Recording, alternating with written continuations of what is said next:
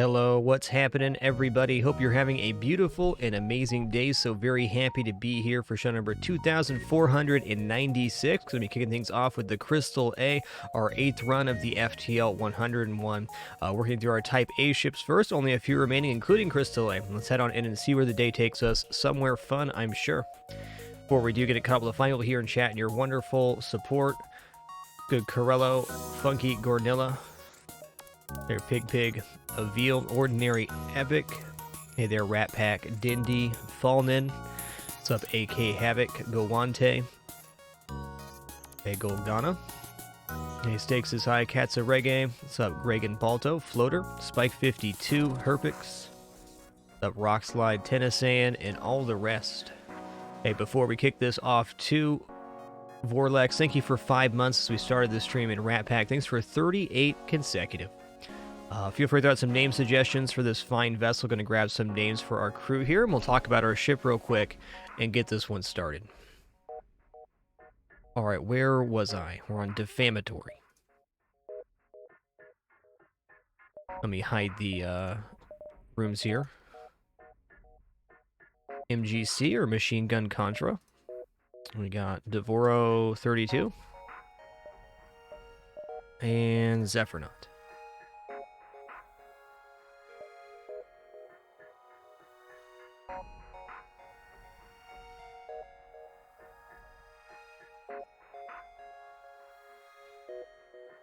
Oh, we got some good ones here.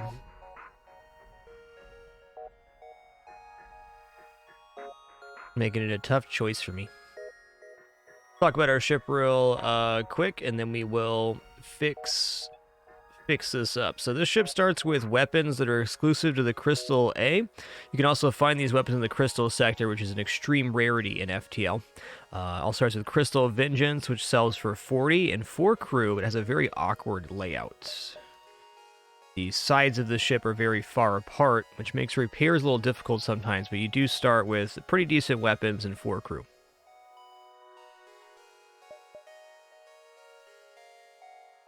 Alright, we're going to go rock salt here. Thank you all for your good creative suggestions. All of those were amazing. Let's start.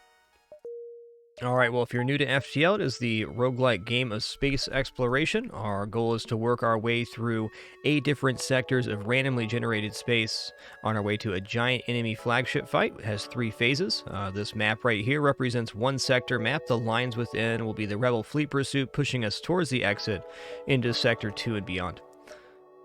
This value right here, scrap, will be spent on our ship's systems, subsystems, stores to buy weapons, etc. as we try to build up for that 3-phase flagship fight. Okay, do I want to change anybody here? No, this looks fine. So some exciting things are going to happen on the Crystal ship is maybe an early crew teleporter, or we just find weapons. While the Crystal Heavy Burst Crystal are very powerful tools in this game, they're also complicated because they only pierce 1 shield. Kind of like a missile, they can pierce the shields, but only 1. Okay, please hit. It missed. That's fine.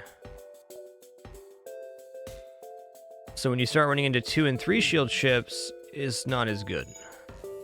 Their weapons are now disjointed, so not as big of a deal. Okay, I get it. They fire 3 more times and we don't hit their weapons. They will damage us again. There we go. I also like to hit O2 on this ship because if you hit the O2 room and it causes a breach, you can get a crew kill on these type of vessels. Not really a high likelihood, but it is a possibility on every crystal hit. Wow! We are having some issues hitting the weapon room. I get it.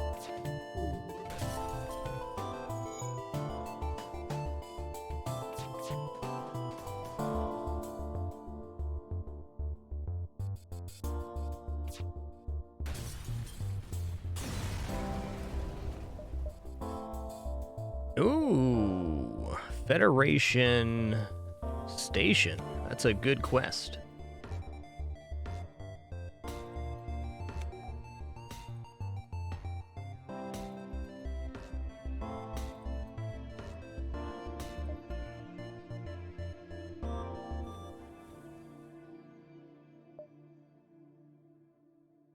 The quest is in a really awkward location. I believe this Federation station can be crew or weapon, though, but as it stands right now, I'd have to do a double dive back to get to this beacon. I don't think that's happening as much as I want it to.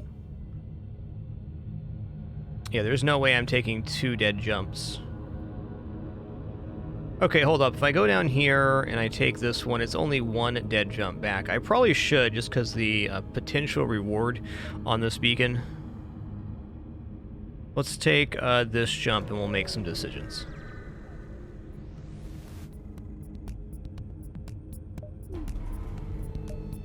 I have no shields. Nasty ship. Alright, so the bad hit here is weapons with a fire start on this heavy crystal, but if that doesn't happen, sensors is fine. Okay. Not great. Okay, miss is awesome. Really hoping that the heavy laser goes down here.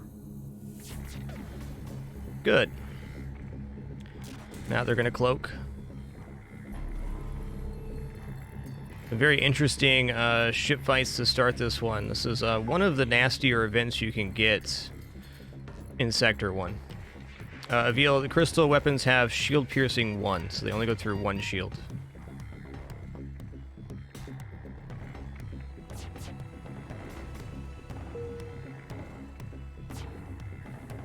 Alright.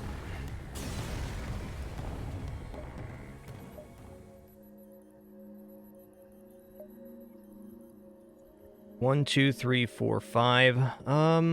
You know what? I'm gonna go for this. I'm gonna go 1, 2, 3, 4, 5 and come back. This quest beacon, well, I really don't want to give up a jump inside of Sector 1. The upside of that is very high. I believe the 3 things that can happen at that beacon, well, 4 things. There can be a ship fight because it was a trap. We can have full repair plus high scrap. We can get crew and high scrap, or a weapon, or maybe even a drone too. It's all good stuff.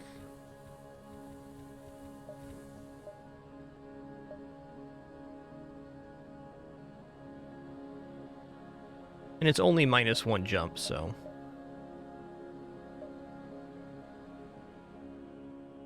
Technically, I could fit in this beacon too, but I'm not going to do that. Makes our in sector not as good. Intervene and defend the outpost. The words outpost in the event text indicate there will be a double reward attached to this event.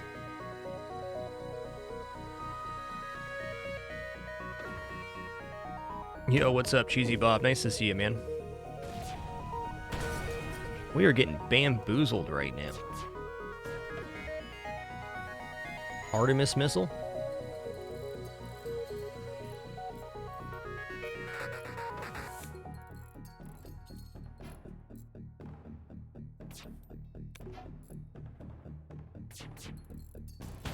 Boom, boom.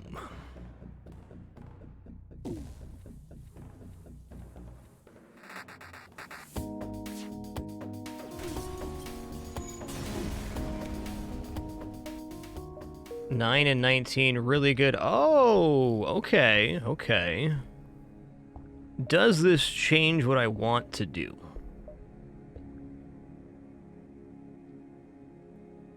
You know, not really.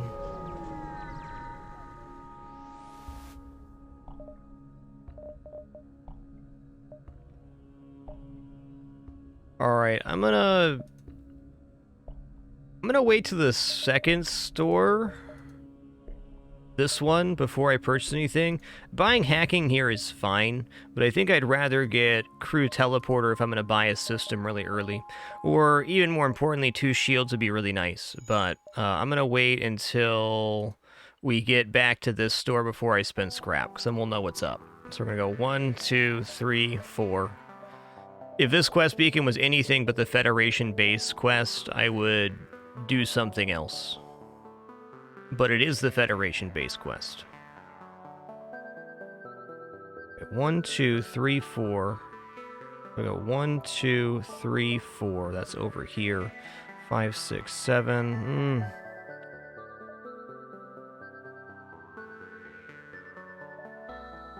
Still gonna go for it.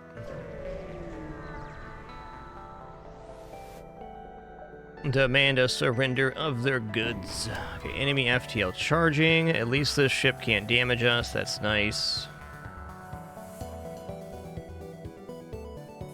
Alright, we're gonna hit piloting first. Enemy FTL delayed. I'm gonna go into engines next, so when they get the piloting repaired, at least it's delayed further. Yes, 50% on explosive replicators, that's right.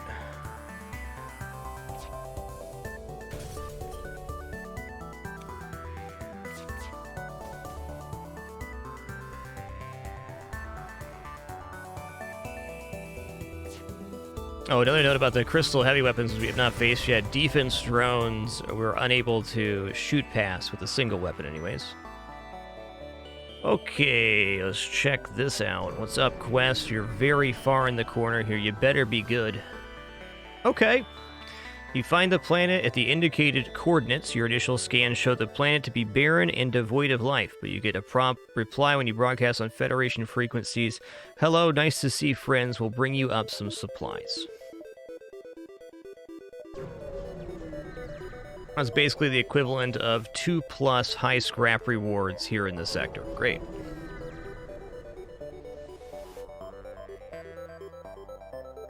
Okay. Okay.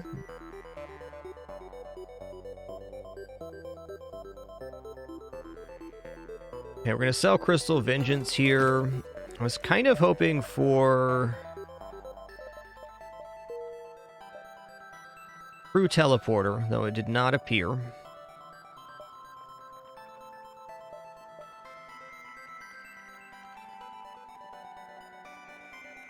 Hey, Bro-Type Badger, welcome to the Dapper. Thanks for making it official.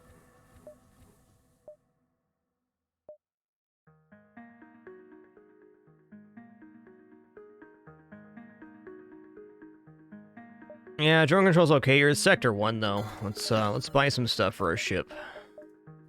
We're gonna buy 2 shields. Looks good. I am strongly considering heavy laser.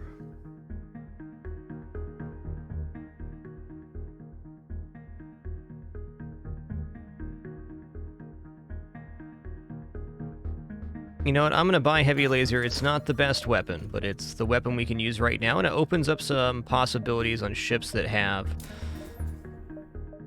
better setups. I don't need to power that right now, though, and I'm not going to.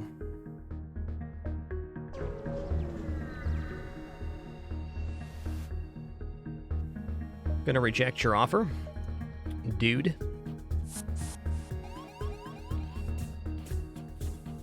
Okay, weapons are priority here.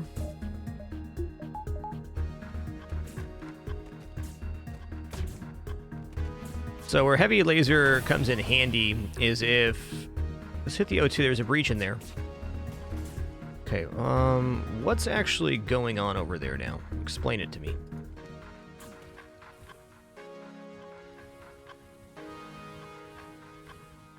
Okay, we got engineer repairing both of these, so the breach is going to be fixed. Oh, okay.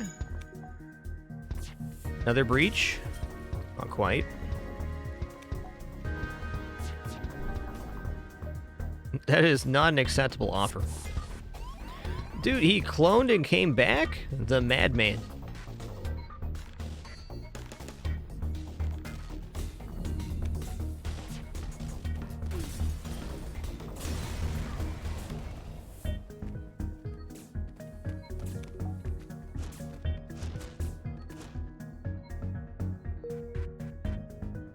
Yes, it's a tough situation, Extrusive. Weapon hack is hard versus the flagship.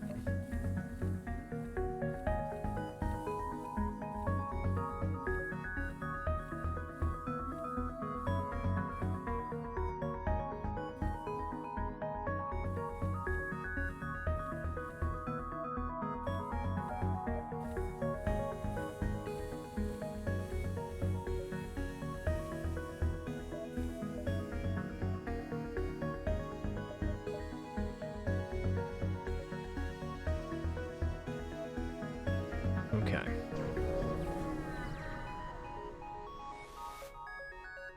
Well, hello there. A small merchant ship mess you. Underground Federation comm channels are all talking about your secret mission. Let us install a weapon to help. Good luck. So this will be good sometimes. We also have the option now of double heavy laser crystal versus 1 and 2 shield ships. So if we end up hitting the shields at all, we can load up the heavy lasers. And honestly, to have those 2 in a 4-slot weapon system is pretty good feel.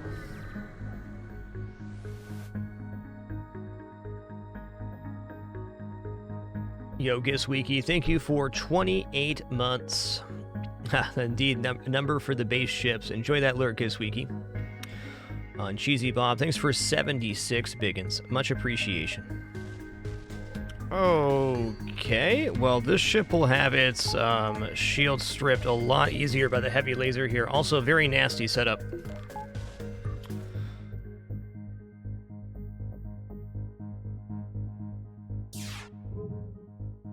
Okay, let's just go here.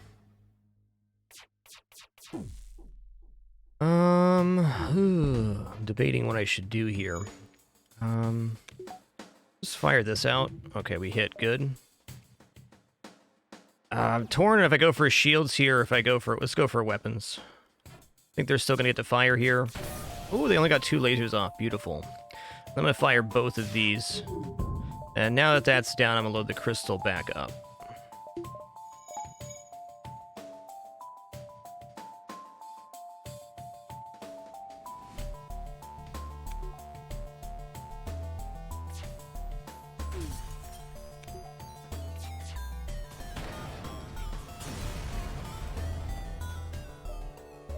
$13 and $7, great, man.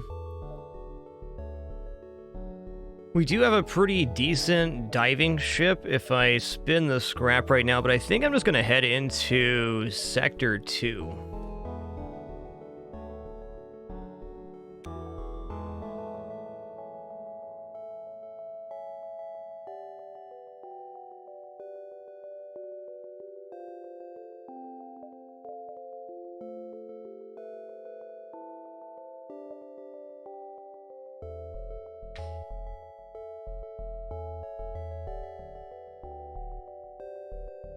My thought is, if I buy a weapon power here and power it, then we, versus a 2-shield ship, we can get a 4 damage volley off on a single system that has 2 shields.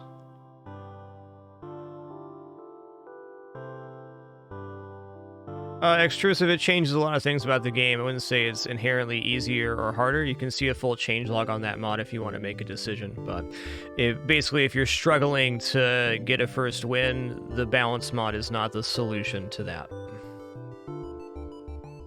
It's the same game in a different package, basically. Pause early, pause often, and most importantly, when you die, ask yourself how you could have spent your scrap better. What didn't work for you, and what did.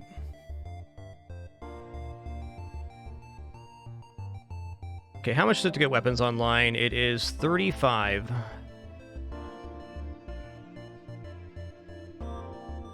I could go weapon, engine, power bar. I think I am going to dive here. This is a little bit ill-advised, but...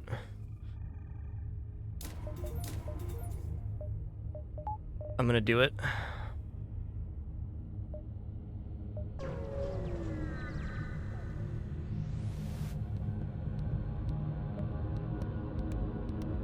Okay, this looks cool. Okay, I don't need to load the heavy laser here. I'm just gonna load engine up. One hit on the weapons and we'll be okay.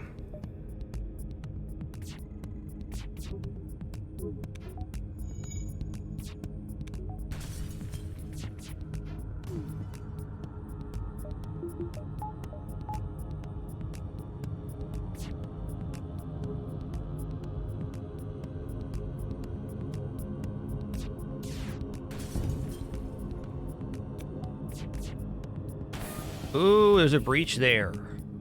Okay, we're not going to take surrender. We got double breach, in fact. Fortunately, they are repairing weapons, so I don't know if this guy's going to rotate to the O2 or not. And I don't want to be sitting here for 30, 45 seconds while they're trying to repair. Okay, I think after he finishes, this guy might roll over, which will stop the repair. Not quite.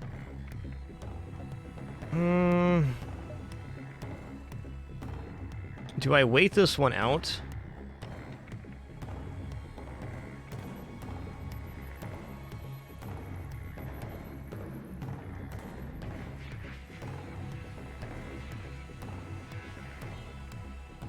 Okay, well, let's go ahead and drop the crystal here. I'm gonna go to 3 engines. We're gonna get our guy back on piloting, and I'm gonna see what happens. I at least have the option here of firing if I need to.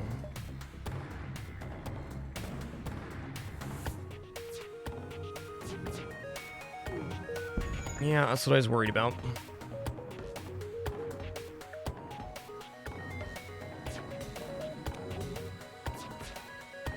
Okay, now we're in the window where the weapons are disjointed, though, so that's okay.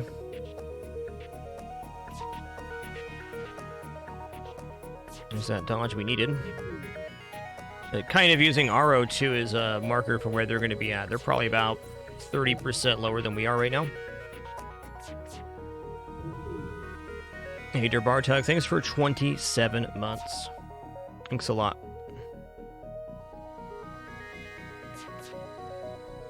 Yeah, 5 fuel, 20 scrap. Nice reward for the wait.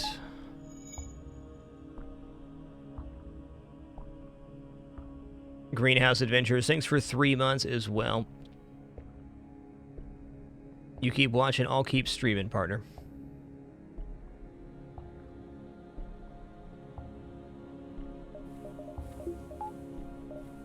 Alright, I'm gonna buy one more power bar because that makes us so we can have everything online. That's good. Gonna let our O2 stabilize here, and then I'm gonna be into the dive. We do have 2 shields, 3 engines, and we've upgraded weapons here, so we've done good with our scrap. If I would have got the heavy laser 1 before the store, I would have opted not to buy the second one. That's a very small note.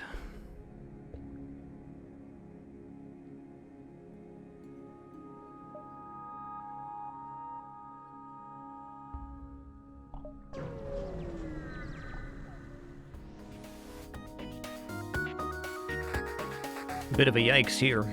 Okay.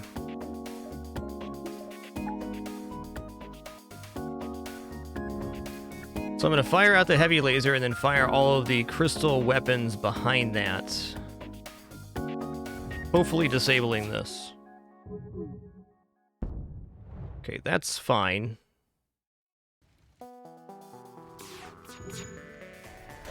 Okay, great.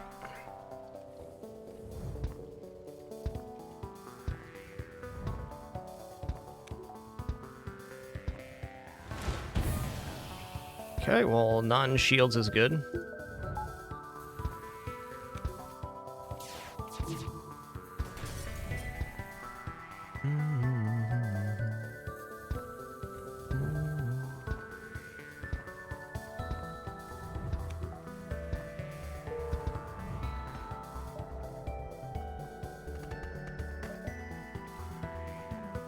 Okay, I would like to go Mantis-controlled Sector 2. Not only is there 3 possible nebulas on the bottom here, Sector 2 Mantis-controlled has some of the weakest ship compositions as far as being able to do hull damage.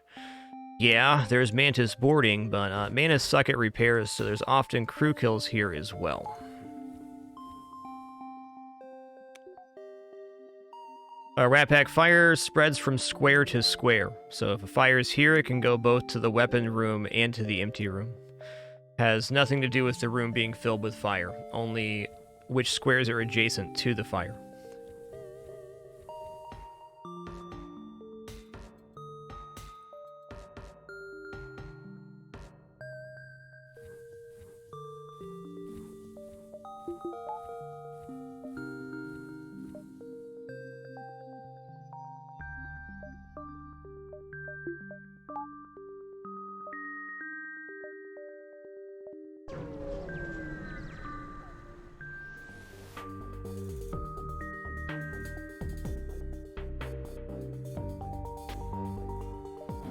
Okay, that's a pretty nasty ship, man.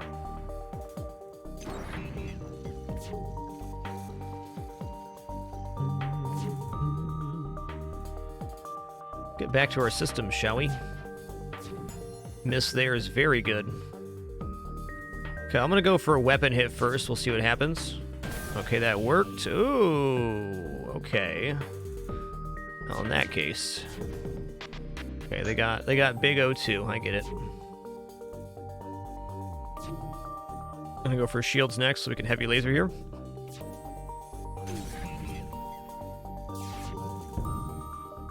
Enemy FTL delayed.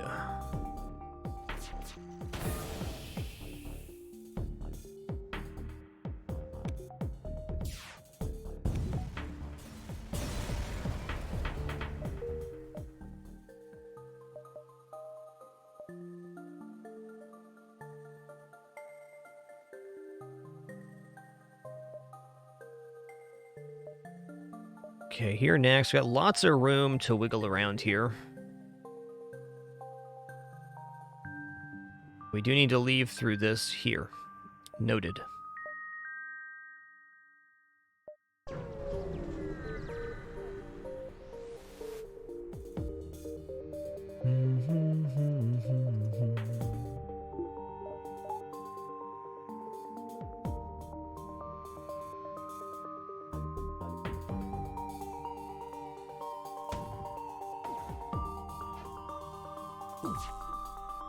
Hey, the missile miss. Nice. Let's fire in the O2 here. Ooh, we got a breach there as well. We are in a solar flare, but this breach happened quickly enough that, I mean, it's possible that a crew kill happens. Ah, they got that fixed. Never mind. I am more than happy to finish this off.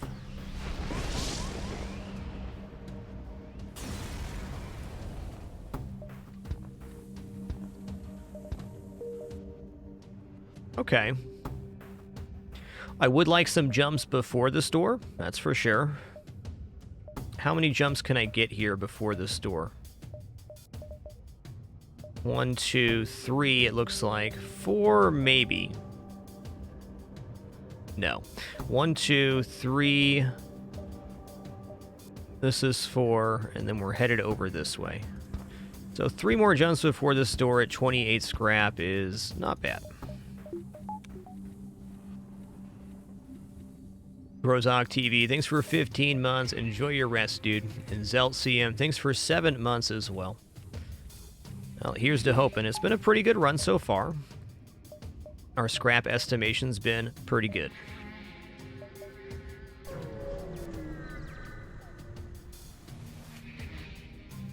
Intruders on board. Is this another solar flare? My goodness.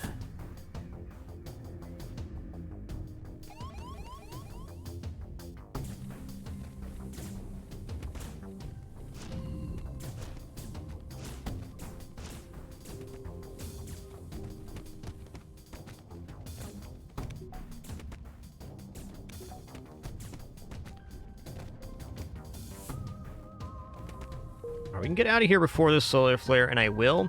If we get a follow-up boarding here, it could be a little bit weird. Since this is a stress, I don't think it will be. I can lead you to your destination, so this quest marker is apparently a store, though it could also be a trap.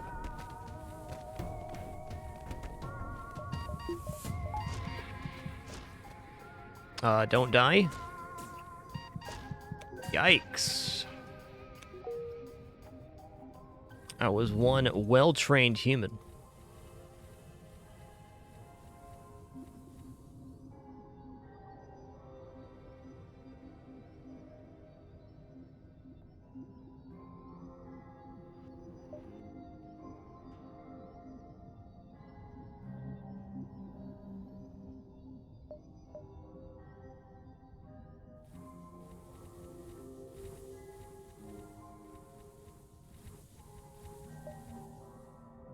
All right. Got 1, 2, 3, 4. The quest marker is on the way to our exit. Beautiful. Let's make sure this actually works, though. 1, 2, 3, 4, 5, 6, 7, 8, 9. 1, 2, 3, 4, 5, 6. So this needs to be jump number 6 right here. 1, 2, 3, 4, 5, 6. We got it.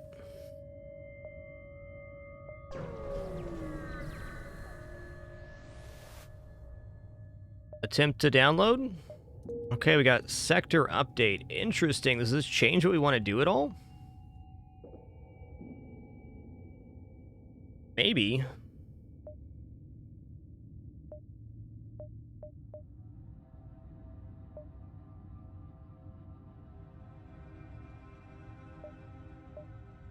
If we're only get one of these stores, I guess going 1, 2, 3, 4, and then here sounds a little better, because at least we're getting one more jump before the store. We're only getting one of these two.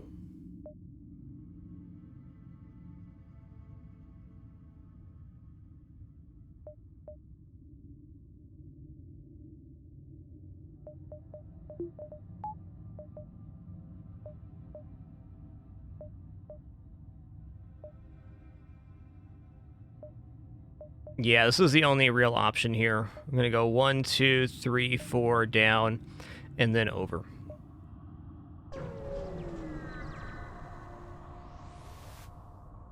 Demand a surrender of their goods. Of course they're trying to run. Can't damage us though, let's see what's up. I might shoot heavy crystal into shields first so I can get the heavy laser going. Let's try this. They can't damage us, so no harm, no foul. Let's go ahead and go there now. Okay, we missed. Yikes. That's exactly why I went shields first. Okay, that's better. Go back in here. I don't want those online, thank you. Let's go here now. Good.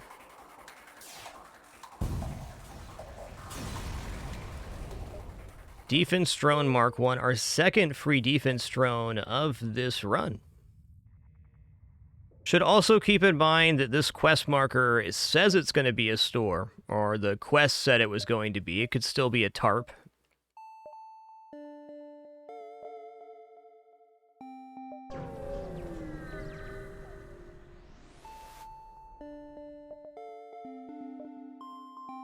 Hello there. Hello. Hello. Okay, can I get both of these? I sure hope so. How much does crystal burst sell for? 10. Yeah, this store is awesome. Okay, I really want to get the flak, because flak, heavy laser, is a very complete system right now. It will need help later on, but it's 5 projectiles and a very, very fast timer. So we're going to sell Crystal Burst. We're going to buy flak, and I'm going to buy long-range scanners. I'm going to buy 1 repair. I would have liked to buy much more of a repair at this store, but this is good.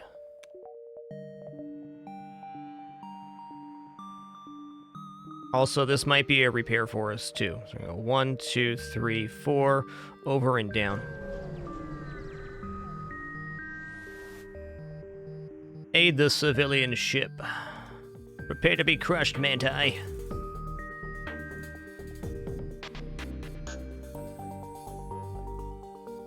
I'm actually going to fire both the heavy lasers in right away before the flak fires, in the hopes that that happens.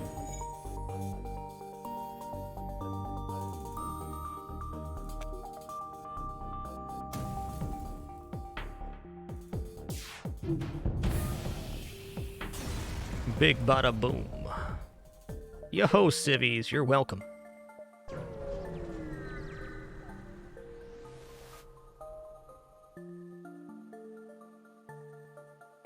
Five hull points repaired. There it is. They're also going to show us their wares, but unfortunately, we're a bit broke right now. I'm going to buy 2 repairs just not to be rude.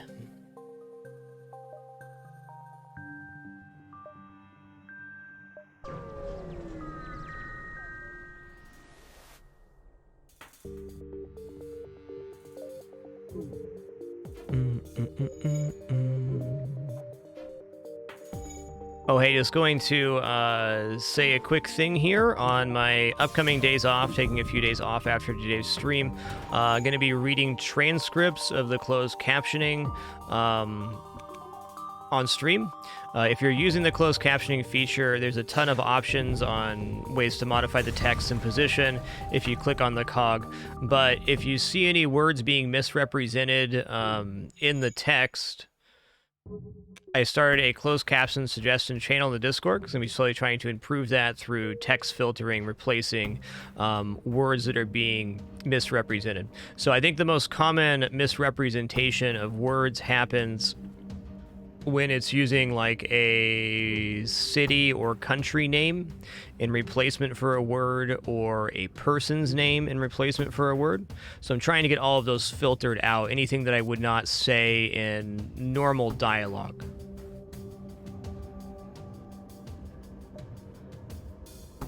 I'm going to be chipping away at that on my days off by reading stream transcripts and going through, but if you see anything and you want to suggest it, help is appreciated. It's going to be a long process.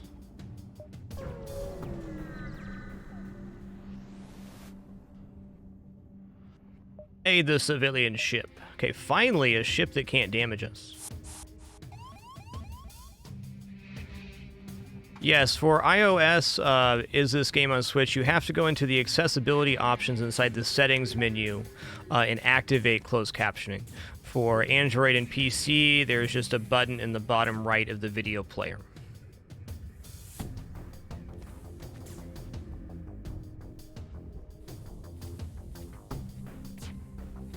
I'm just using an OBS extension for closed captioning. It uses Google Cloud for the actual translation. Okay, what's going to be the way to get this ship killed? I don't know. Let's see if this works.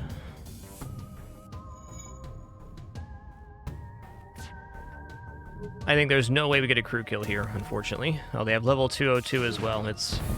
That dream's done.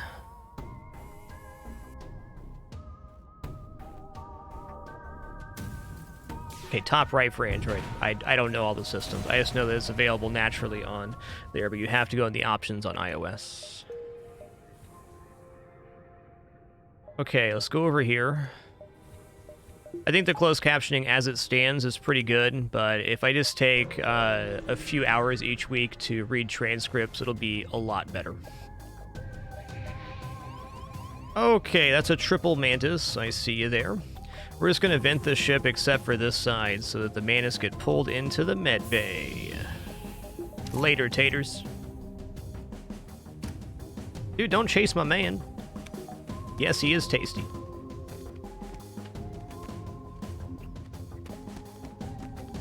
Yeah, that's right, SSMP. So if I add a filter, that word will always be filtered to the other word. Can also do phrases, too.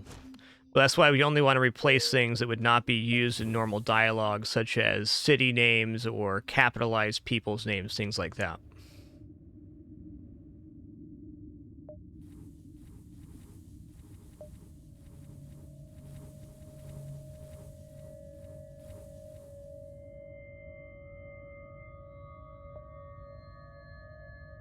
Andre, the update will be only for my closed captions. Though once I get a pretty extensive list built up, I will share that so anybody else can use it.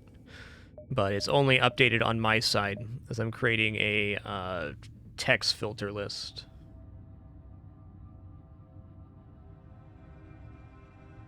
Tornus, I believe that is a setting. I don't know the answer to that. I have not messed with it.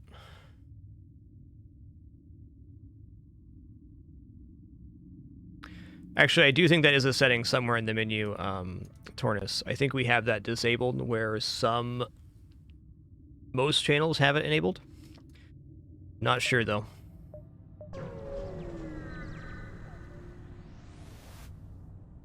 I feel like I looked at that at some point. 3 drone parts for 4 fuel. I think I'm going to keep the fuel right now because we are going into nebulas with our long-range scanners. Okay, Uncharted Nebula is likely more scrap, but NG controlled is 3 stores.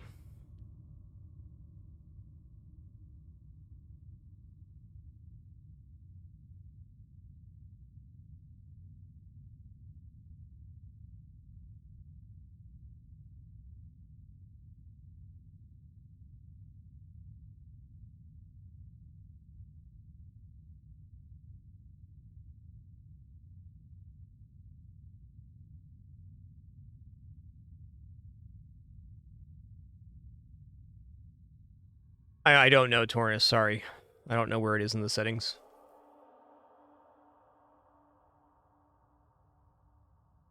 Wonderboy 420, thanks for 18 months. Appreciate that. Let's go for Nebula here. If we could max out the Nebulas, that'd be awesome. We don't technically need stores right now. We have everything we need in hand.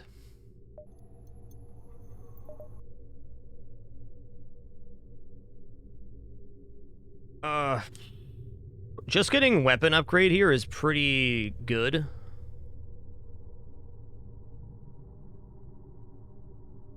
Let's save, though.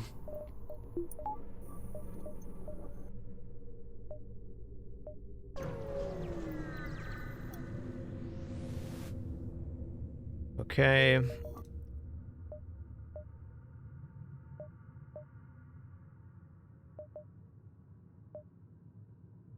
Well, this is definitely... Oh, it's not a dive. Interesting. Just head up here. We can always go back down if we want. Attack the ship. If the ship was a little weaker, I might go for a crew kill, but it's not. It is quite beefy, in fact.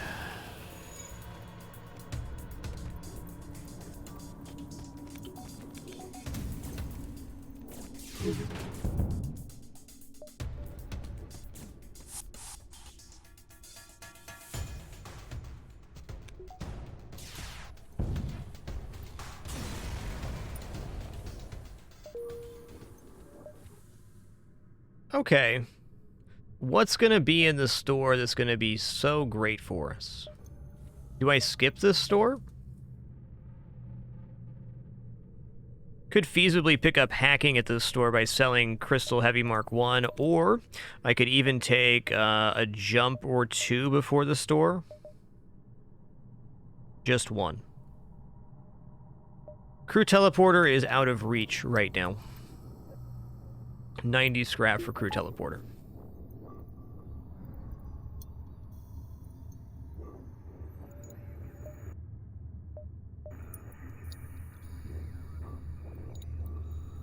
Yeah, there is a couple things here at the store that could be pretty nice. I'm going to take a jump here. It's showing as empty, doesn't mean it is, but I get one more scrap reward before the store. That'd be really excellent. So we're going to go 1, 2, 3, and then over. Not making the most of our long-range scanners here. That's all right. Yeah, I'll take that deal. Oh, why?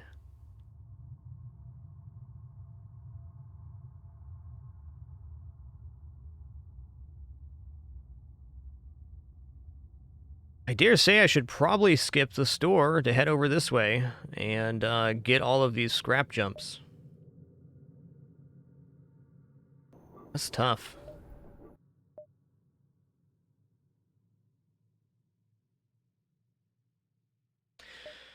I definitely can skip the store here. We have the goods for the next couple sectors.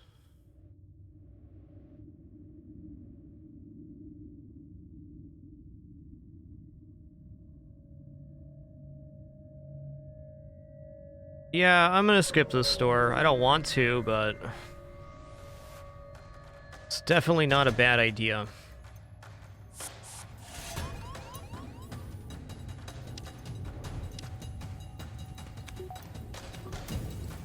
Guaranteed scrap when we're already ahead of curve with long-range scanners is pretty awesome. Okay, don't kill my crystal, thanks. Now, if I would have had 150 scrap there, like enough to buy cloaking, then the store makes a lot of sense. Alright, before we take this empty nebula beacon that's showing a hazard, I'm going to buy level 2 piloting, because the manually search the wreckage event, we can now do that without having a chance to lose crew. I am also going to buy weapon power and a power bar, so we can have the Crystal Heavy online. Now we have flak with a 6 damage follow-up. It's very good.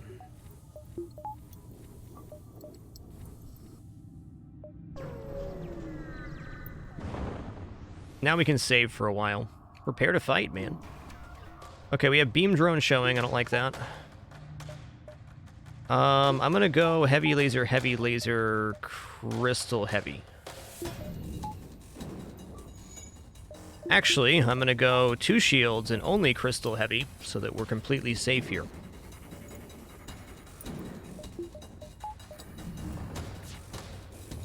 Anytime you're in an ion storm and you can create a safe situation for yourself, you do not want to disrupt the enemy's system, so we're going to fire at the only system here that doesn't take power, piloting, so that they don't change weapons, drones, or bring up more shielding.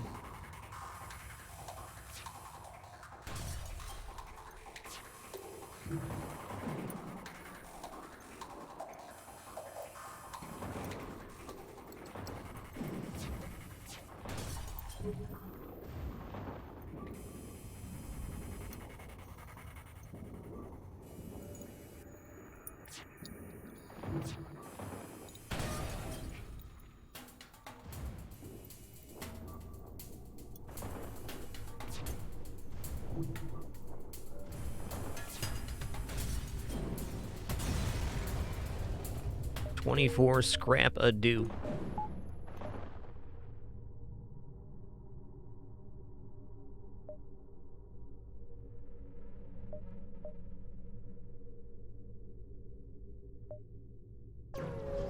Nice reward there. Attack the pirate. Love finding pirates on empty beacons. Beautiful, dude.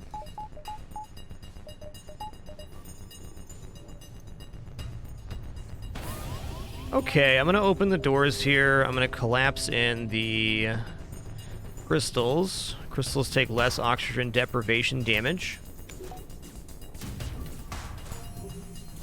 Okay, I can see if I get 2 damage on drones, it should be good. That's fine.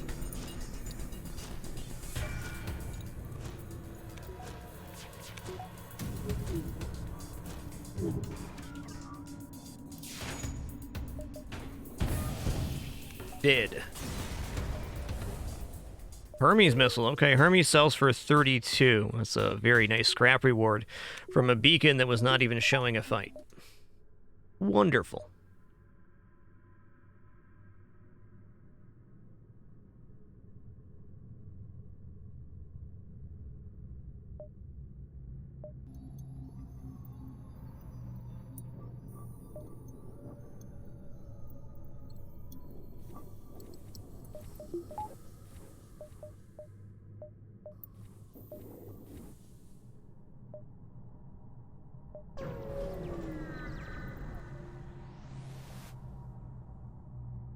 There won't be a next time. Open fire. Finally a ship that can't kill us. Okay, he's indoors. Let's gonna collapse here.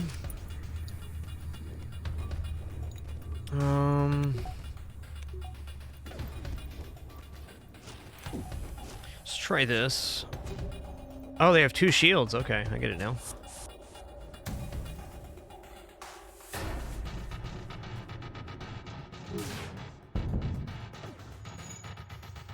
Well, that guy's probably dead. This should be on the end here.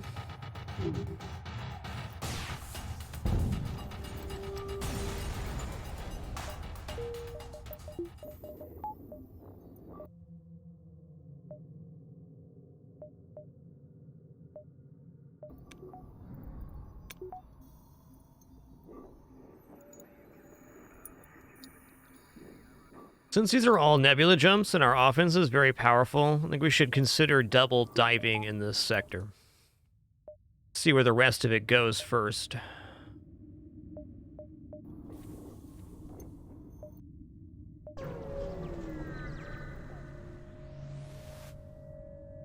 Long-range scanners. Bam, what's up, Joel? The shield guy? Get on in there, dude. Let's get Joel a new name here, and that name's gonna be Robotic Crow.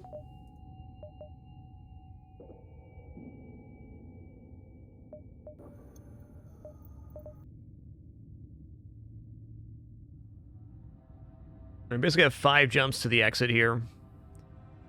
1, 2, 3, 4, 5. Yeah.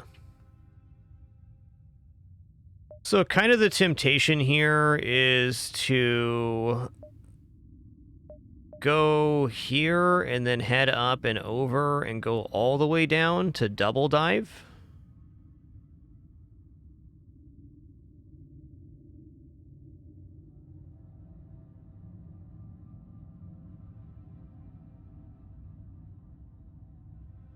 Because this beacon's very far back. How do I do this properly? 1, 2, 3, 4. It just doesn't really work out the way you want.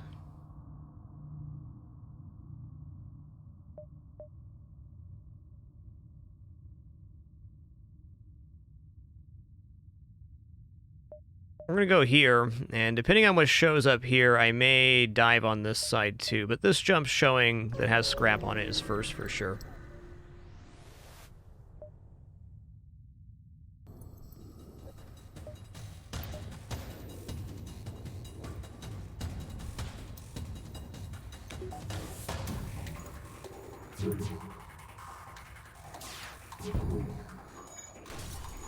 Alright, sweet. So it looked like firebomb, small bombs, what that probably was. Oh, maybe fire ion. Yeah, right in the weapons. Okay, the flak's already out, so I'm gonna put these forward, leaving the heavy crystal as the weapon that's online.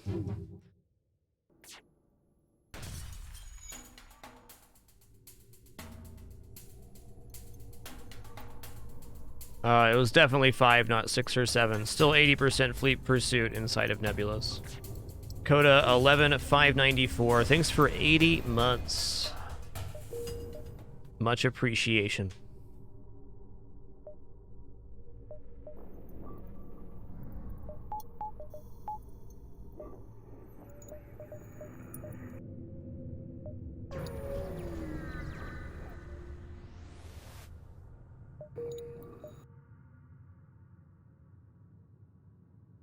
All right, we're just going to go 1, 2, 3, exit. No dive here. Not for a double dive. We only get 1 extra jump out of it.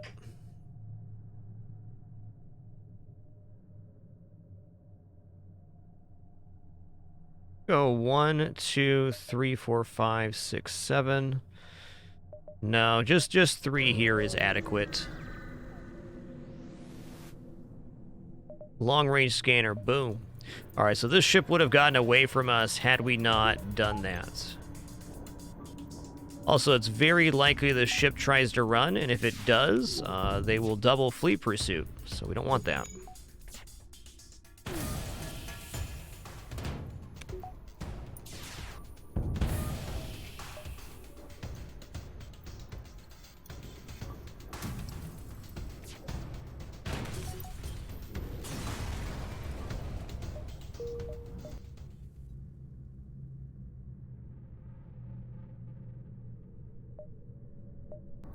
Okay. 112 scrap with a Hermes missile in the hold. Pretty good.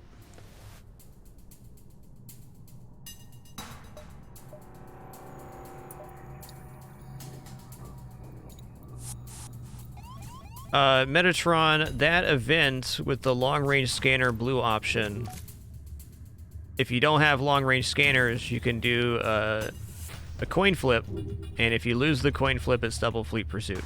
And if you win the coin flip, you get a ship fight. Just how the event works.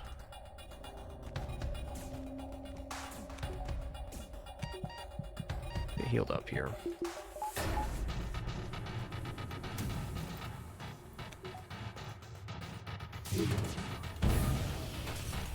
One of the many great uses for long-range scanners. Okay, if this connected down, I would, but it doesn't. Actually, you know what? For a singular dive, since our exit is going to be an empty beacon anyways, I will take this and go up here. Yes.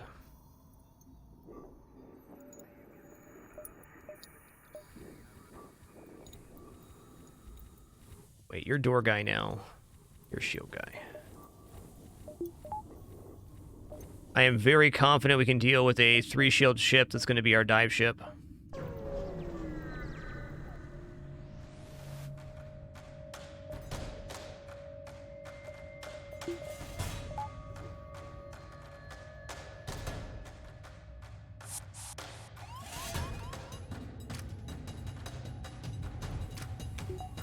Mantis coming in.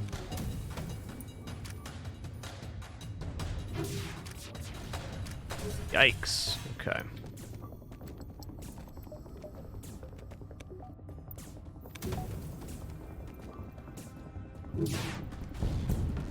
Okay, missile launcher's down, feeling better already.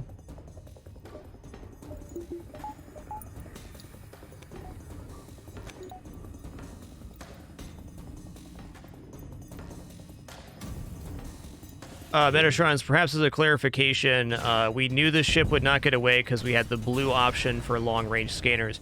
You can still fail the roll, and they can get away with long-range scanners, but there's no double fleet pursuit attached to the event that way.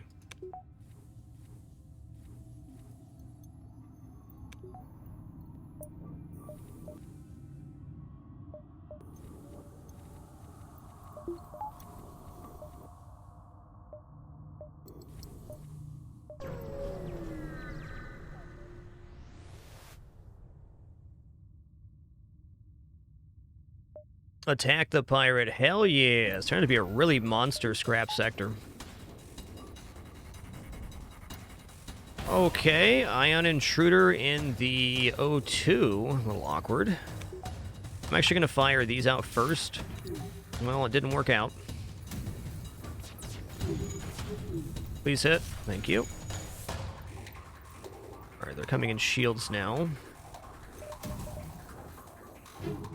Okay, I'm going to go for the drone hit here. Enemy FTL charging. I'd rather not. That's a pretty nice offer. I'm going to ignore their pleas, though. We're already over 15 missiles.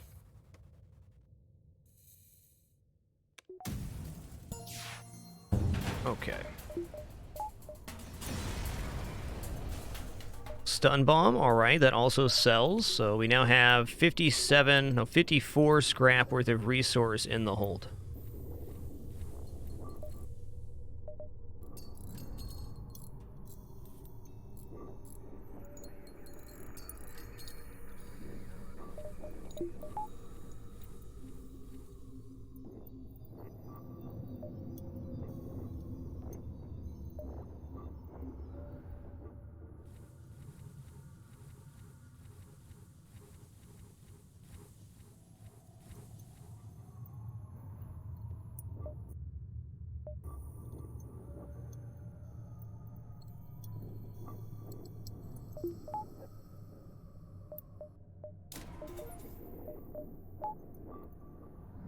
Okay.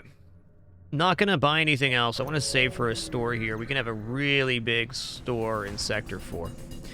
Alright, that is a big old ship right there. I'm hoping we disable the missile launcher in our first volley here, which is very possible.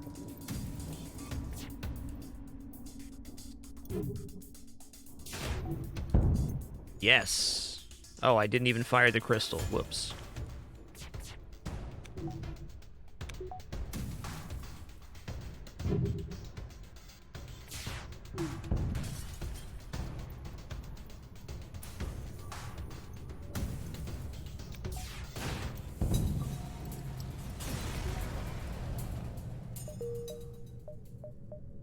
Slug-controlled nebula, here we go. I like slug-controlled nebula, Sector 4, because it has the highest occurrence of that ship that has no access to its O2.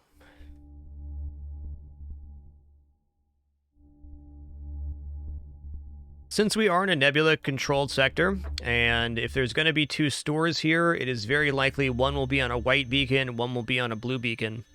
I think I should take this distress right now just to see these other beacons. Our additional option there is to go 1, 2, 3. Maybe I'll do that.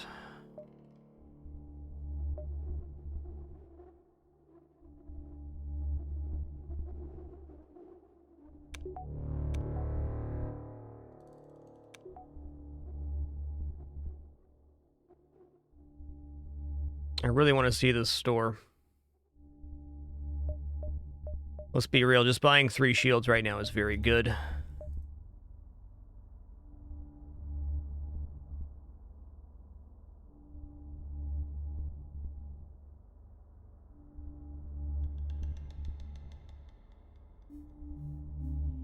I think I am going to go here. I really like the idea of a store.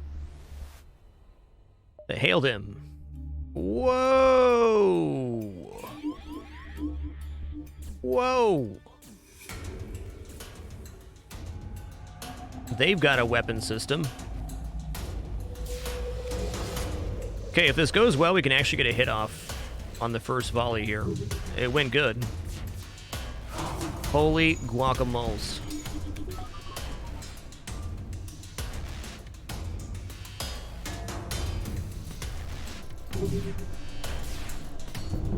A little aggressive, don't you think?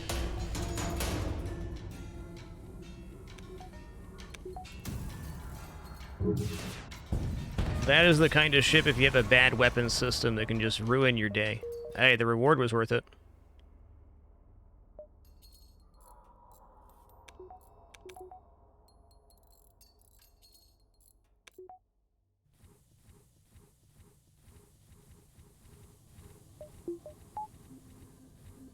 Alright, with the ship fight showing and having 2 things in the hold to sell, plus Crystal Heavy, I am going to purchase 3 shields right now.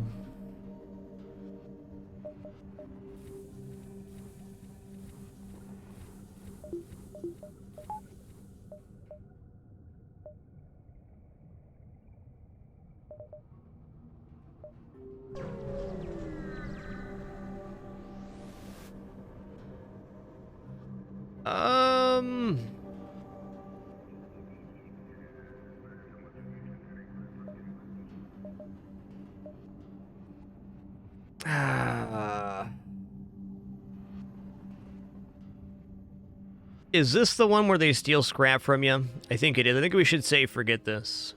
Yeah, I want to see a store, but I don't want to lose half my scrap either. And I think if we do forget this, we get a chance at a fight.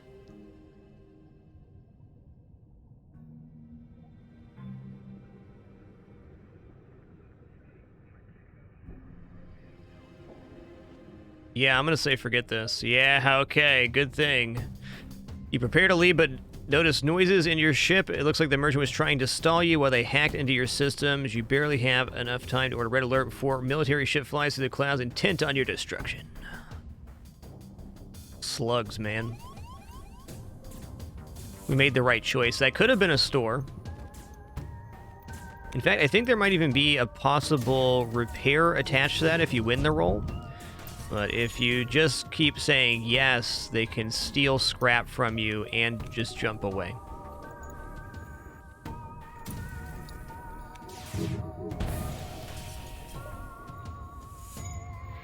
Enemy FTL delayed, just how we like it. No, I'm not going to accept surrender, not from you. Not from that guy.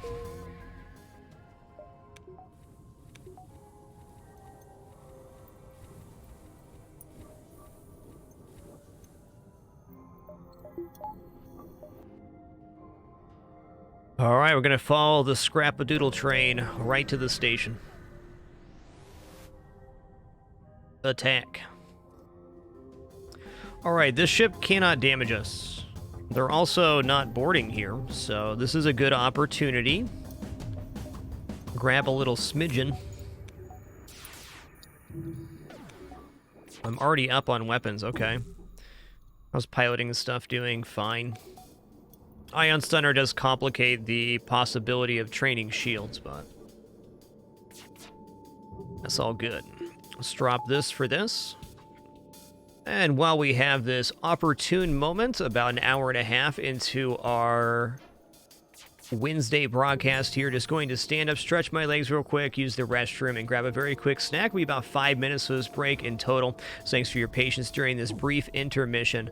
We'll return momentarily trained and ready to continue. Enjoy this sleepy or somewhat sleepy kitty during the brief intermission. We'll be right back.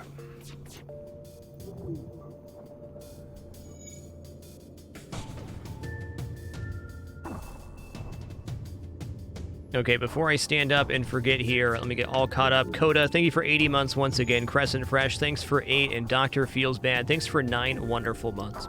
Okay, I'll return momentarily to continue this run.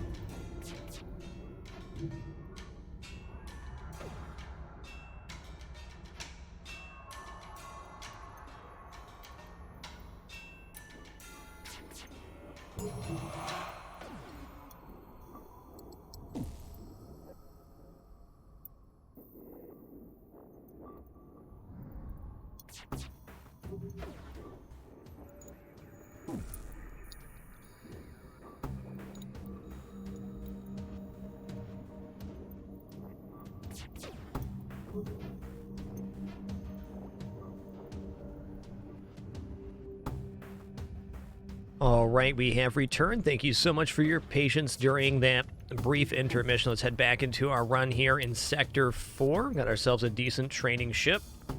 All right, our piloted engines is maxed out now. Shields are also amazingly maxed.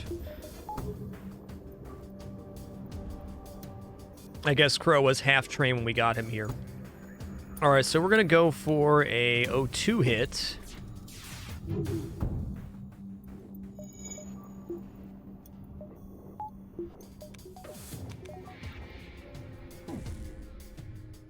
This ship simply does not have enough hull for us to get an O2 kill if there was not a breach to begin with.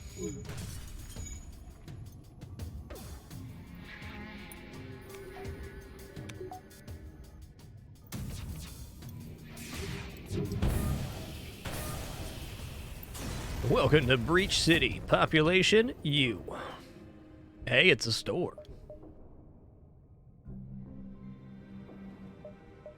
All right, I'm going to go over here, and then we'll swing back this way on our way to the exit. Well, maybe I'll cut back here. Yeah, that gives us an additional way over and a few more jumps. But store now.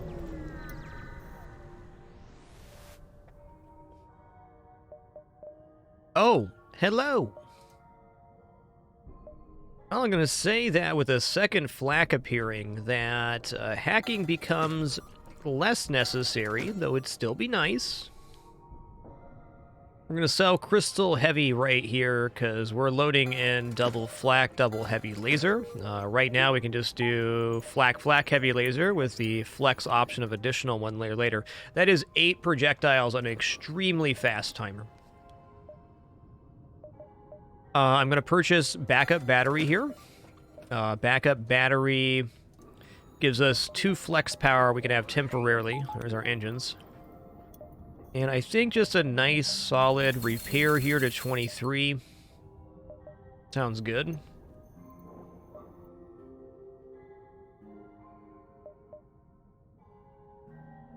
Well, I gotta say here that buying mind control looks pretty okay, and we don't have any subsystems yet. What I don't like about buying mind control right now is that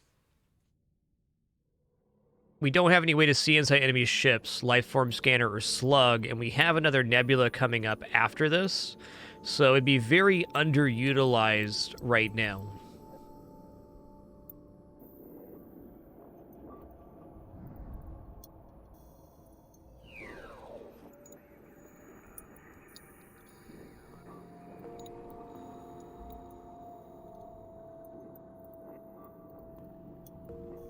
That's tough.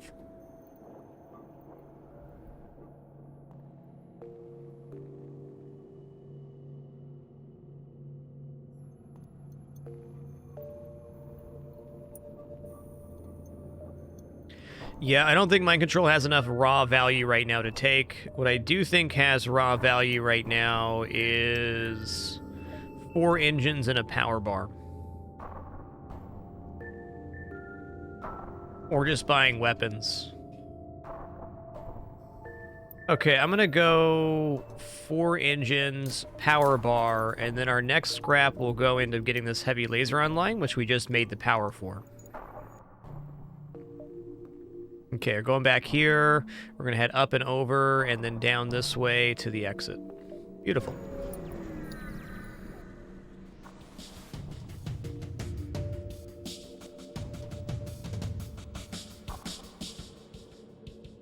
Yo, Parallaxing, thanks for 6 months. Appreciate that half year in Baltimore. Thanks for 13.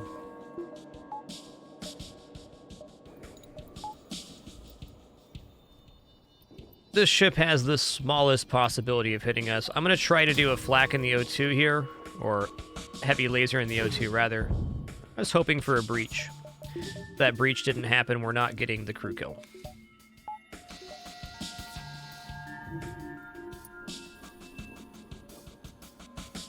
Rackham, I think in order to buy drone control on this ship, I would have had to have gone crew teleporter first. Now, there have been situations without crew teleporter where I would buy defense drone, but since our weapon system is so efficient, I am much less likely to purchase the drone control system. Okay, well, we're not going to get this one, but this is looking very promising as an exit. For me, drone control with the defense drone is usually the bridge to a weaker offense getting stronger or keeping us alive during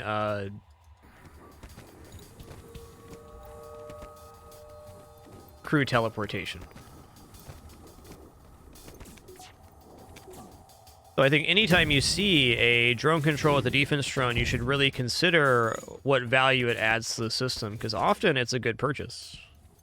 Especially if you've not filled a subsystem slot like we have right here. We have all 3 open.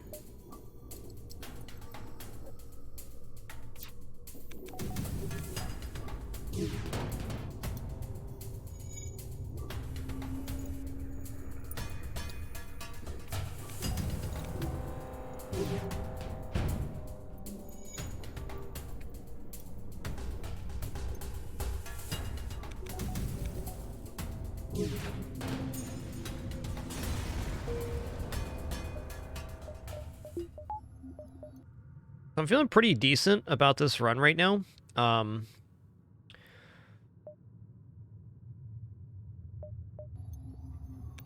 The main complication that happens on Crystal A, on most losses for Crystal A, in my experience, is that you fail to upgrade the weapon system, and then you're left with those crystal weapons, and as it gets into 3 shields and more, your offense just becomes weaker and weaker. We've completely replaced the crystals with a very strong secondary setup here. Well, definitely doing that.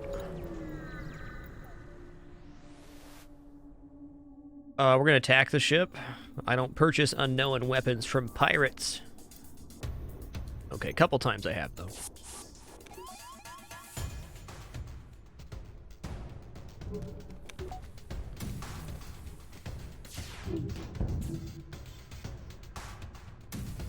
Okay, there wasn't a breach. Still gonna try for a breach here. Did he just leave the O2 room? It sure felt like it. What's up with that? No.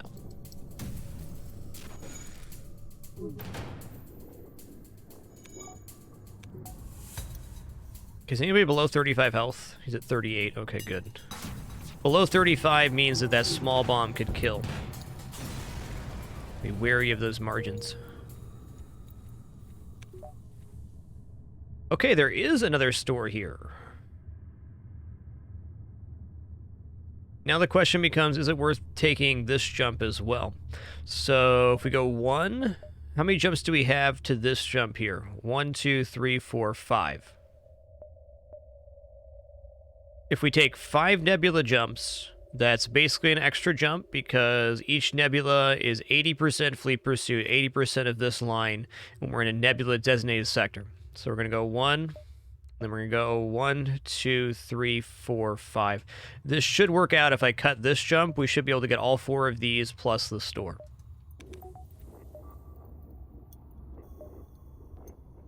Do I have anything to sell right now? I'm going to really hope this Distress has a high scrap on it. Cloaking would be so mint. Cloaking may be even better than hacking right now.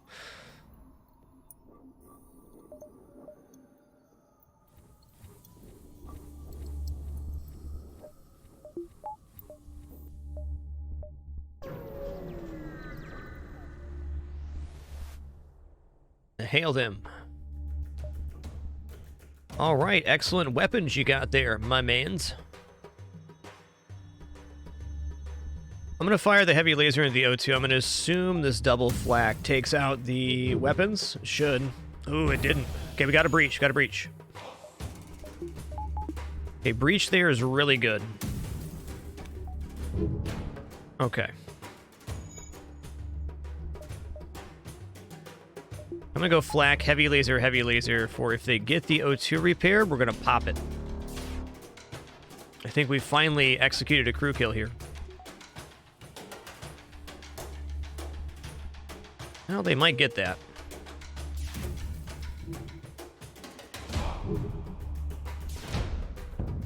Bonk.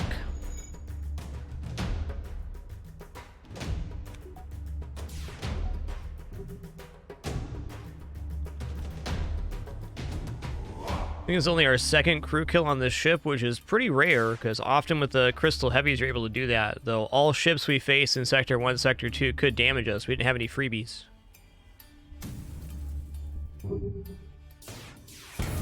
Oh, you're done.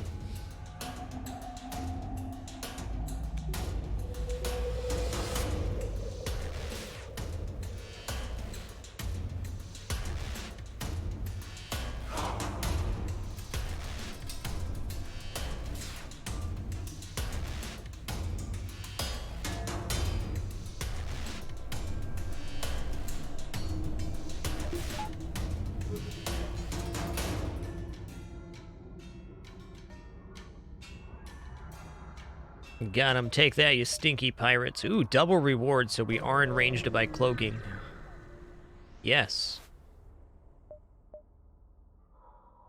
Okay, this is not what we wanted. That's okay.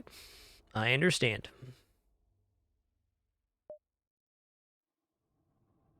Maybe now I do pick up mind control just to free the system slot and give us a little more flex. I think I will buy mind control here.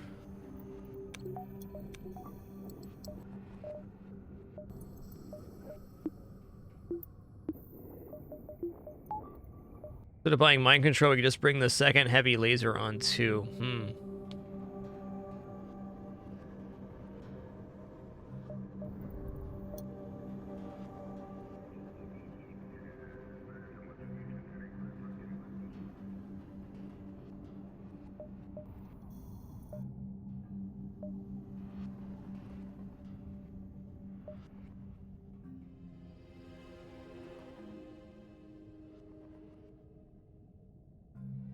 Zelsium, we currently have only 5 crew. And we've already got a very fast-firing weapon system, so yes, crew teleporter could net a lot of crew kills at this point, but we're essentially where we need to be. Crew teleporter is usually the thing that bridges you being able to get your weapons online. So you know you're starting weekend, so you pick up crew teleporter early, you have a higher chance of finding weapons, etc. So it would just significantly slow down the play of this run, which is already... Our weapons are already solved. Definitely an argument to be made here, but it doesn't actually improve our ability to kill ships. It changes the way we kill ships. Hope that makes sense.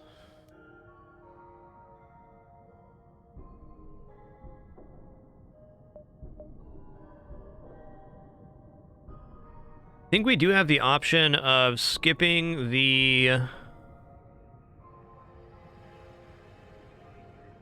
Nebula sector if we wanted to. I'm going to do both here. I'm going to buy mind control, and I'm also going to buy the weapon power. Okay. I know I have at least 2 ship fights coming up here to replenish our scrap, and now we have a very great offense. We've gotten 3 shields up by Sector 5, and we have mind control as a utility tool. Right now in the Nebula, the main thing this will be achieving for us is simply counter mind controlling on boarding ships. Okay. Must have miscounted a jump here. It's okay. Looks like we could have gotten 1 more in. Slug Light Surveyor.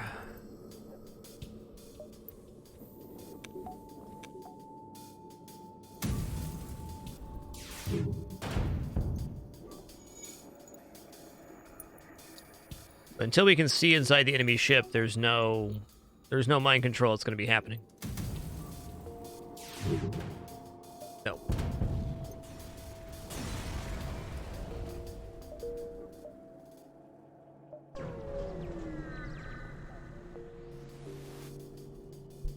Okay, here's that ship. This one does not have access to its O2. Oh, I need to take this missile launcher down. I'm not convinced we're getting a crew kill here. Okay, well, a breach in there is actually really strong.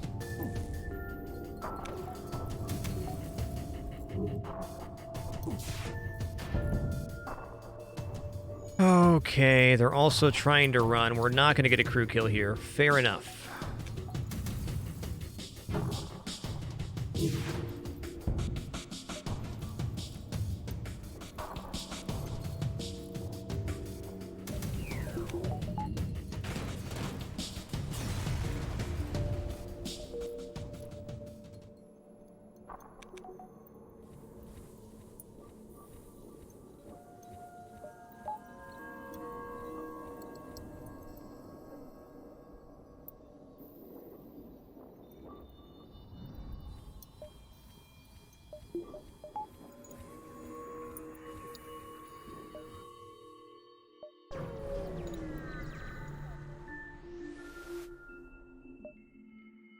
Okay. Probably going to sell that Burst Laser Mark 1, but cool, cool. Abandoned Sector or Zoltan Homeworlds? I think we have a pretty competent setup for Zoltan Homeworlds. Abandoned Sector, we're not bad against either, but if we get Zoltan Shield on top of this, my goodness. Even a fully trained Zoltan would be cool. Hey, DK Prop, can you... Thanks for 15 months. Appreciate you.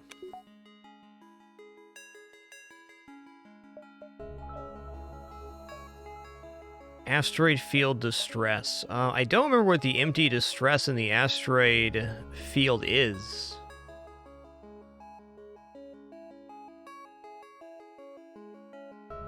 Definitely want this quest.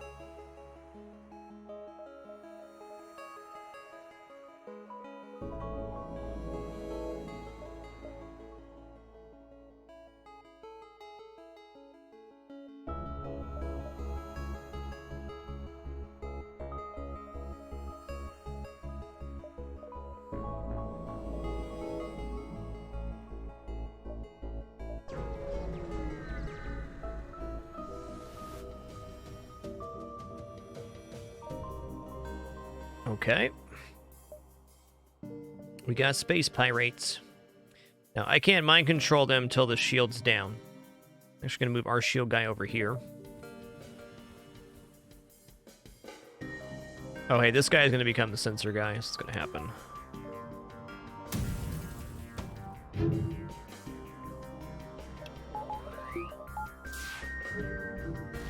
Okay, next volley should be pretty solid.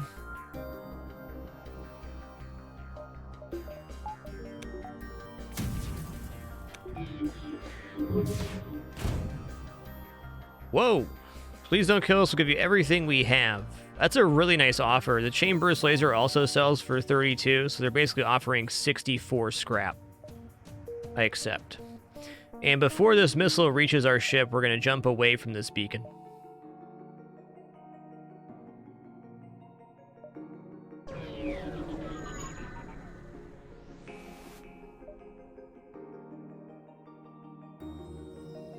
We don't have time for this nonsense attack. Oh, that's an even bigger missile. Fair enough.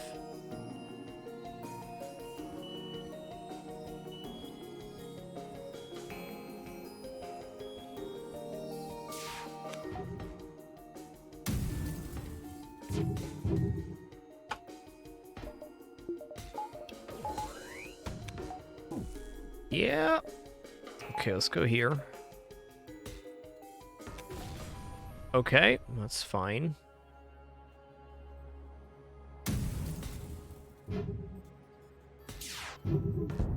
Yeah, double fire there. Actually, double fire here might equal a crew kill.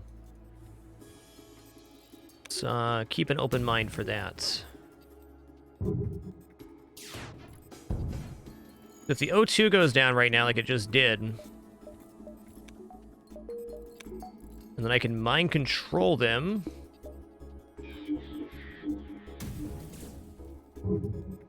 $34.26. This is a kill right here. Got him.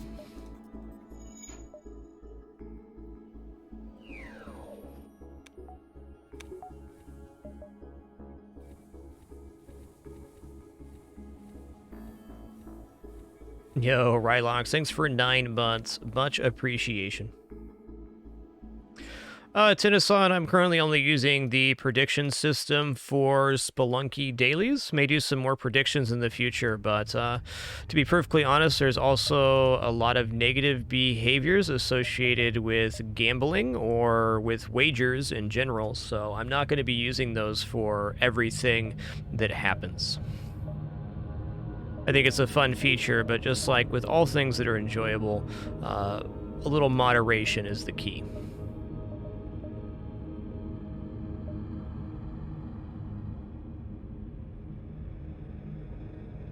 Well, I think I'm going to take this line here to go to the store.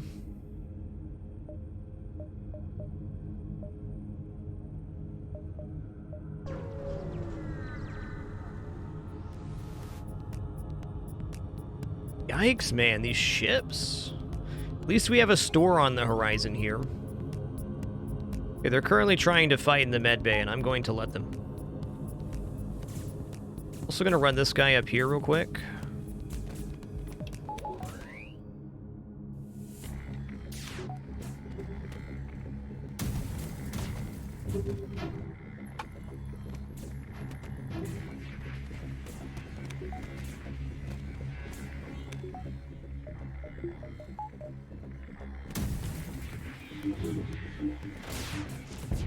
Good.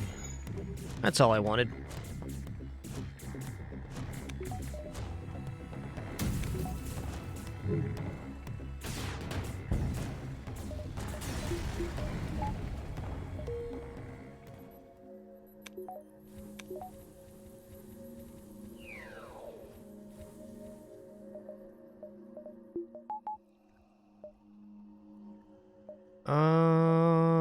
Let's go over here. The store is looking mighty juicy. I think we might just skip out on the nebulas this sector.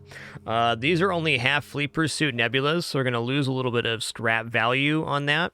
But any of these empty white jumps can be the Zoltan Homeworld quest, which is pretty desirable.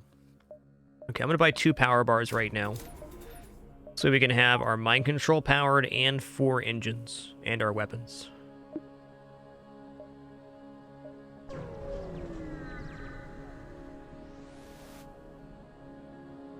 Okay, we got a map reveal. Right on. Whoa, whoa. Did I just hear this is going to be a big money sector? I think I did.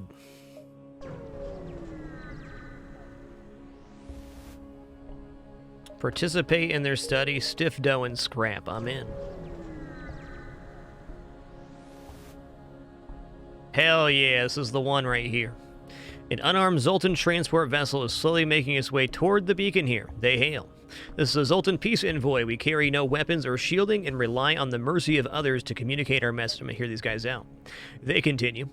We take your silence for interested contemplation. They talk at length about peace and harmony, but either it's beyond your simple mind or it's all nonsense. They finish. Please spread the word of enlightenment to those that have not heard. Once you have, contact our brethren. They transmit coordinates to their so-called brethren. Alright, hitting this quest marker on the way out is an imperative now. Can I get everything here in time? Let's find out. So I'm gonna go 1, 2, let's see, 1, 2, 3, 4, 5. This is the 6th jump. Uh-oh. I think we're skipping this store right now. 1, 2, 3, 4, 5, 6. Darn. Okay. This might be a double dive.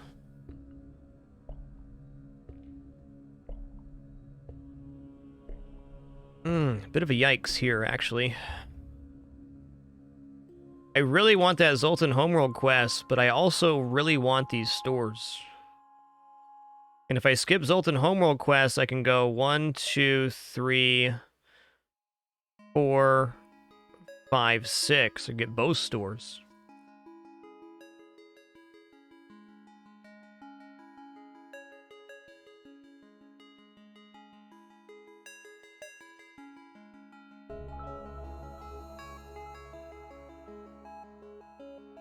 Wow, that's tough. I think the store is a much higher value than the quest. I don't agree the quest is more important. I think Zoltan's shields are awesome, but it's not something this run needs to win. Look at it this way, what's better, cloaking or Zoltan's shields? Or what's better, hacking or Zoltan's shields? I think both hacking and cloaking are way better than Zoltan's shields at this point in the run.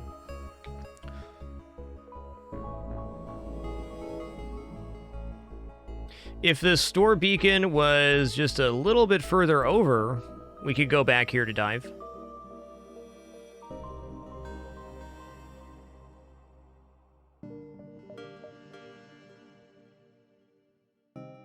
Three, 4. If this connected, we could skip 1.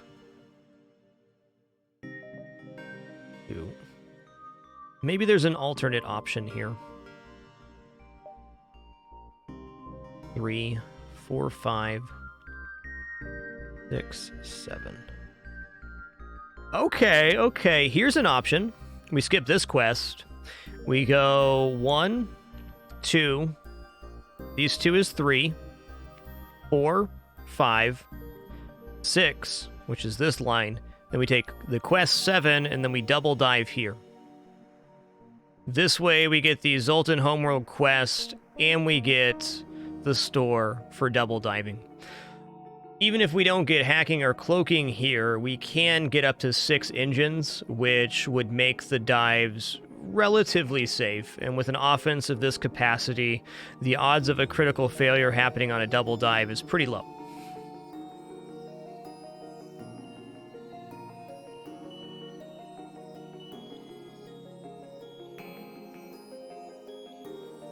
This way we get to see both stores and the quest. So that's the path we're going to take. 1, 2, this is 3, 4, 5, 6, 7, double dive. Okay.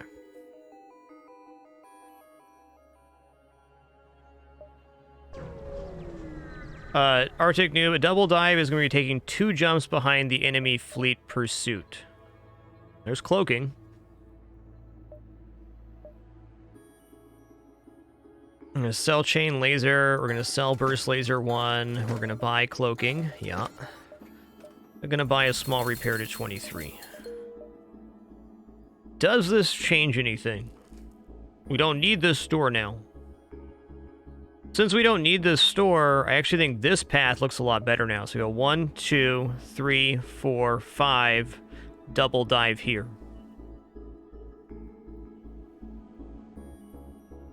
Hey, Korean Knife, thanks for 17 months. Hope you're having a good one, too. Quite the game we have going right now.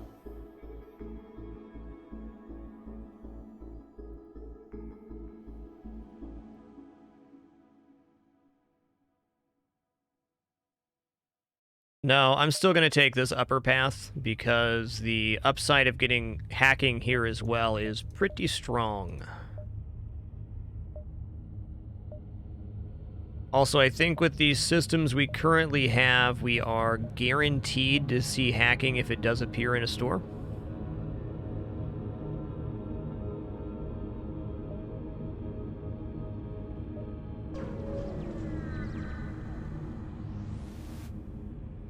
Dock with them. Yo! Thanks, Zoltans. 37 scrap and a combat drone? Those guys are alright. I see the argument very commonly when I play FTL that, oh, there's going to be stores next sector. I don't think you should ever be relying on finding any specific thing in a store.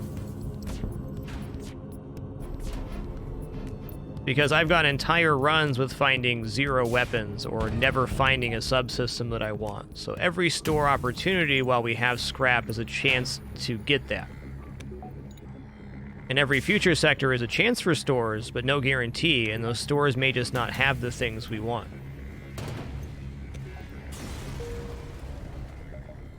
I can't tell you how many runs of FTL I've lost because I told myself, oh, well, there'll be a store next sector. I'll be able to get hacking later. It's only sector 4 or 5. And then it just never shows up.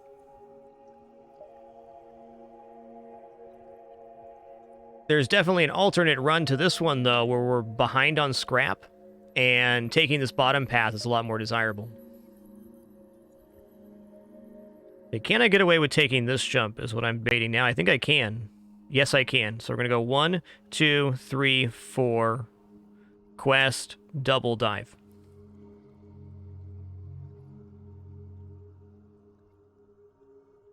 The exit is a guaranteed good or neutral event here, so it's better than the nebula, and it does squeeze.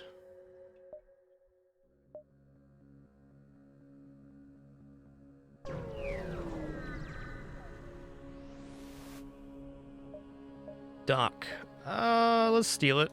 Stole that fuel. I did that.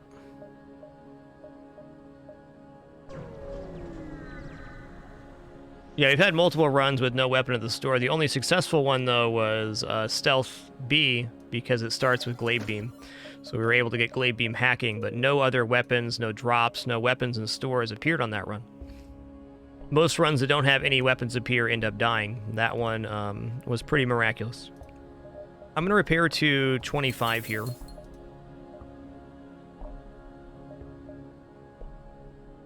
We are double diving after all.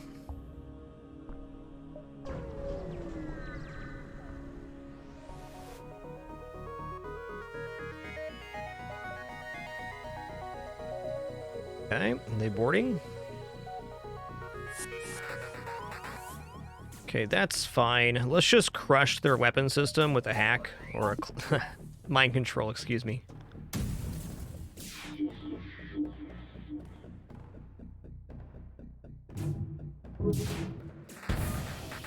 Okay, now that that's down, let's defend our O2 system.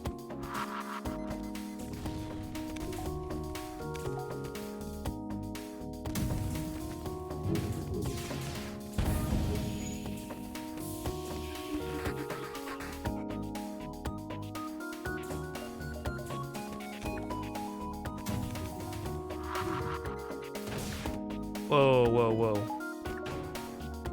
No. If that bomb landed in the medbay, that could have been nasty. Hey, the Lurking Swede in Cali. Thanks for 5 months. Enjoy that continued lurk.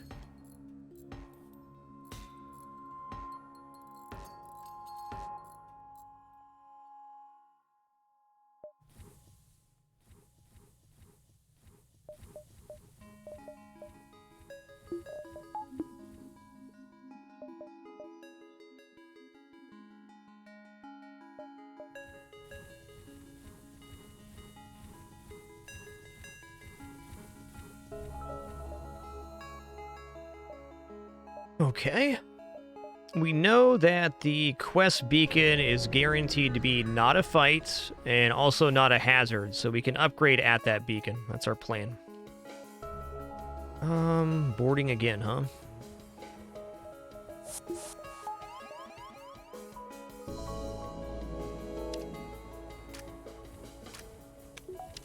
Should be able to devastate weapons here pretty well.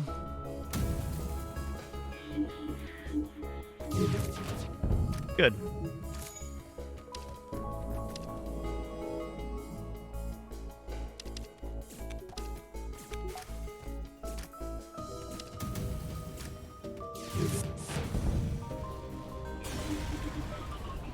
Do-do-do-do.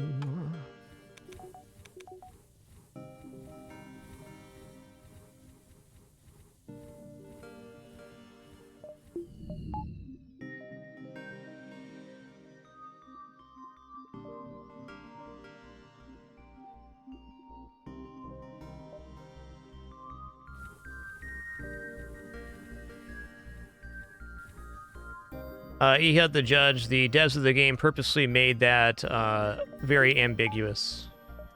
That's been the source of much discussion. There's a lot of articles on the FTL, Wikipedia, etc. if you're looking for the lore and overall morality of the game. Attempt to hail him.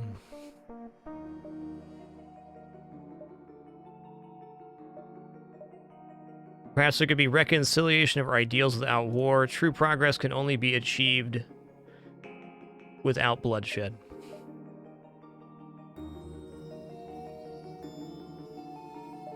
Ooh, we got Zoltan's shield here. Okay, well, our diving feels a lot better now.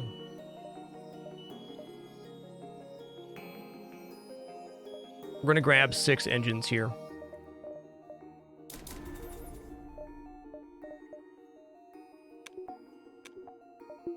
Alright, we are going to be double diving too. Can I get away with just a level 2 backup battery or not?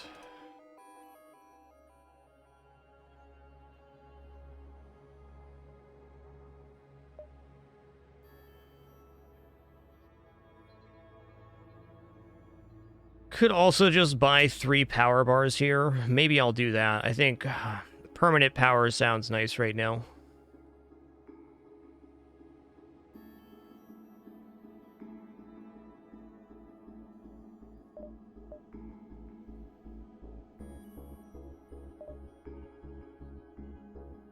So secondary option, we could try to avoid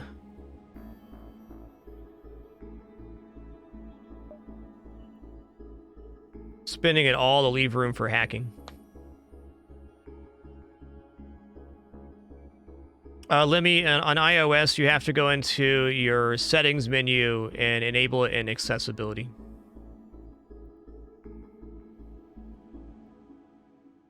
You know what? I'm just going to buy 3 power bars. I mean, I think this is fine. I want to buy hacking, but I also want to get through this dive and into the next sector unharmed.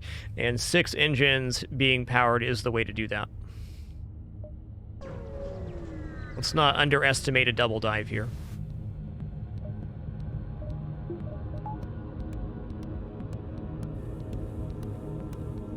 First 4-shield ship we've seen.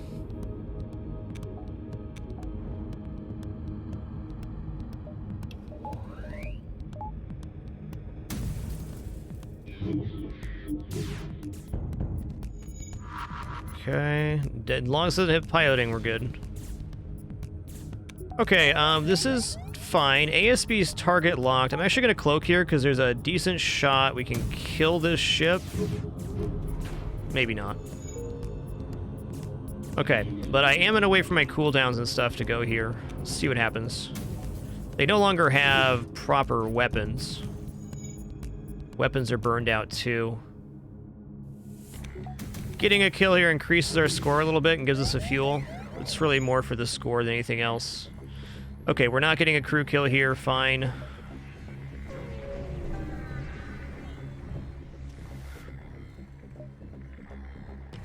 Yeah, Epical Joe, double diving is not advisable in most situations, but if you have 6 engines and cloaking, 6 engines with a fully trained pilot and engine person allows you to get underneath the ASB every single time. There's definitely a complication that can happen if our piloting gets hit, but that did not happen here.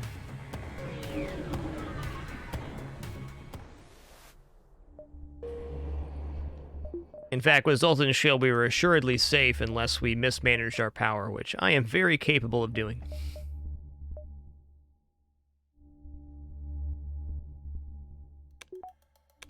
Okay.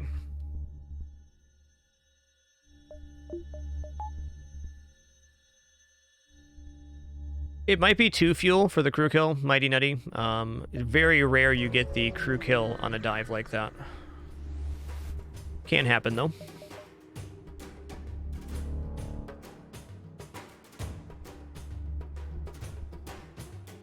Or it's going to be easy mind control, weapon slam.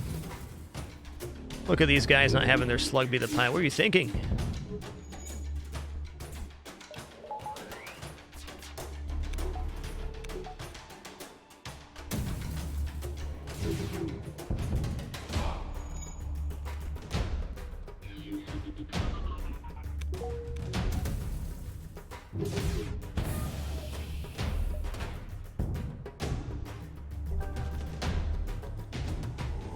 Zoltan's Shield does not block ASB, Uncle Jim. Will block all regular sources of damage, but not that.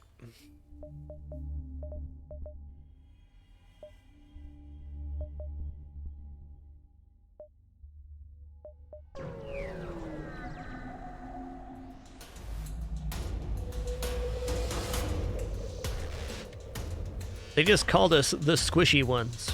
How rude. It is true, I am squishy, though. Dang, Humanitis.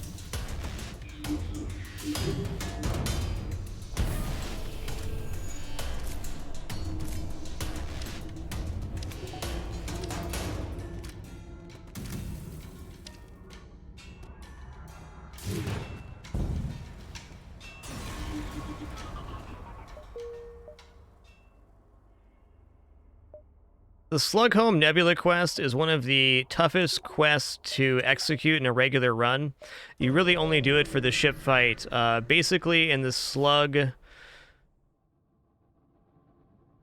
homeworld, you have to accept surrenders. There's a special text pop-up where the slugs offer to surrender, and they offer you a weapon or information, and then you take the information, and they send you to a quest where you unlock the Slug Cruiser.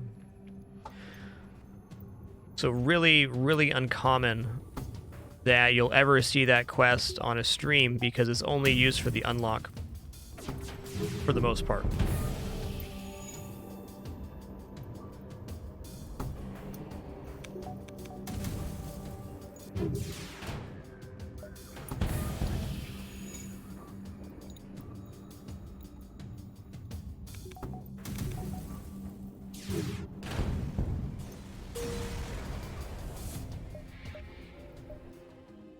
Okay. I will take this fight that's showing. What's our way to the exit here? Okay, we have to leave through this beacon. There's no other way. Oh, there might be an argument for diving at this beacon to get over. Well, more on that in a minute. O2's hacked. Alright. Our O2's hacked, so we're going to be slowly drained of oxygen, but I still think I can get a crew kill here. As long as I take down their O2. Okay, they have level 3 O2. That's certainly something. They got Firebomb as well.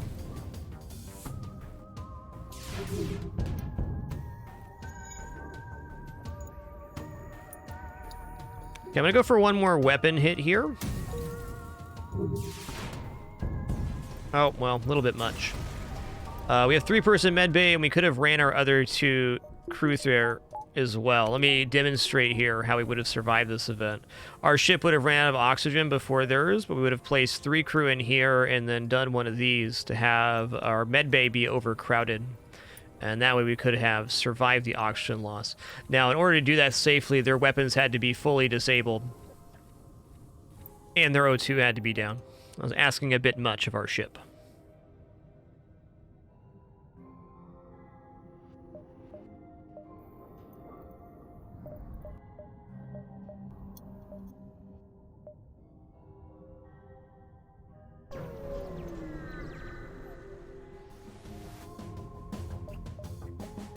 Okay, here's another one like that. This ship is also pretty chill compared to previous iterations.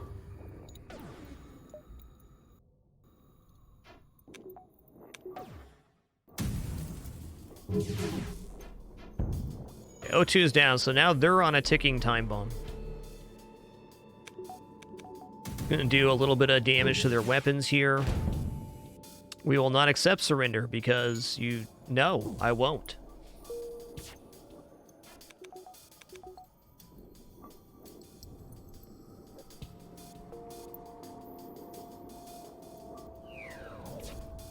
Yo, Cancel FM, thank you so much for 60 months. Appreciate that 5 years. Enjoy your continued lurk.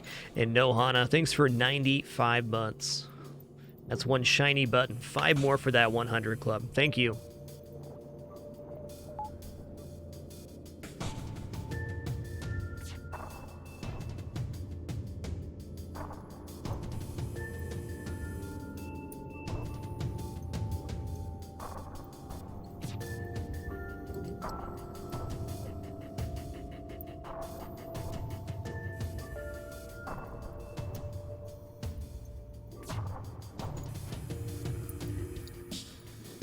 Epical, on this Slug Scout vessel, there is no door to the O2 or engines by design. And the crews, there's 1 crew in here and 1 in the engines. So if you can disable the O2 on this ship, they can't enter the room. Hey, Archmage Thrawn, thanks for 4 months.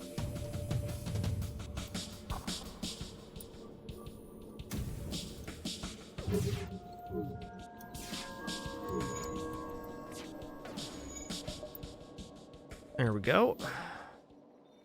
Huh. No, I think I'm going to go up here and head back down. I think we are going to dive to the exit.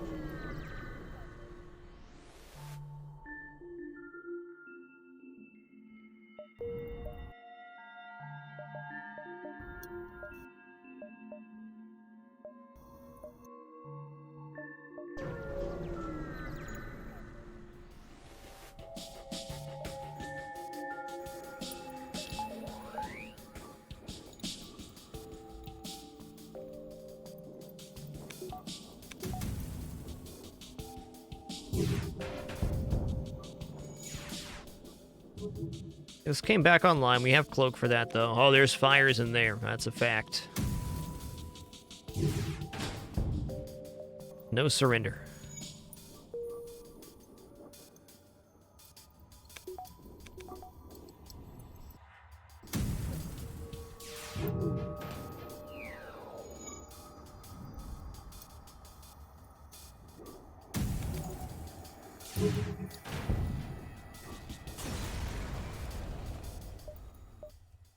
Cool, there is a store up here. Well, I guess diving on this beacon seems less good now. So we're going to go 1, 2, and then just back here.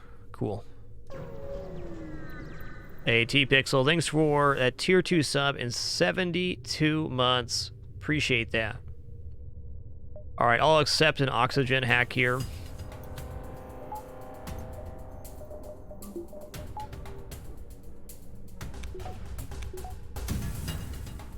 Actually, their weapon system sucks. Let's go into their shields first. We will kill this ship long before oxygen becomes a problem for us.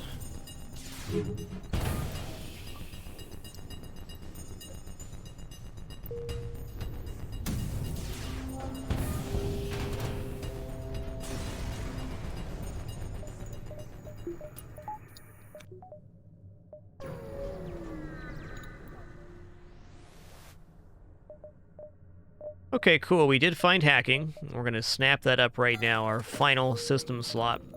So hacking's another layer of safety, because now we can guarantee that our projectiles land on target. Whoa, okay, okay. Another storm.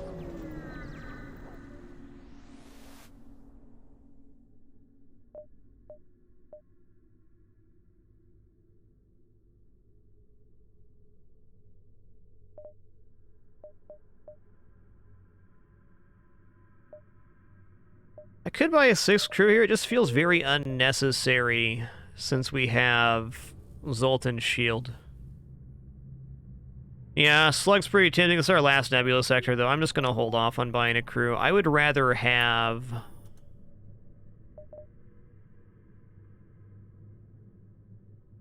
4 shields right now.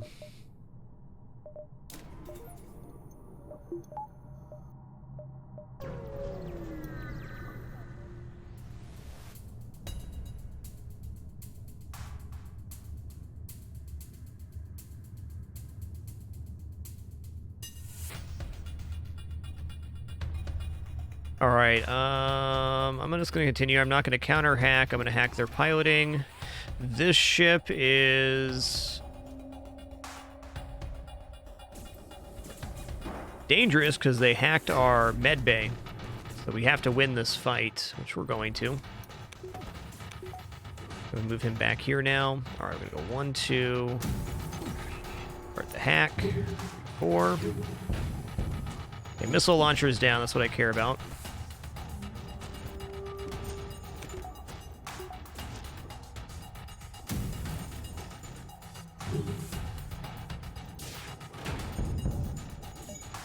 Yeah, the only real improvement to this weapon system would be putting a flak or burst laser 2 in place of the heavy laser.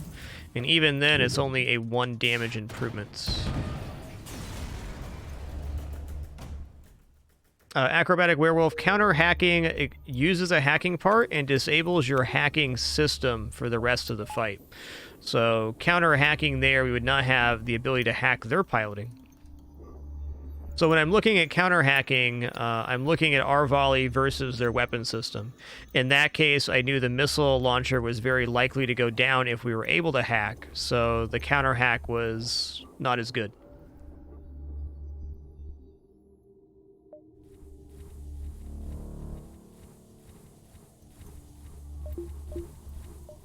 The best question to ask yourself versus any ship in FTL is, can I disable their weapon system? And if the answer is yes, do that. Very common mistake that I see people make playing FTL that I made a lot too, was I would try to take down the enemy's shields first. Like, oh, I can kill them faster if I can take down the shields. But really, if you can disable their weapons, doesn't matter how fast you kill them because you're safe.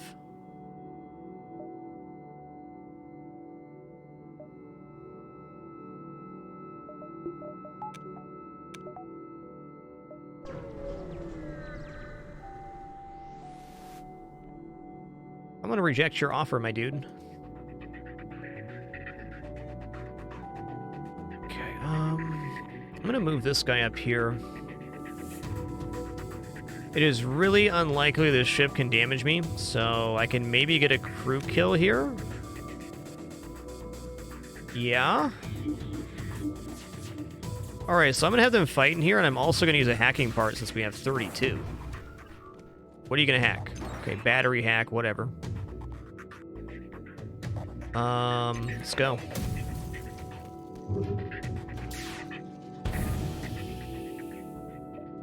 You're dead.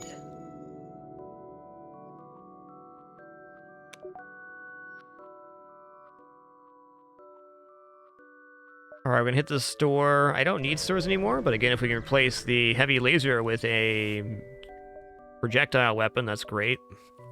Alright, no thanks. Engineer's not even a bad purchase here for the NG sector.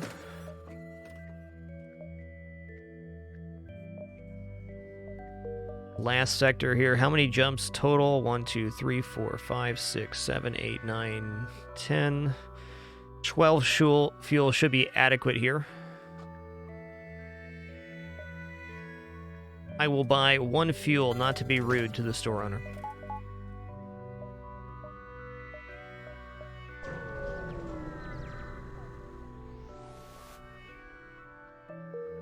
Free stuff.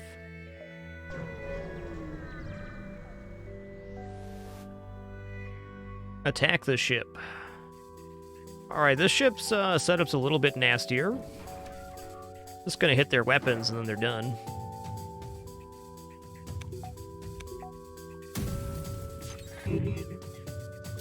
This ship does not require a hacking part, but we're currently at 30 hacking parts, or 30 drone parts, inside of Sector 7. There is no way with our current setup I can run out of drone parts. Okay. To the store.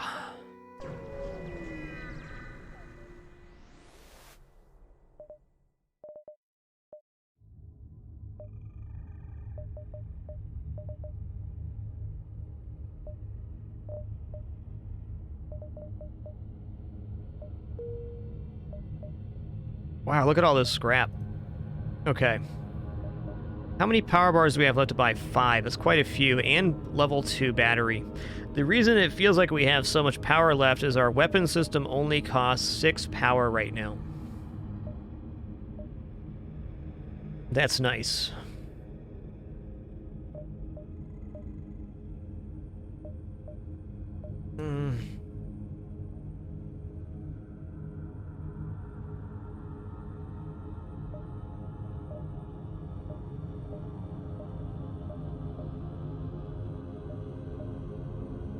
Crew's fine here. Maybe I buy the Zoltan?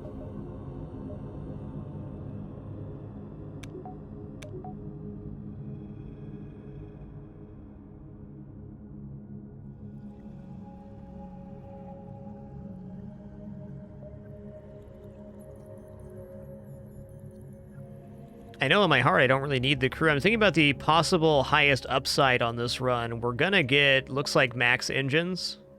So I think the extra power bar might be nice. Buying this less as a necessity and more as a value. That's Trevis.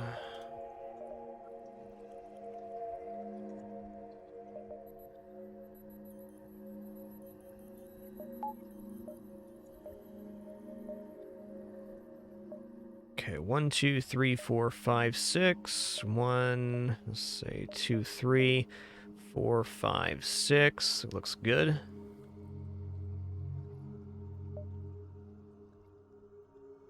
We do lose a little bit of evasion moving Zoltan to engines, but I think it's still worth it here.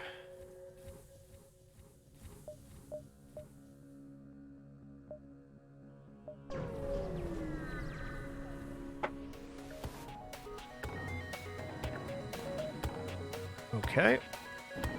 That is a weapon system.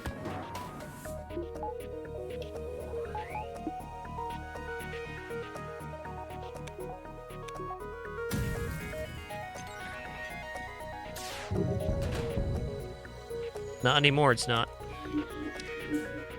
Fight fire in fire.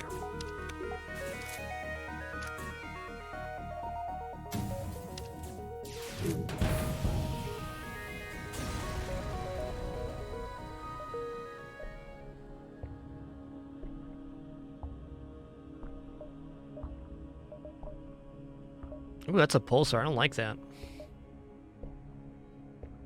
Might actually head over here, in fact. We'll see.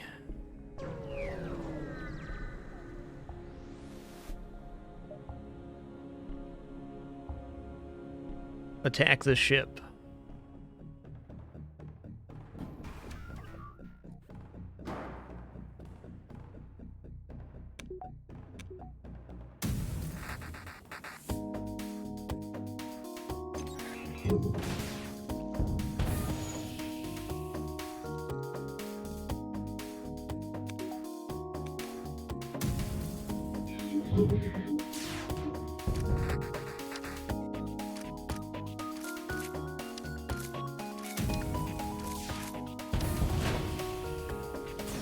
Chunky.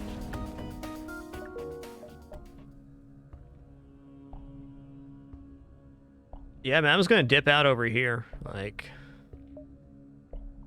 sure, we'll be fighting the Pulsar, but nasty ship and a Pulsar is one of the only things I can think of left that could crush us. Okay, we're rescuing a store right here, apparently.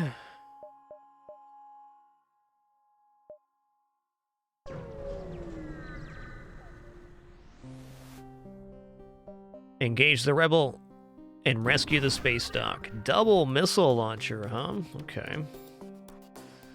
Let's go ahead and do an engine hack here, or try to. Okay, not a bad timing there. We're going to juke this by depowering and repowering.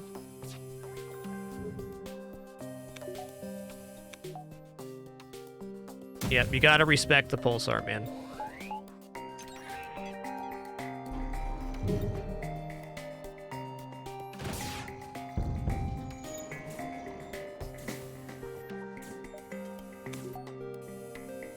Pulsar randomly ions ships, or, well, random ships at a... or ions systems at a random-ish interval. So you can lose your weapons and your shielding, and... it's just nasty. Alright, alright.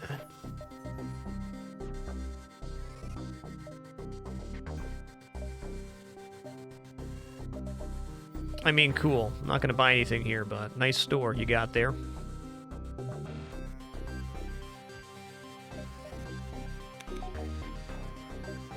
Alright, let's start spinning scrap on the ship. Let's go ahead and get 8 engines, level 2 backup battery, and a power bar.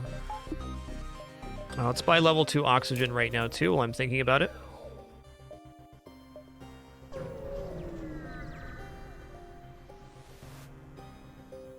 You know, giant alien spiders are no joke. I'm good. I'm good.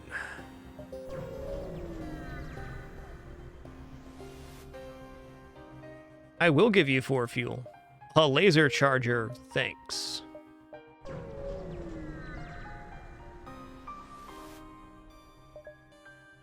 Demand a surrender of their goods. Enemy FTL charging.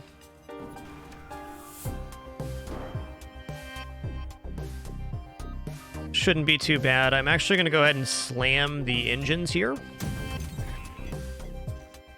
Honestly, a bit of an awkward play, but this will make it so they're getting away a lot slower. It's mind control U. And I can just cloak their big volley here.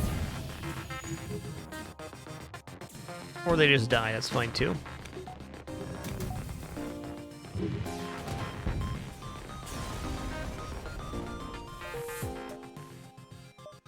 Alright, I'm still going to dive here. There's no reason not to. With 8 engines, Zoltan's shield, and cloaking, there is no ship that should be able to damage us, even at ASB. It's your specialty. Door subsystem for 10 scrap. I agree. That is a nice upgrade.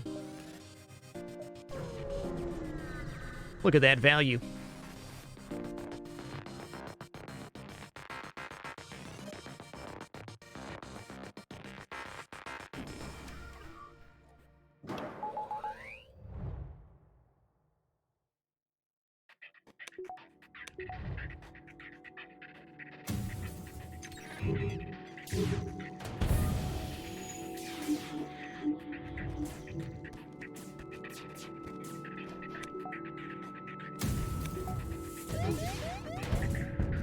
I might as well get a kill here.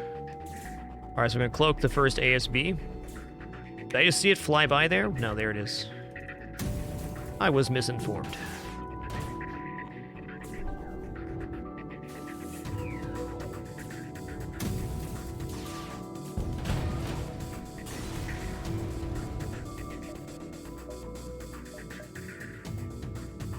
To the last stand.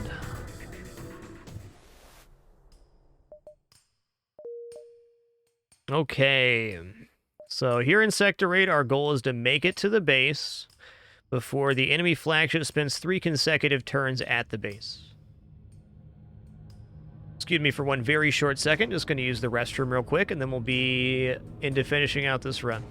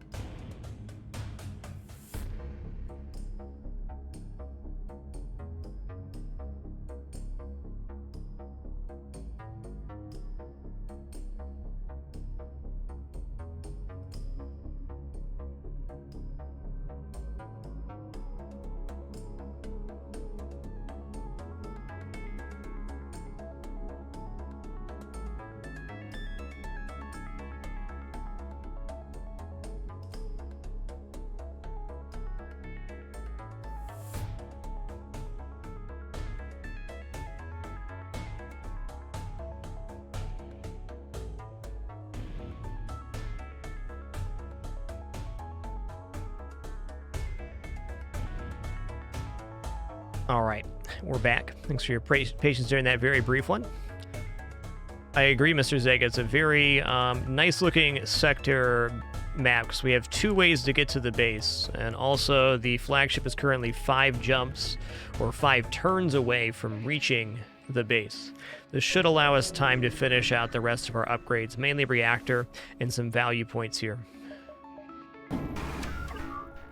All right, they got missile launcher, beam, drone, cool. They also have system repair here. Let's see what happens.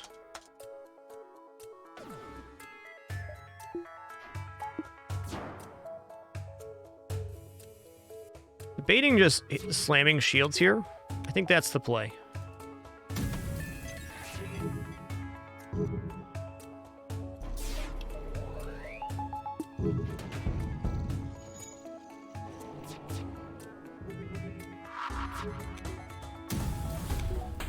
May end up taking a damage or 2 here, but we have 2 repair stations, 1 on each side, so there's no... not so bad.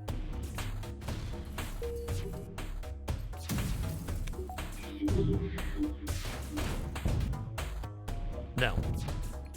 No surrender.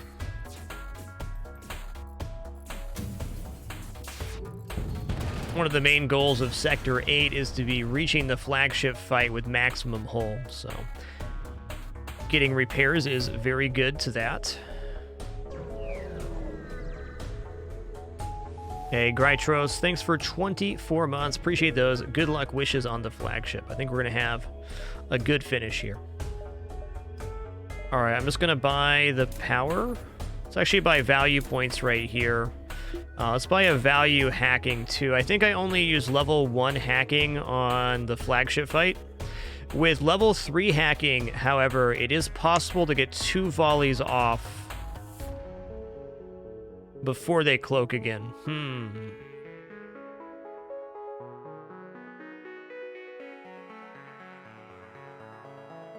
Still gonna value out here. Any remaining scrap should go towards our reactor. Alright, this is Combat 2? Yeah, Combat 2 beam drone. This is alright. We're just going to slam the weapons, and as long as that missile launcher goes down, I'm feeling pretty safe.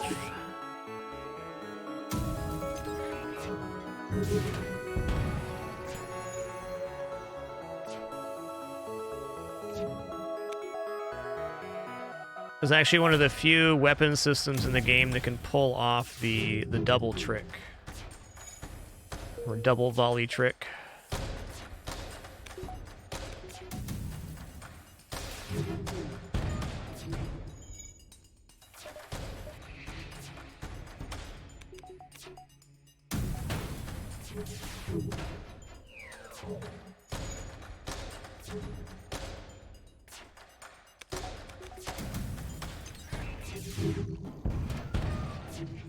Bonk.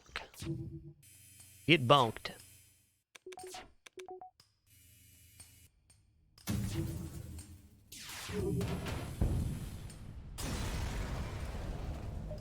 Okay. I'm going to take this empty jump before we go to the base in hopes of getting more scrap. I'm going to buy a power bar.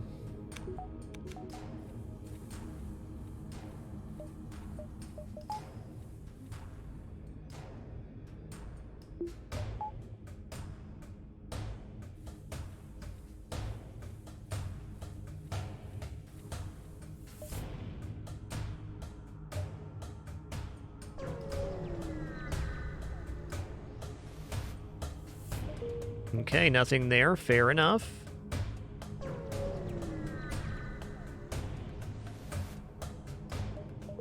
Alright, so there's no level 3 hack for us.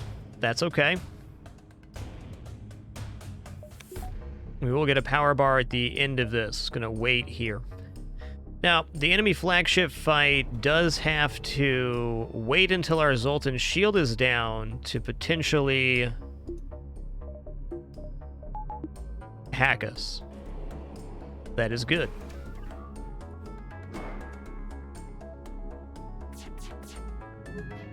So I want to fire these flaks right away.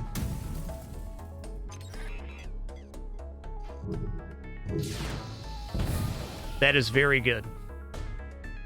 Okay, they're sending out their hacking part now. I see it. Our shields got hacked. That's not optimal, but not too bad here. We got a little too cloaked to supplement. Okay, normally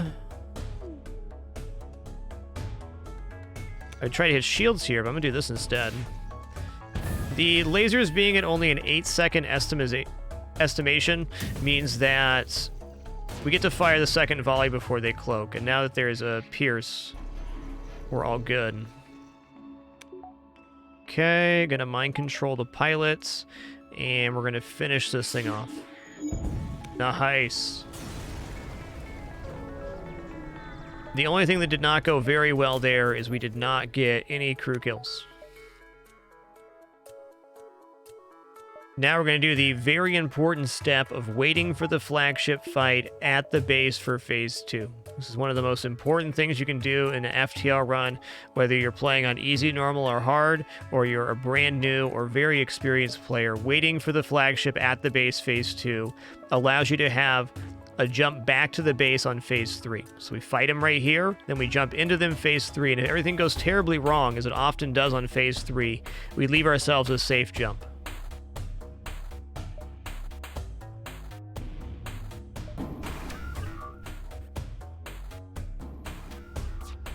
Okay, turn it off.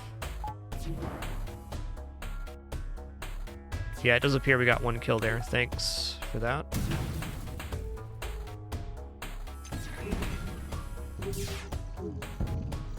Interesting. Okay, on this one, I want to do a level 2 mind control in here.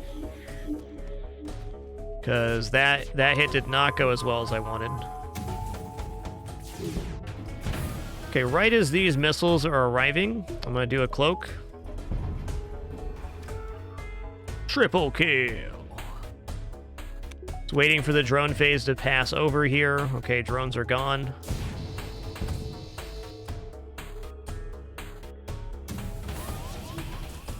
That's fine. I'm going to go level 202 here and back up battery now. I'm just going to leave the room.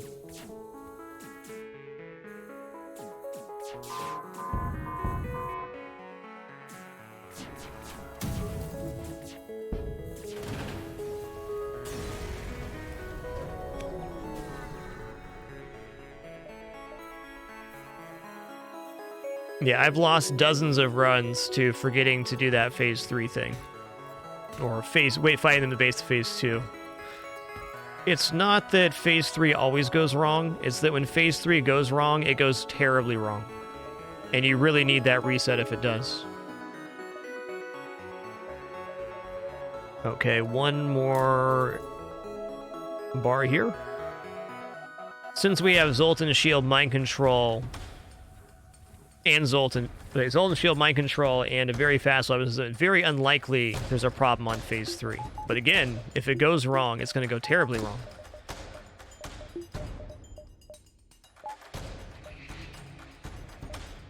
Let's go.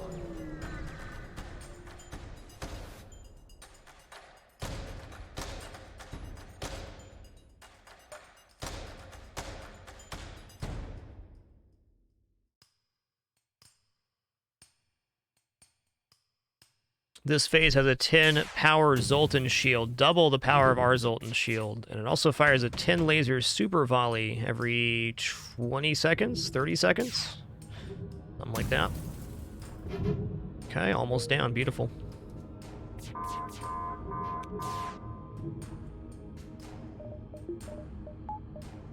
Okay, so I'm going to hack here. I'm going to cloak a little bit early, and when these projectiles pass over the ship, like that, I'm actually going to start my hack and fire. I want to remove the remainder of my cloak, or shorten the duration. Seems a little counterintuitive, but we want our cloaking to be back online by the time that fires again, and by reducing the duration of our cloak, we can guarantee that.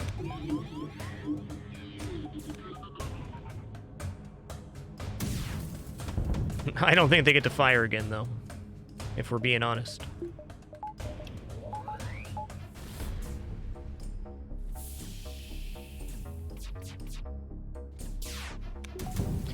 Yes, on the 4th firing of the 10 laser volley, they recharge the super shield. GG. That definitely calls for some dapper time. What a run.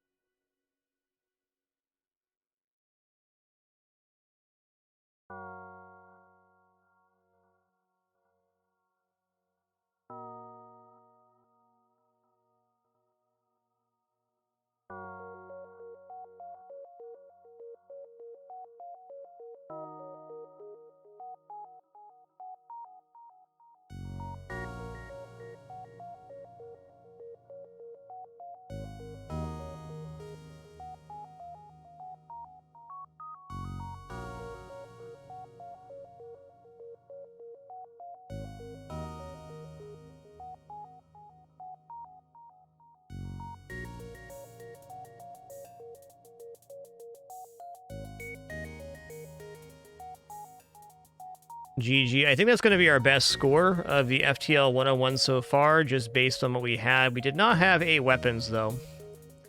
We did have long-range scanners rather early, and 3 nebulas. So I'm going to say 6250 is the score.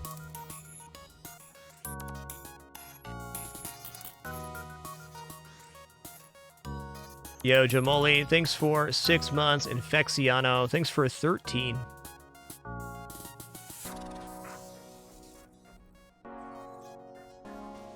Yeah, 6250 is my guess here.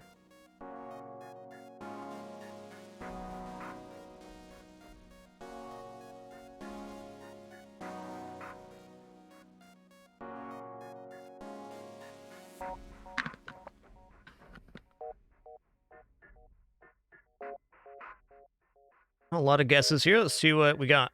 6120. Stats. That was the number 1 by 8 score.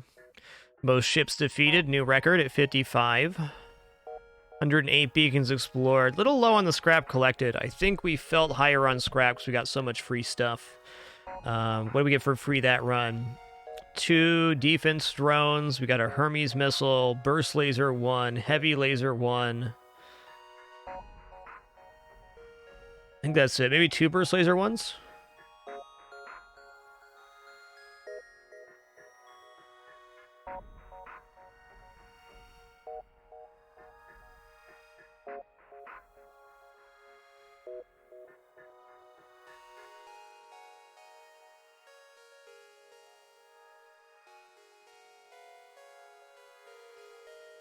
Nice run, man. Let's figure out what our next ship's going to be. We're not going to be doing that right now. But we have remaining Lanius A, Zoltan A, Federation A.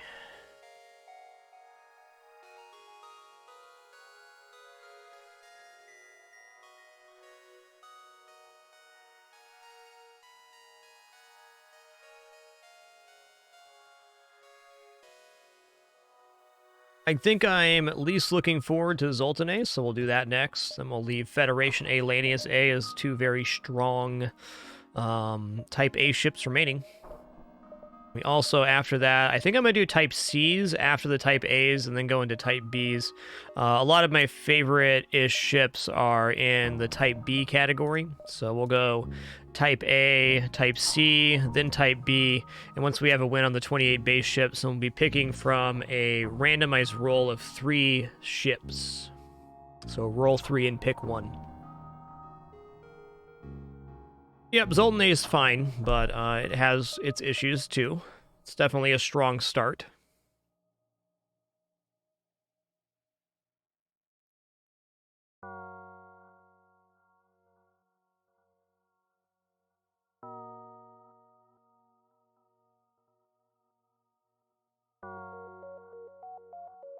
Awesome possum.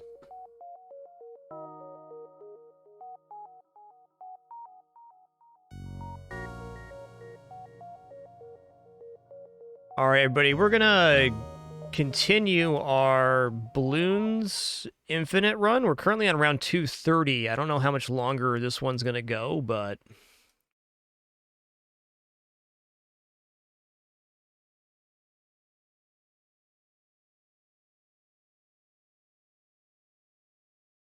We'll see how it goes.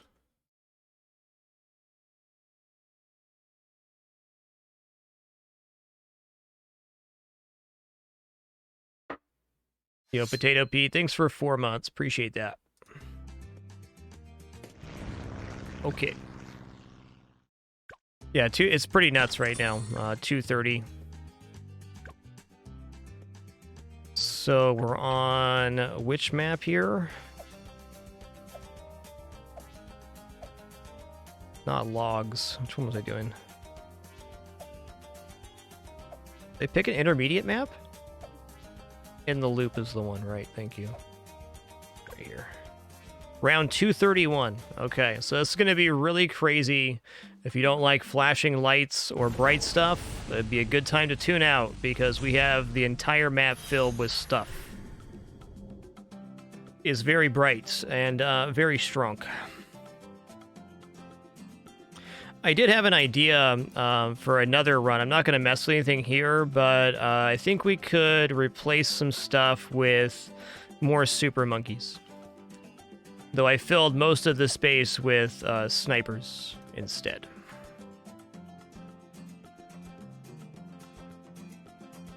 So essentially we have tier 5 of almost every unit in the game, and we have the True Sun God Temple, which is maxed out. What do I actually need to worry about on this? I need to... I think overclocking this right here is where we're at. Let's just go ahead and do that overclock now.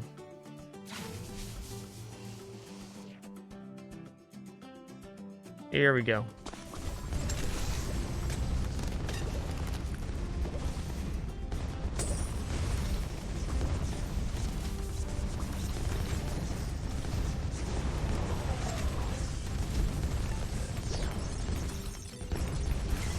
Interesting, I feel like my cooldowns are in different slots than they were when I was playing yesterday. Probably due to the way it loaded them in, if I had to guess.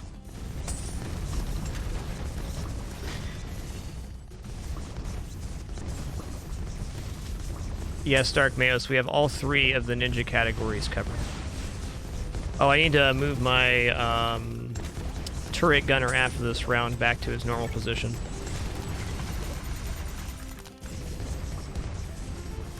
There. No, we're not moving anything right now.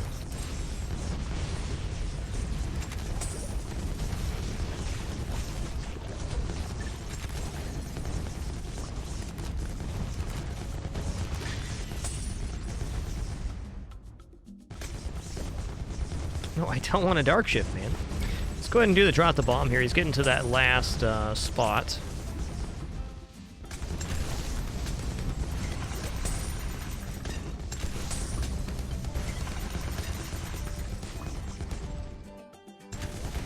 See, we're already having a few issues here.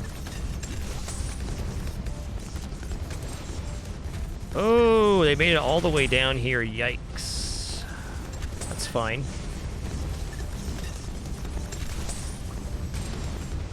This is fine. There's no way these Moabs get to move because I have an absolute army of snipers.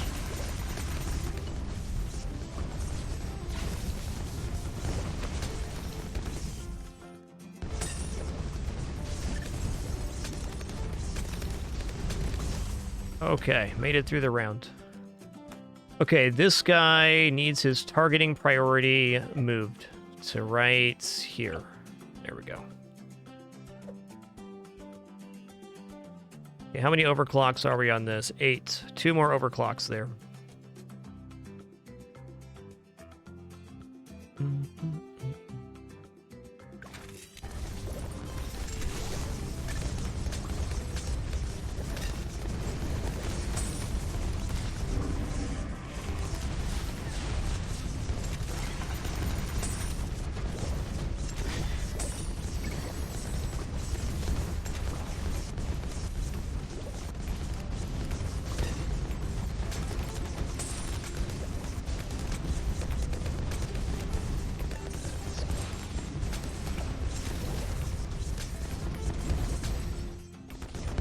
Okay, we're gonna use this now. It's 10% faster for all balloons on the map.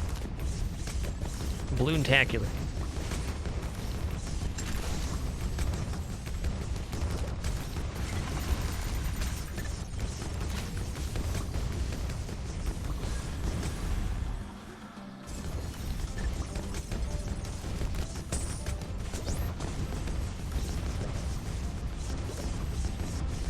Okay, these guys look like they're blowing up pretty good. Not feeling too concerned about this wave.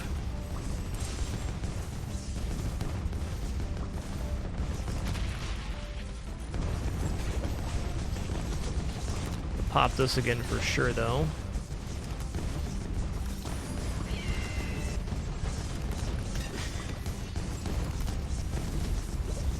Yes, this is the In the Loop map. Definitely not the best map for Endless, but we did manage to get some very nice placements.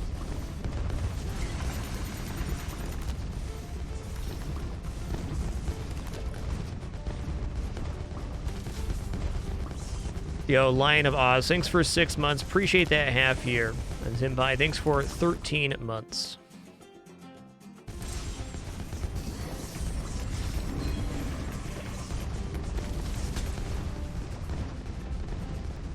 Okay, we need to find a new overclock target.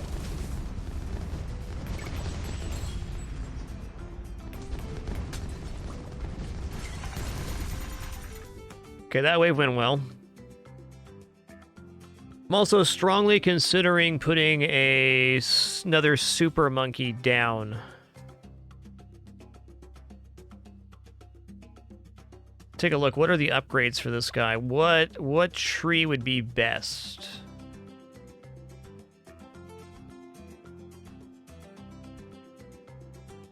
Yeah, Tech Terror wouldn't be bad.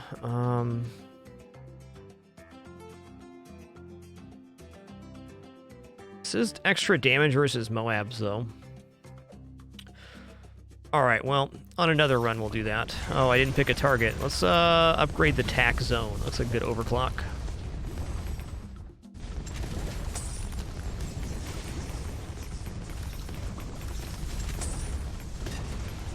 Yeah, we went to 199 on the double HP Moabs on the logs level. That run kind of happened by accident. This one's been a little more curated.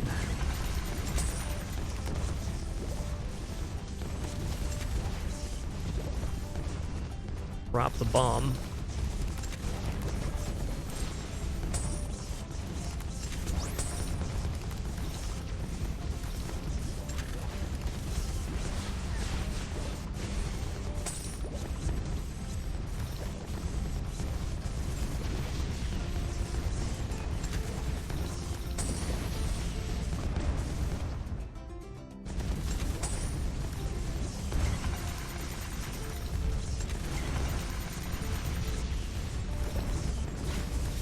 Oops.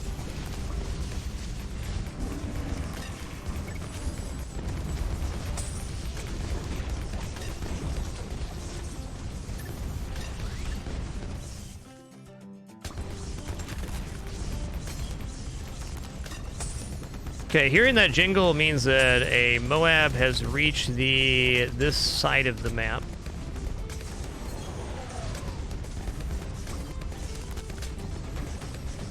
Pop that here. I think we're looking pretty good, though.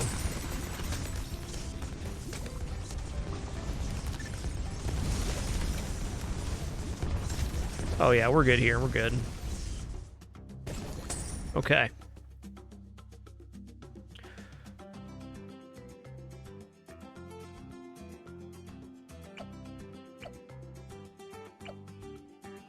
We've got one overclock here. Apparently I missed the overclock on that. Oh, I hit that instead. Gotcha. Okay, well. Go.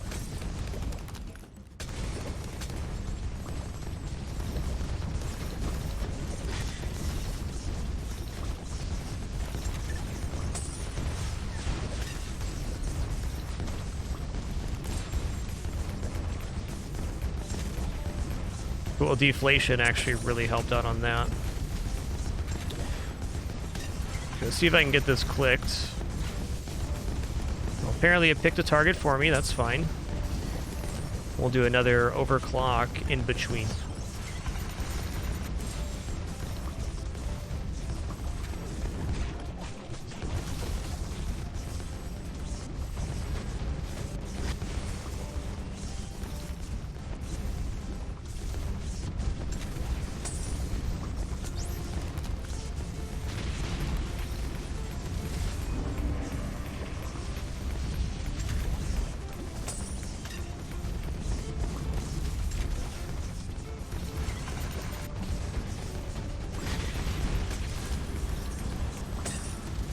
Looking pretty good right now. I mean, this guy's already mostly damaged, and he's not even around the bend yet. So this wave is probably good. I should probably let my cooldowns reset here.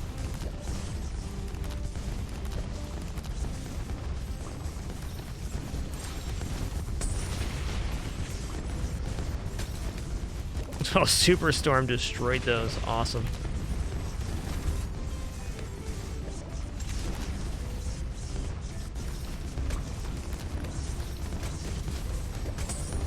Yeah, I'm gonna wait for this overclock so I can actually target it.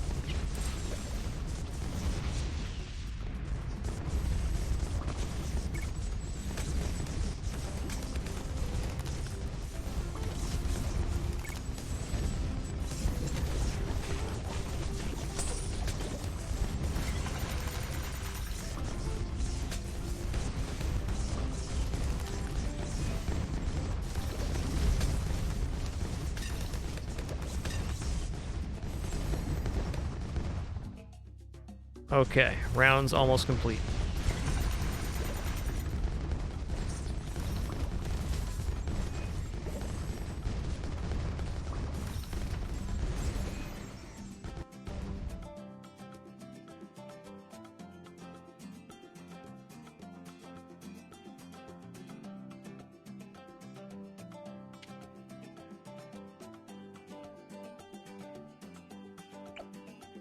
Okay, that's overclocked. Let's overclock. I think Tac Zone is the one I want overclocked. It's probably the highest DPS upgrade left.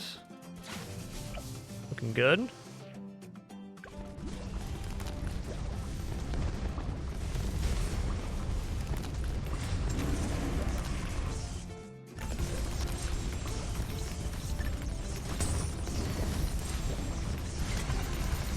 Okay, looking for reinforced bads here. Okay, this is pretty nasty.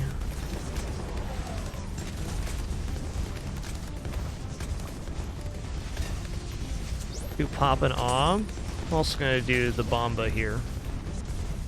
Pretty good for now.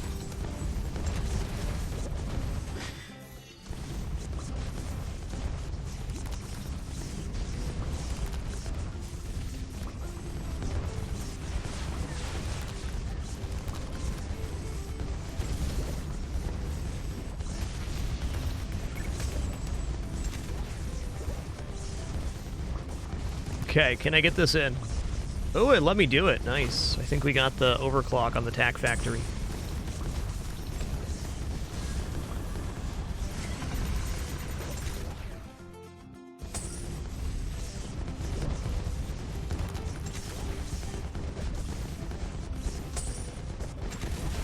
Yeah, I see a lot of comments about performance and stuff. Our PC's running at 19% right now, including the Twitch streaming I'm doing.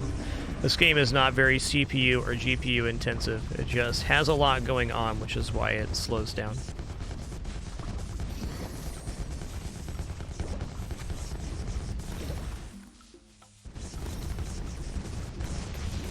My setup's not anything crazy.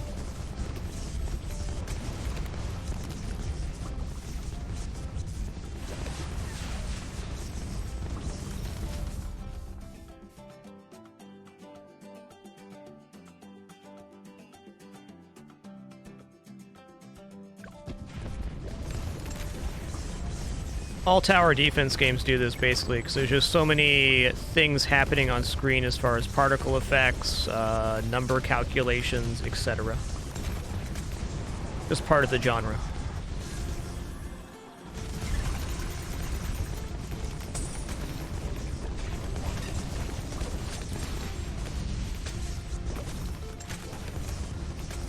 I just don't want people to think that you need some ultra monster PC to play the game like this. You don't.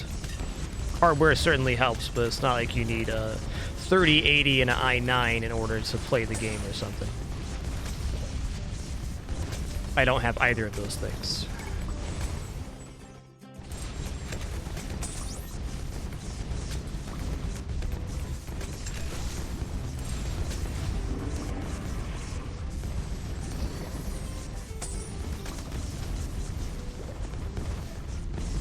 Yeah, you really have to build into this too. The highest round in normal modes is 100. So we got here trying something very specific.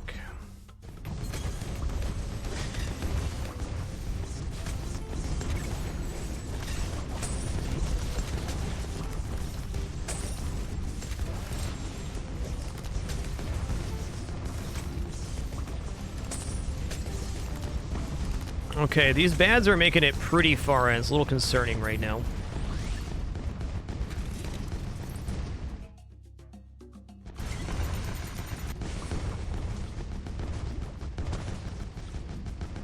It's already done, Valiant Cookie. We freed up all the space we're going to free. I do think there are some small optimizations I could make to the setup if I built it again, but that will be the next time we try a run like this.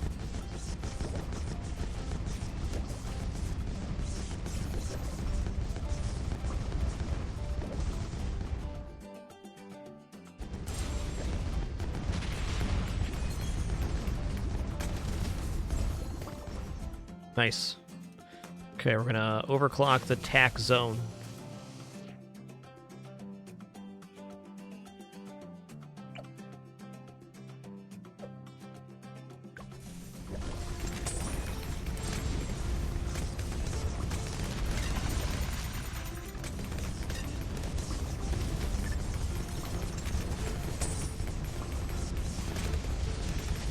Let's go deflation here. Okay, popping. This wave looks pretty chill so far.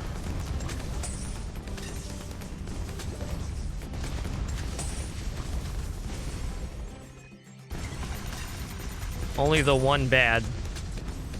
Okay, here's a bad. It got hit with the deflation skill, though, so these are partially injured entering the battlefield. It's very good.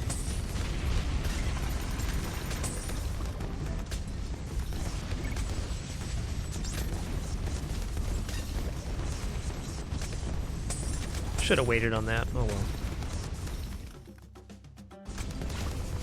well. Okay, well, it chose my target for me. That'll happen.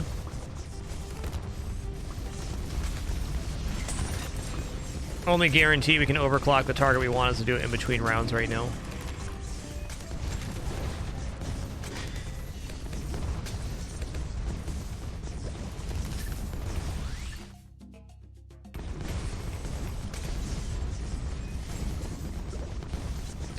Throwdown, they apparently made some changes to Moab's scaling in recent patches, like in the last year.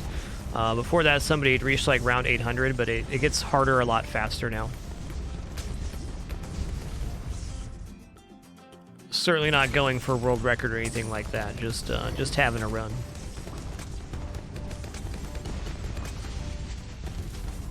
I'm gonna guess this one pops around 250, if I had to guess.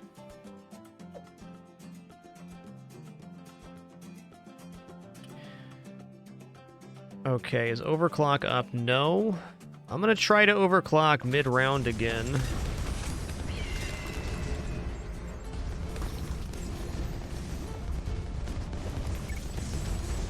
I think there's enough lag, or not enough lag right now. I can get that in. We could. Gonna save the next overclock for the next round, though. Definitely. Okay, we have multiple reinforced bads coming in, but I did get the balloon sabotage out before this round started, so those entering in a partially damaged state is going to be a big difference.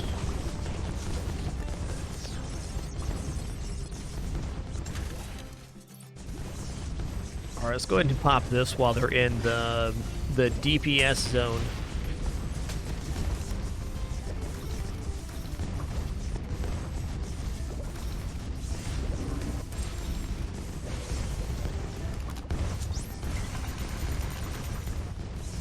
Echo Bomba here too.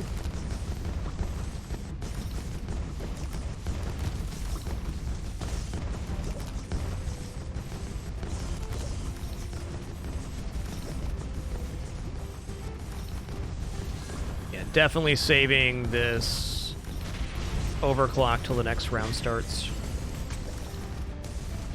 So one of the first upgrades I'm going to go for next time I go for an endless run is I'm going to get the overclock engineer monkey as soon as possible, because you can permanently boost towers over time.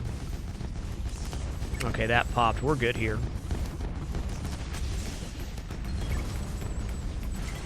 Yo, Brahma Noodle Soup, thanks for 17 months of lurking, man. Thank you.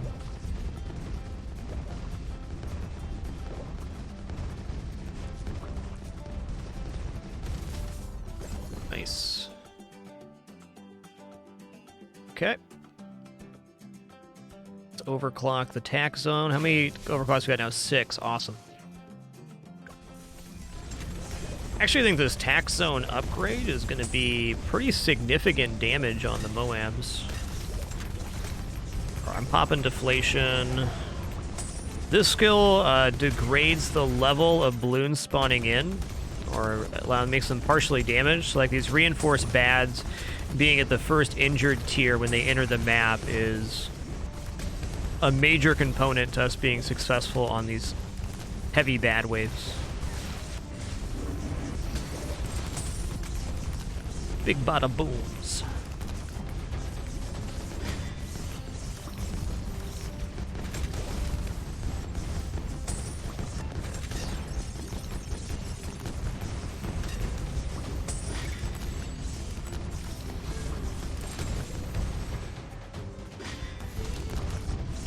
Going all in on cooldowns here, so we have like 6 reinforced bads in a row.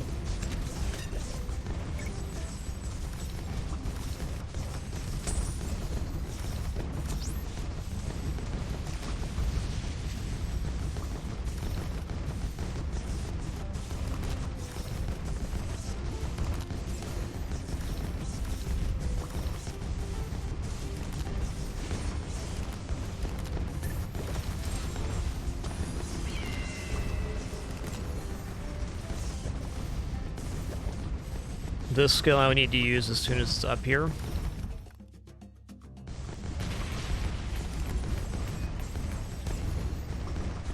Maybe not.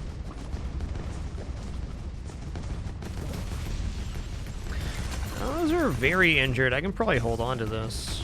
Let's not take any risks here.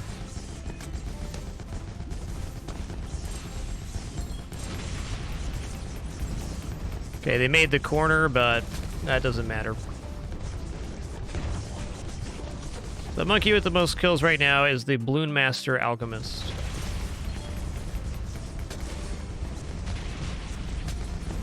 Alright, this purple feller made it over there. That's scary.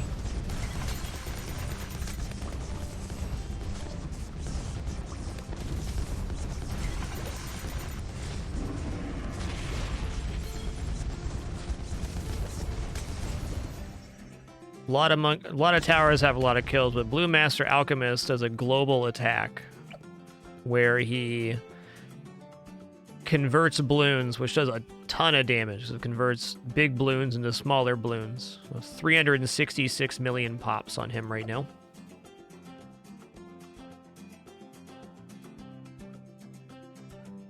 Okay, let's overclock this again. Great. If any Moab breaches the exit, we lose all of our health. It's a one-shot kill. Now, we do have... where is he right now? I moved him.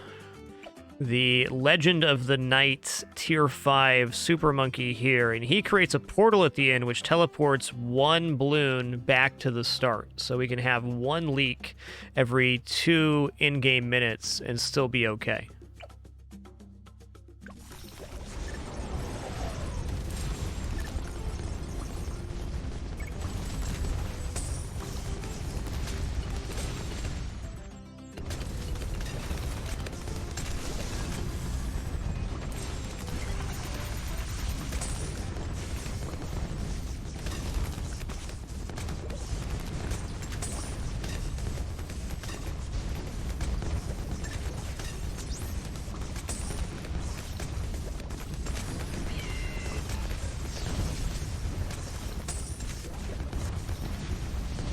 Let's do this now. Benjamin, last I checked, was a little over 200,000, which really paired in comparison to our other financial options.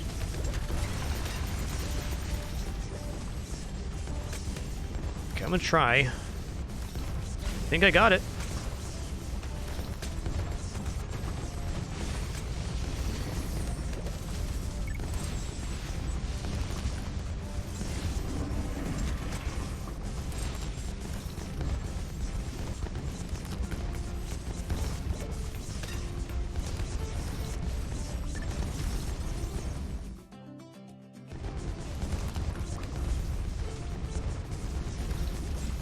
What's going on up here? I don't see any more bad. Oh yeah, there's a bad here. What's the damage like on that? Not good enough.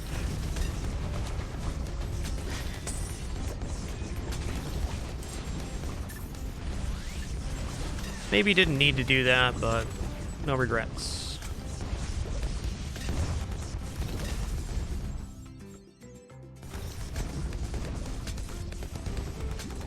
I'm gonna save deflation for the start of the next round.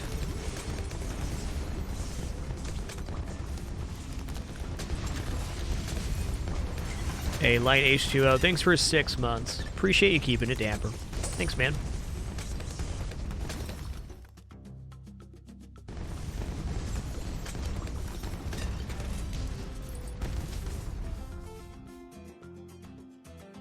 Are we on 10 now? We're on 9. One more on the tax zone. Was going to be our next overclock target after that. I think Inferno Ring might be a very strong consideration. This has a global attack and a very wide radius of hits. Yeah, we'll do the Inferno Ring next. This is all if we survive. It's all hypothetical here. I think there's going to be a wave that gets through eventually, sooner maybe rather than later.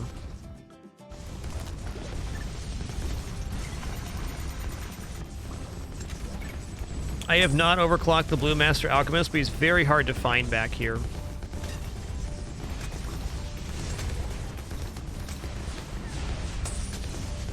I want to overclock the stuff in this region, the right-hand bottom corner, mostly because that's the highest damage region, and how the balloons look when they get through here really tells us where we're at on the round. I'm gonna guess that overclocking Blue Master Alchemist does increase attack speed. I think it's this one. That might have been the glue gunner, which is fine too. Okay, a little scary in here. Let's drop the bomb. Okay, that jingle we just heard is the Balloon Master Alchemist throwing lead to gold, or rubber to gold at one of the balloon types.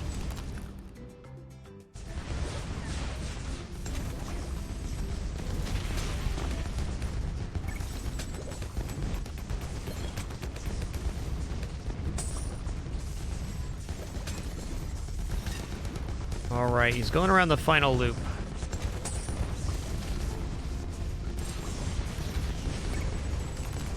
Okay, he popped. We're good.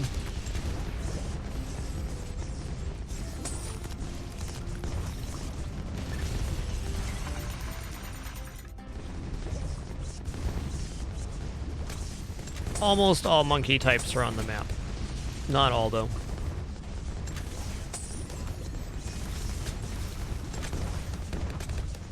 We still, after this loop, have quite a bit of time, because we have layers of perma-spikes here and the Tier 5 spike factory after they get through the loop, and we have the Legend of the Night portal. Okay, I missed that one. Let's see where the beacon marker is. Okay, it's the one to the left of these overlaps. Cool.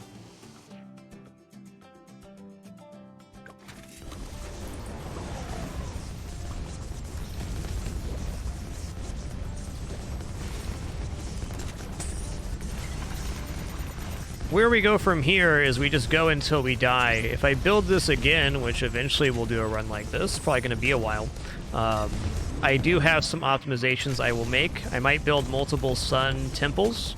Also, in the place of a lot of these snipers, I may use some tier 4 super monkeys instead. But as it stands, this build is complete.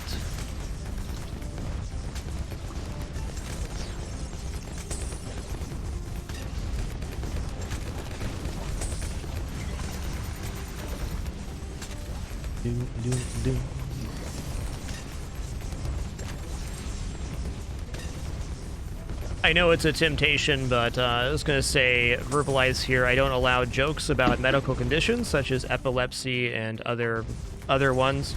During my lifetime, I've made plenty of those jokes myself, but the truth is people suffer from those conditions, so it's not really very funny at all. So if you've done that and got timed out, don't worry, but you're just not allowed to do that here.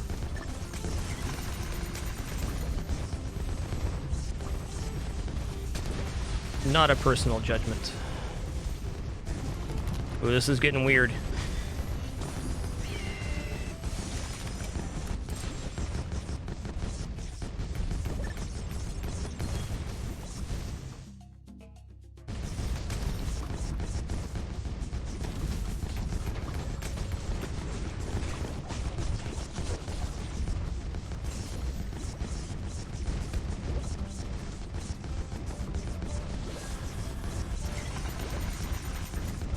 I think we're okay here. Okay, deflation's a no. This was a particularly vicious wave. It popped. We're fine. Once the bads pop, we have so many Moab stun snipers that they simply do not make it through.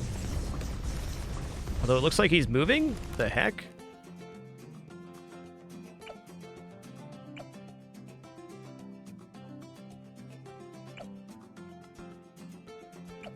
Let me go elite on a few more of these.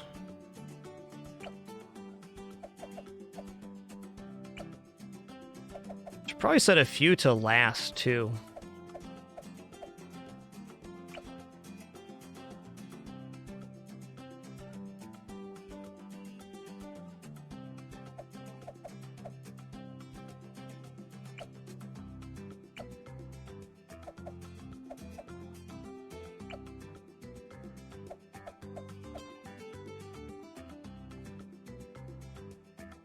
Elite's basically a combination of first and strong.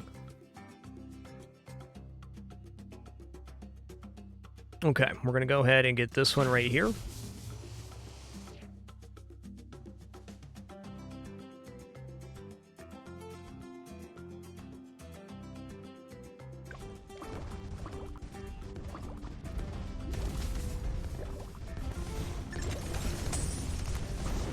Let's go deflation to start.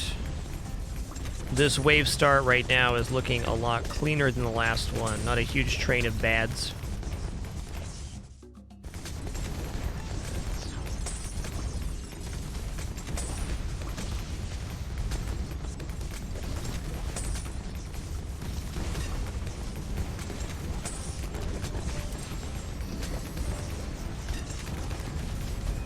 Okay, let's bomb here and go in.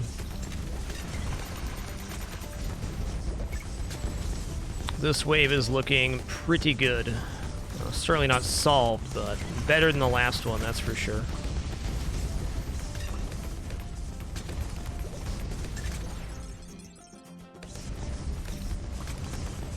Okay, left of the overlap is the Inferno Tower. Alright, I can save the Mad Charger here, and I'm going to. This guy's looking like this already. He's gonna perish.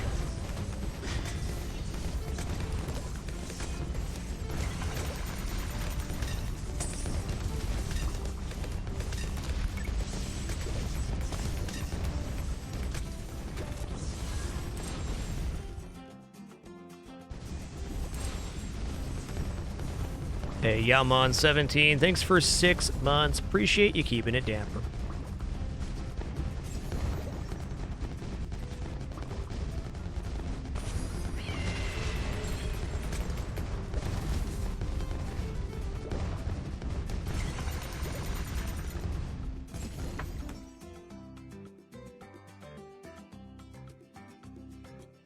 Okay, how many overclocks now? 4 on this. Should be able to sneak this overclock in right now before this wave gets too crazy.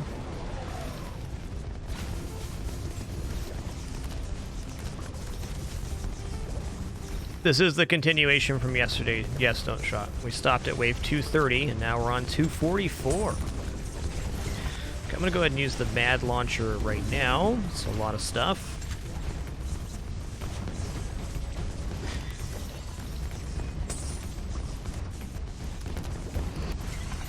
Okay, these are not reinforced.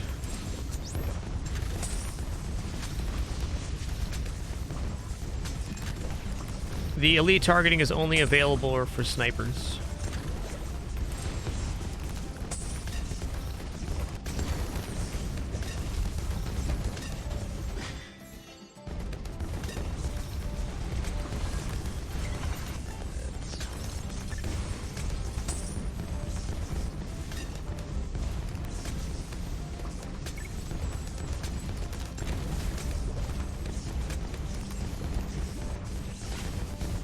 Okay.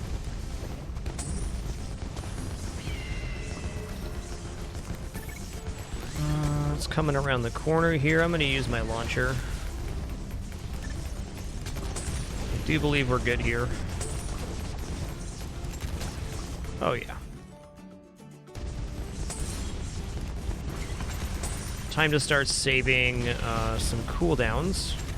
Not all of them, though.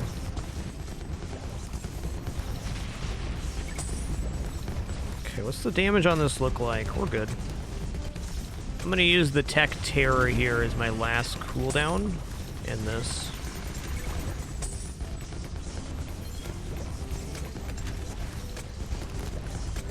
Okay, the bad popped now, so we're in the clear.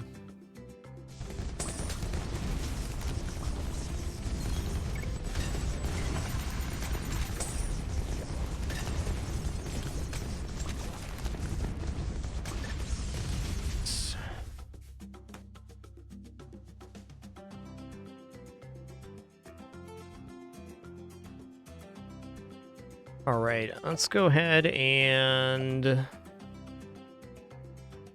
our overclock is a sliver away.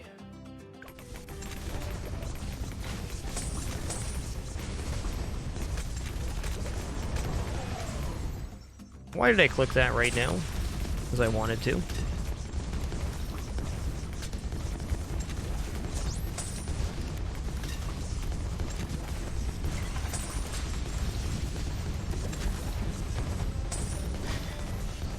The map we're currently playing is in the loop.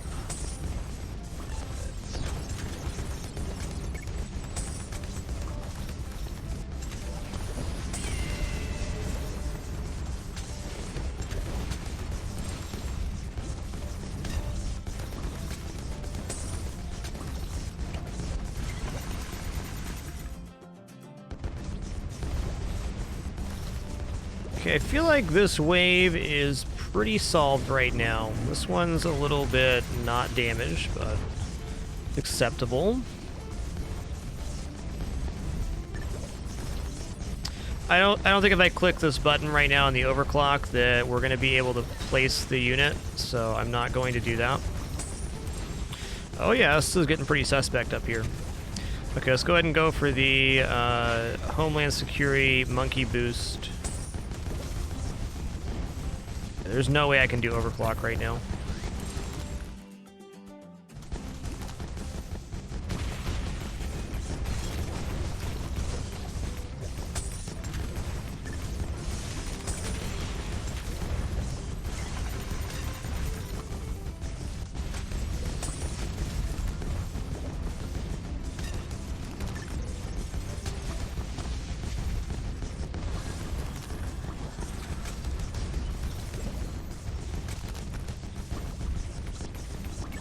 Yeah, I'm gonna drop the bomb here because I think we're fine here, just a little bit sketchy.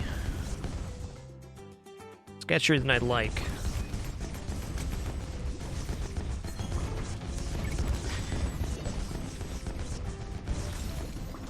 Okay, we cleared it. Alright, we're gonna overclock this. We're currently at 7 overclocks on the Inferno Tower. After the Inferno Tower is at 10, who's our next overclock target? Superstorm Druid could probably be pretty good overclocker. Mortars could be alright too. Anti-Balloon, definitely probably good overclock.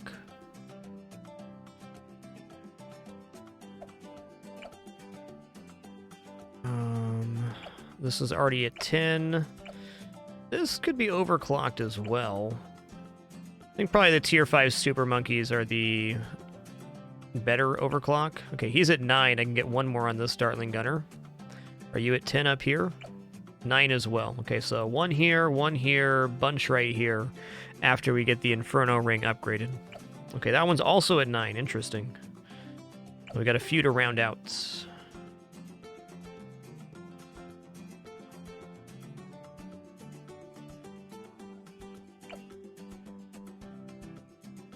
I don't know if Blue Master Alchemist is worth the overclock. He's already performing quite well. Maybe one of the better targets, though.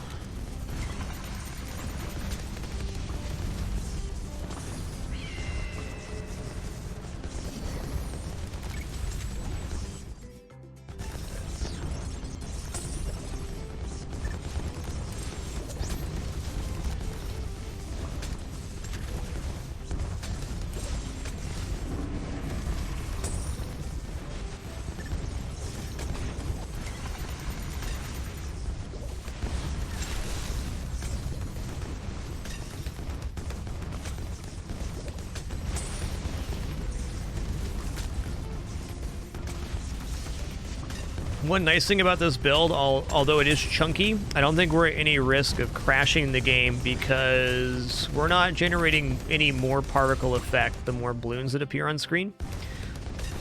We're pretty much maxed out on what we're going to be generating as far as particles go.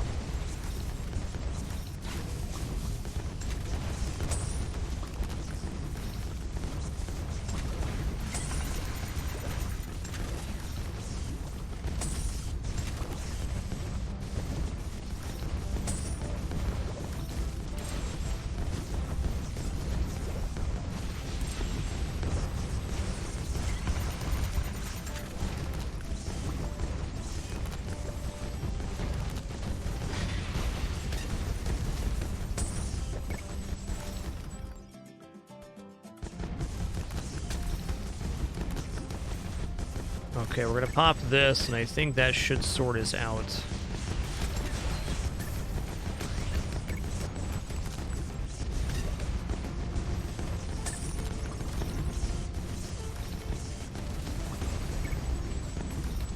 Okay, we do have one rounding a corner here.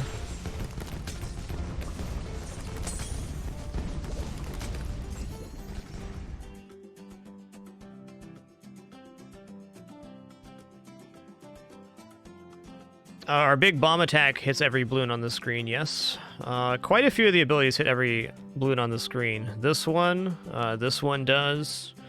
Glue Storm hits everyone. This lays that on the entire track, so that technically does too. And the hack does as well. Holy Corn, thanks for 9 months. Pixel Fusion, thanks for 53. And Unforgiven, thanks for 7 with Twitch Prime. Thank you.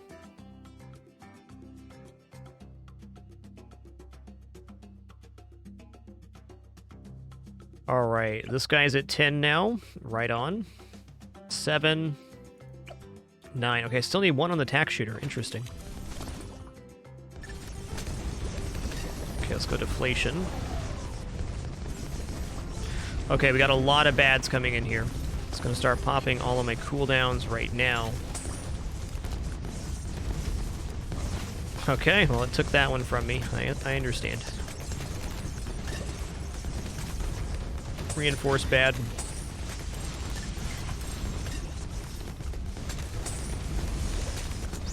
Poppin' Awe technically hits every balloon on screen too, but it's actually firing random mortars. Not random, it's firing mortars that hit the entire screen.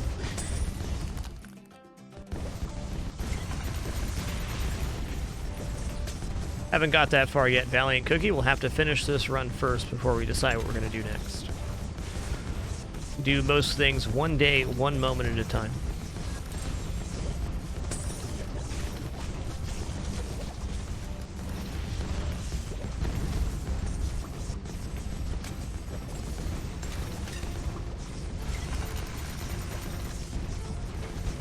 Okay, I think we're feeling pretty good now. These look pretty damaged. Gonna save this overclock for the end of the round. And can I get away with saving this bomb? I think so. I want those bombs go for when there's a train of bads that come in.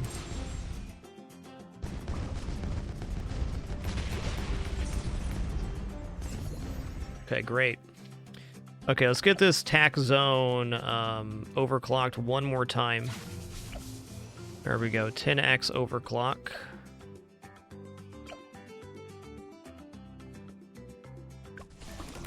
We don't have sabotage up for the start of this wave, so this could be a difficult one for us.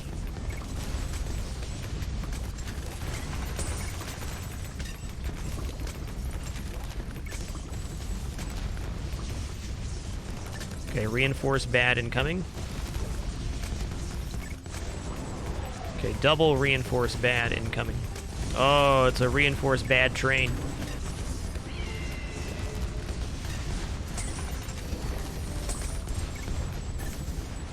Alright, I'm gonna homeland defense right now. Yo, Giesel, thanks for 52 months. Thank you.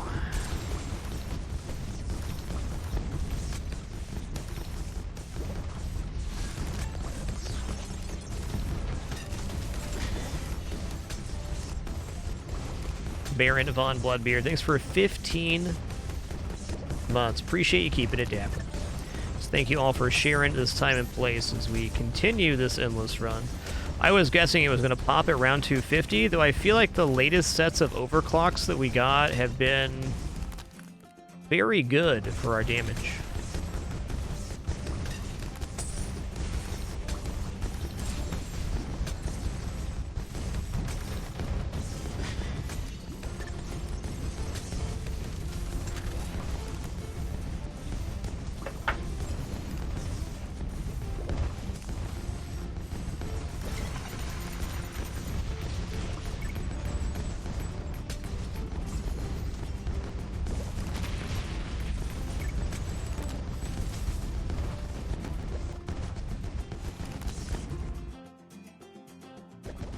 Okay, can I get away with not using skill here? I think so.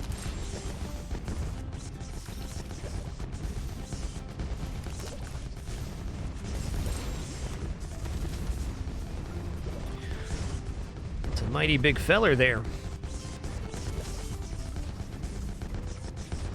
I feel like I can get this overclock off, but I'm just gonna wait.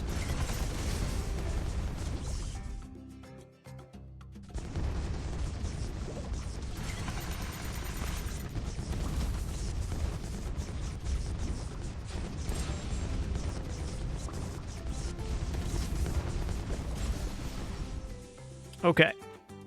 Next, we're going for this.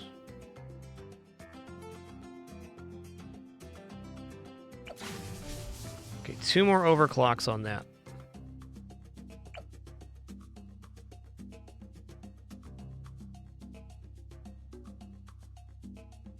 Okay, deflation's almost up. I'm gonna pop this as soon as I see a bad. There it is. Reinforced bad at that.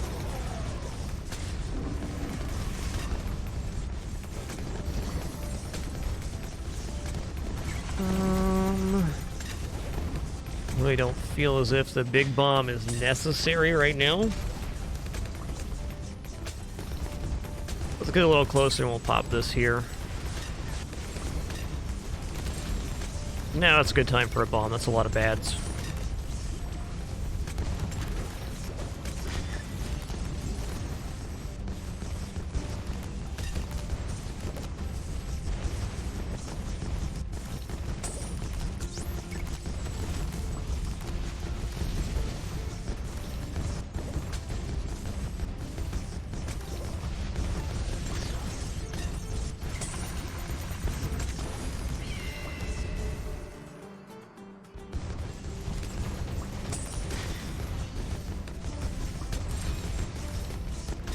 Hey, Valavis, thanks for 61 consecutive months. Thank you.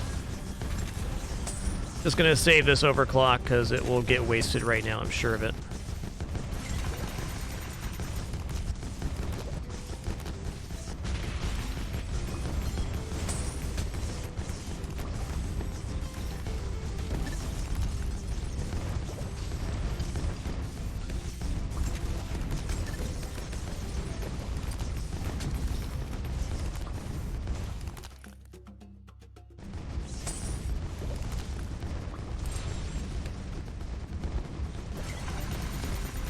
Okay, since he hasn't made it around the loop yet, I feel like I can get away with this.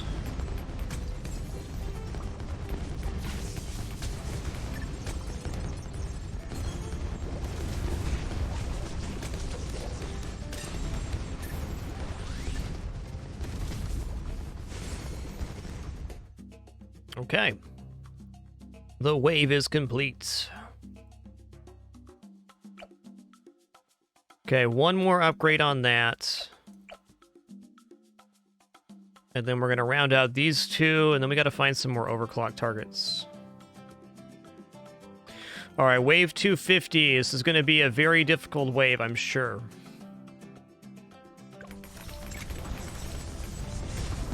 I want to go deflation here so that the bads that are spawning are at damage to begin with. Honestly, this does not look too bad so far.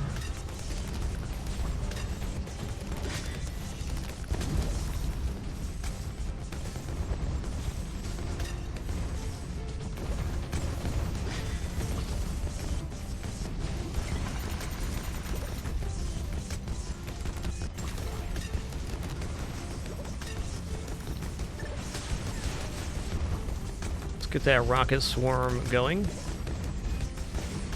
There's a lot more reinforced bads coming in now. Time for the bomb. Poppinaw gonna be awesome here too.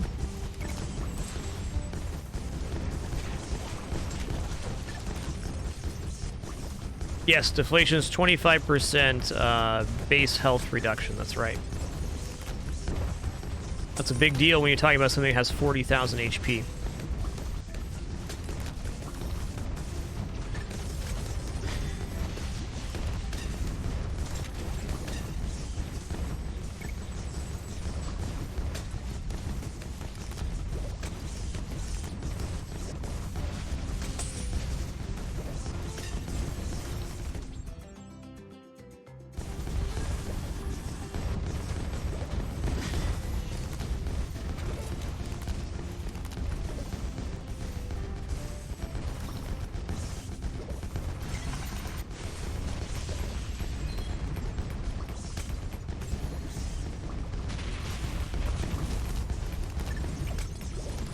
I can get this.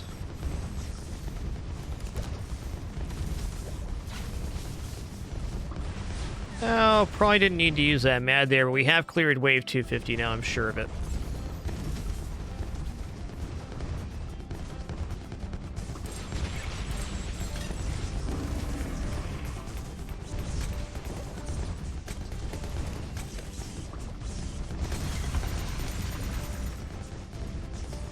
I'm gonna make a command here for the performance thing. I know people are just doing jokes, but I, again, do not want people thinking you need like a 3090 or something to play this game. How am I gonna word this?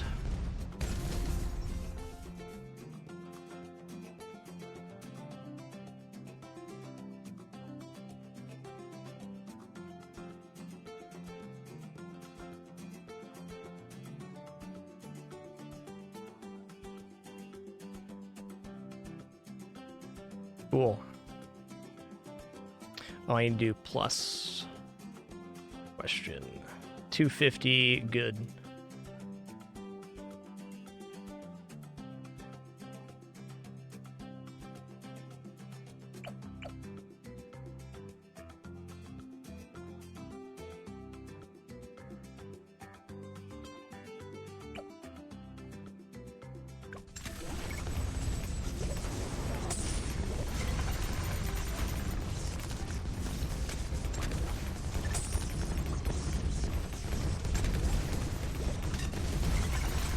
Okay, looks good.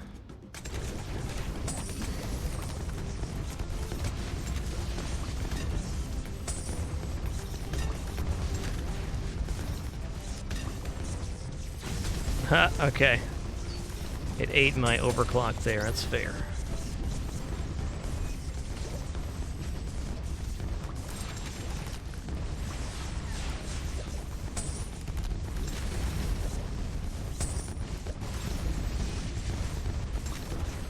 $263 changes the wave spawn. Thank you. What starts spawning at 263?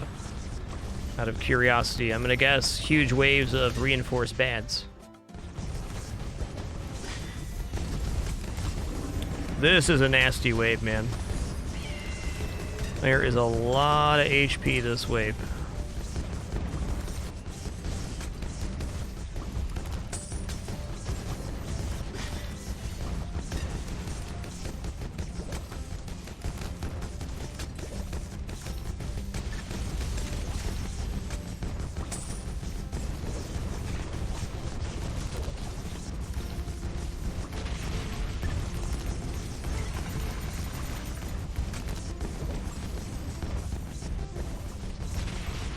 Okay, it's a little terrifying right now.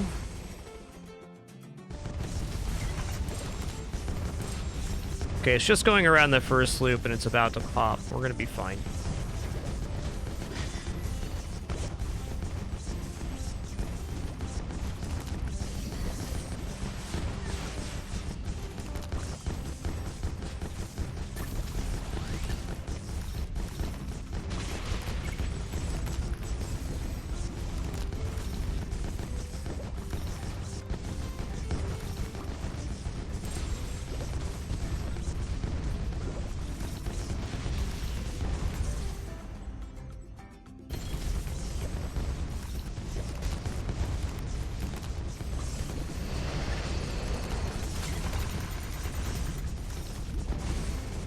We're good.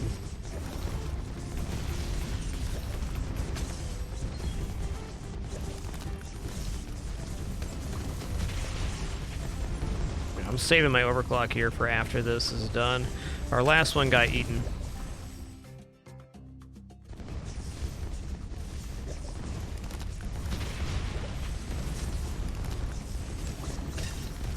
Awesome. Okay, are we 10 down on that? We are. Okay, after we hit the Dartling Gunner for the maximum overclock, what's our next overclock target?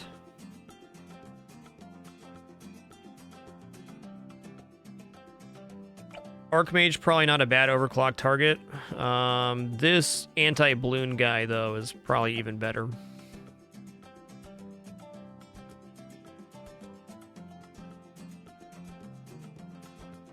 Oh no, Zico, I'm only level 75 or something like that with Monkey Knowledge. Swagger, thanks for 45 biggins. Enjoy your continued lurk. Alright, excuse me, very quick restroom break. I'll be back in a moment to take on wave 252.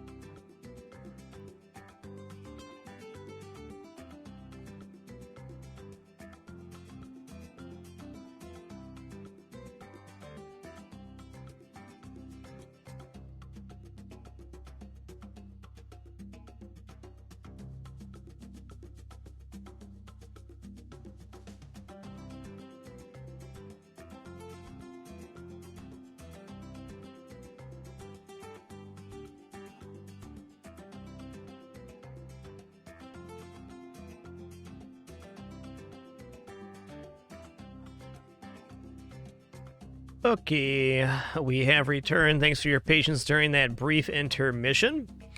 Okay, so we got, I'm debating on which super monkey I should overclock next. I actually think that this super monkey, the Legend of the Night, will be a higher priority target for overclocks. Now that this Spike Factory... Okay, this Darling Gunner needs one too. Scraggles, we used Benjamin on this one. He's up here in the corner somewhere. There he is.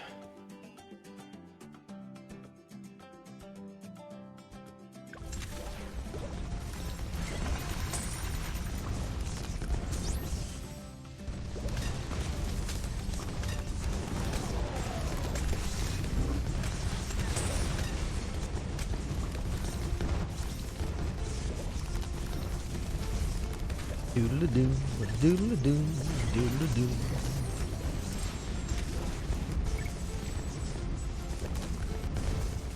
Alright, that's a pretty big train there. I'm going to drop the bomb on that. And I'm also going to use Homeland Security as they reach the circle here. Good.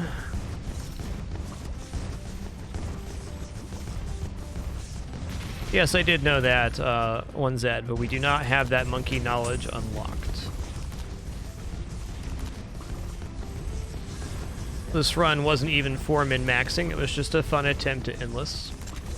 Don't have all the monkey knowledge or all of the things I would use on a run where I was trying for the highest. Just wanted to see what we could do.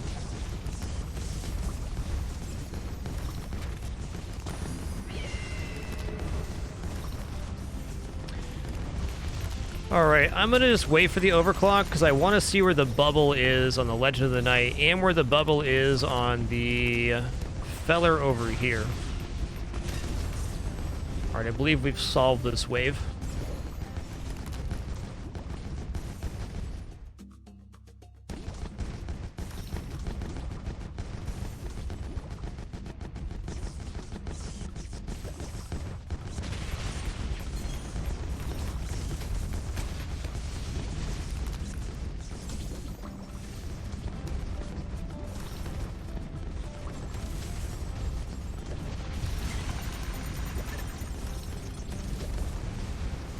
What's left here?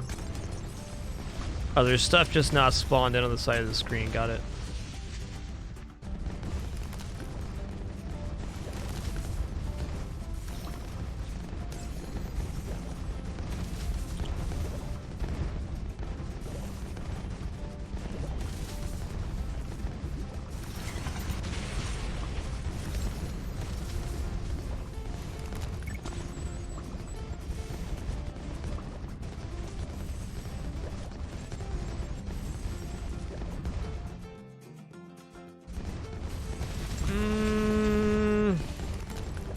Ah, it ate it. I thought I could sneak it in there since there was less stuff on screen. Oh well. Alright, this guy is my next overclock target. It looks like we're doing that in between rounds right now, or only at the start of rounds.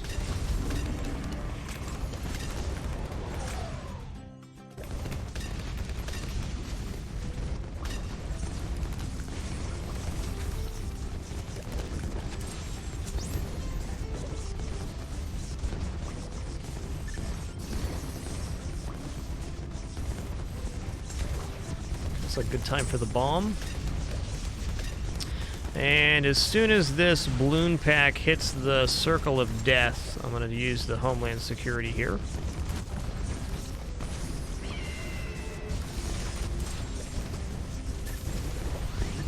Yes, this is the in-the-loop map. The 3 circles, one of them being water.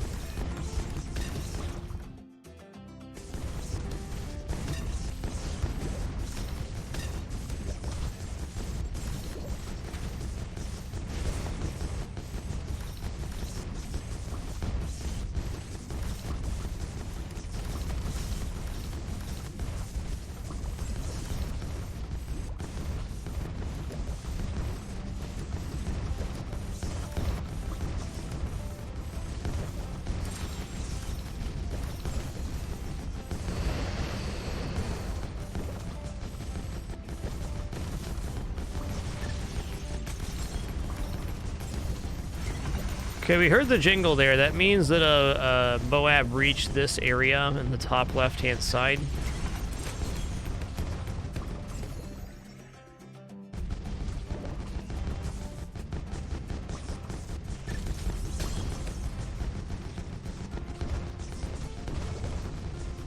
Alright, it's a little terrifying. I'll pop the terror here.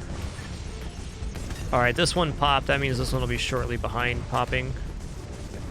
We good, we good.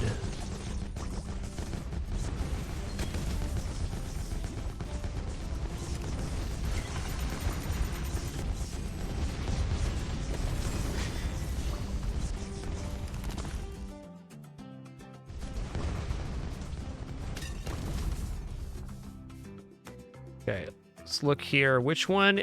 This one is the monkey. This one's the tech terror. And this one is getting the final upgrade here. Okay, 10 overclocks. Now we're going to start working on the Legend of the Night.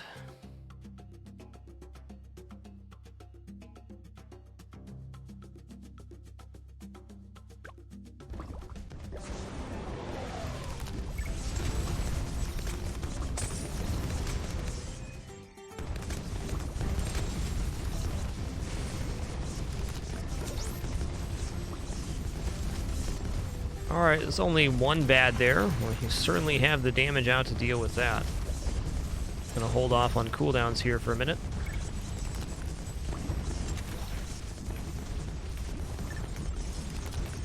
Okay, reinforced bads entering the playfield.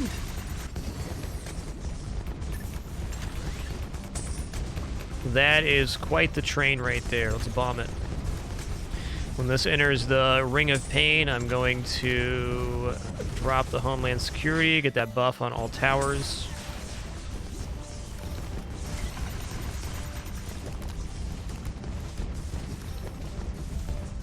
Probably a good call, don't shot. Having the main Moab, which we have on all of our snipers, is stopping stuff from entering the screen, and that does help reduce lag a bit. I'm unsure on these spike generators. I don't feel like that's a very laggy tower, but it is a lot of animation. I think no matter what you do, you're going to end up with a pretty laggy screen if you go endless.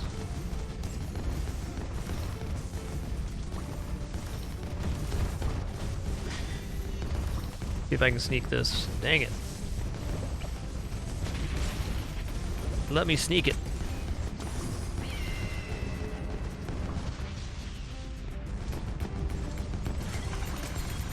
Okay, there's only a couple balloons left on screen. We're solid.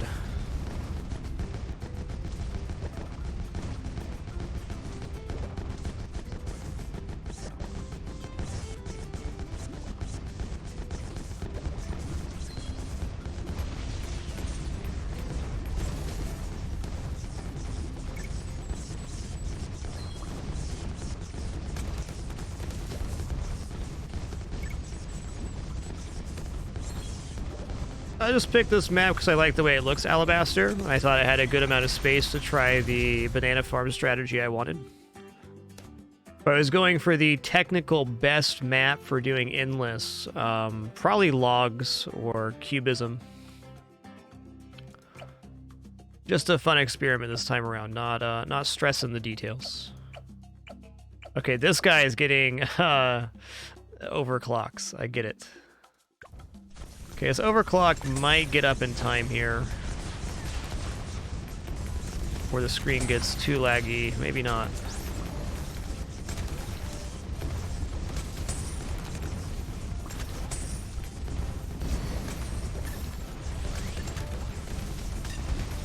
Well, yeah, this will be back up by the time the next round starts, so no regrets there.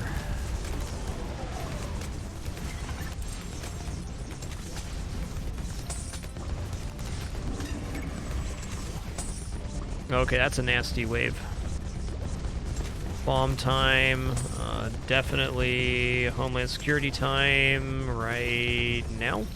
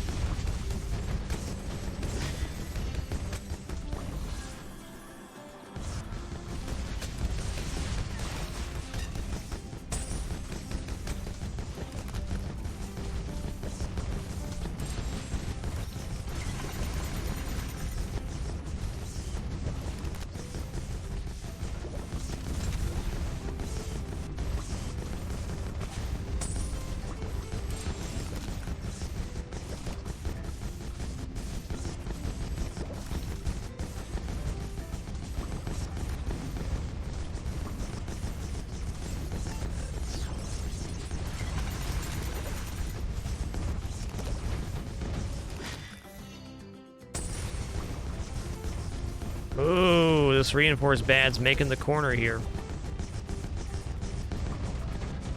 Hey, Wyatari, thanks for 68 months. Much appreciation.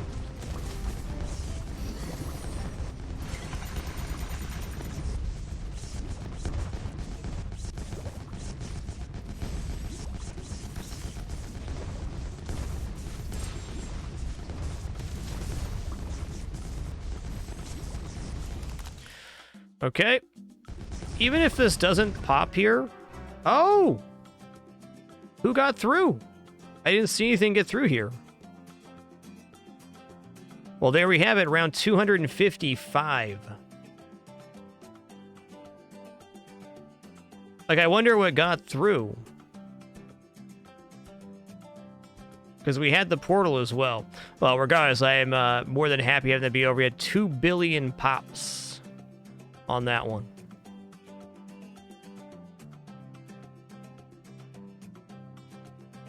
Awesome. I could build that build a little more efficient next time if I wanted to. I think it'll be quite a while before we do another endless, though.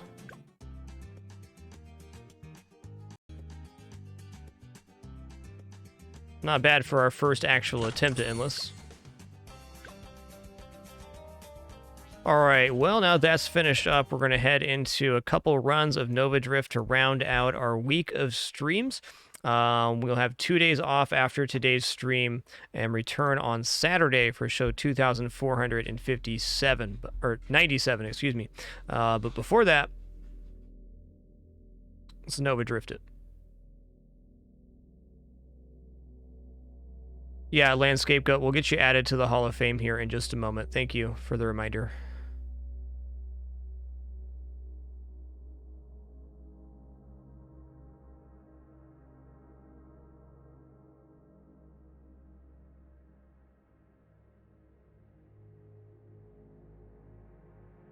Balloon Master Alchemist was the highest popper there, though I think the Overclock Engineer Monkey was the actual MVP because he was boosting the other towers by 66%.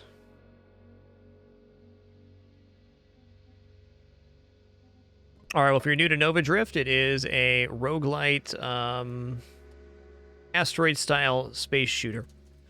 It has a series of boons you take to improve your ship. The first 3 we're going to take here will be our ship type, shield, and weapon.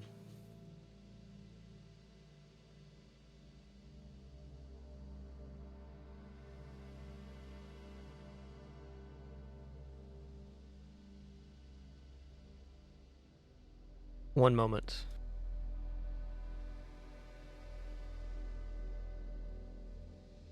Okay. Prixie will get you here in a minute, Scapegoat.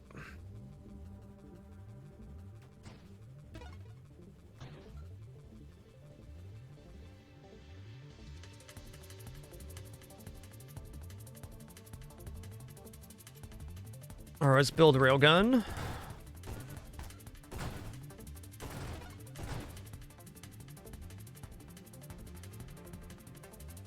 I'm gonna go for amp railgun. Let's keep it beefy.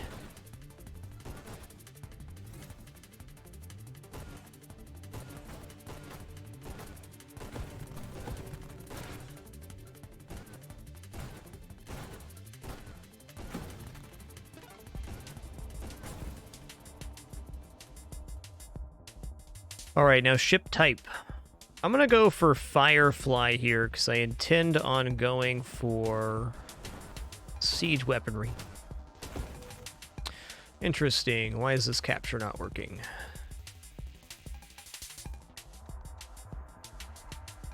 Okay.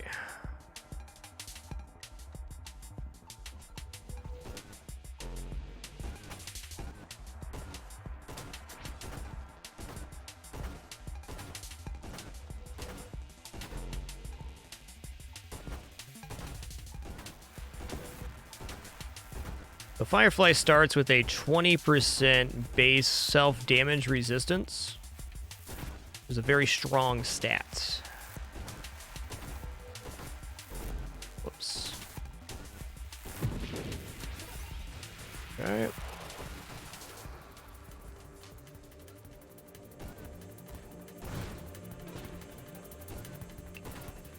Gonna try to save up here for the attraction super mod.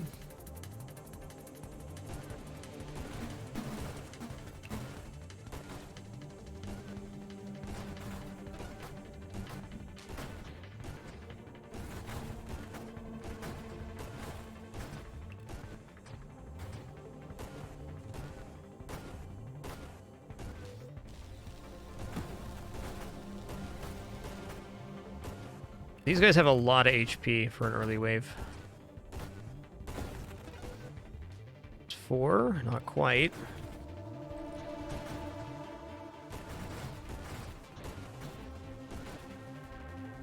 Five now.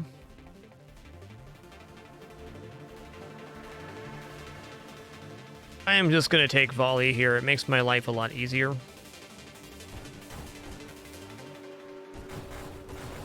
Now we have 3 projectiles instead of 1. Yikes, dude. Okay, this is a problem.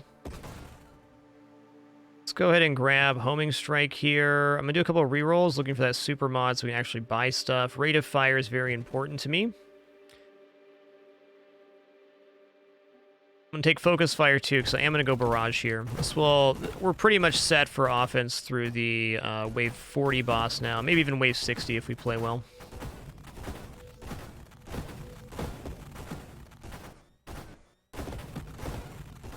Feeling pretty good for not having taken any velocity yet. Railgun scales damage directly off of velocity. 4 rerolls Doomrick to have that. Okay, let's see here. Magnitude and payload are both pretty good, but if we're not going to go charge shot, I could actually do this. This could be a 45% weapon damage down in total overall. I don't think we can afford this Winnow.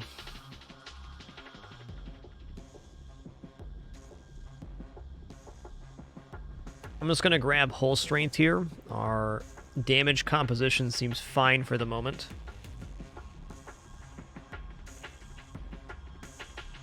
I'll do a reroll. I'm going to go for Magnitude.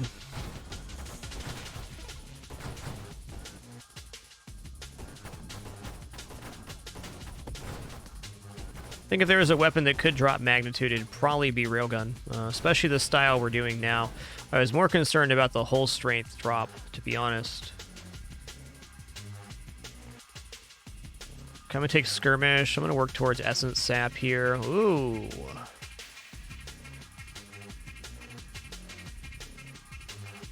Okay, I'm going to take Defiance. This has a lot of stuff we want on it. Not just the self-damage, but the resistance to mobility-reducing stuff is very relevant once we end up getting siege weaponry going on this one.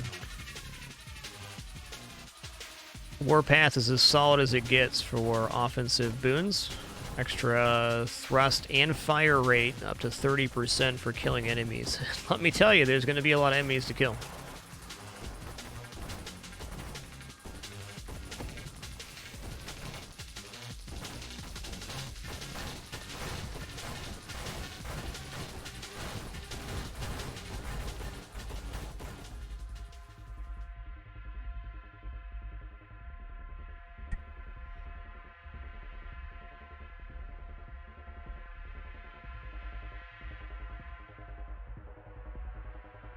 I'm gonna do a reroll here too. Ooh. Maybe not.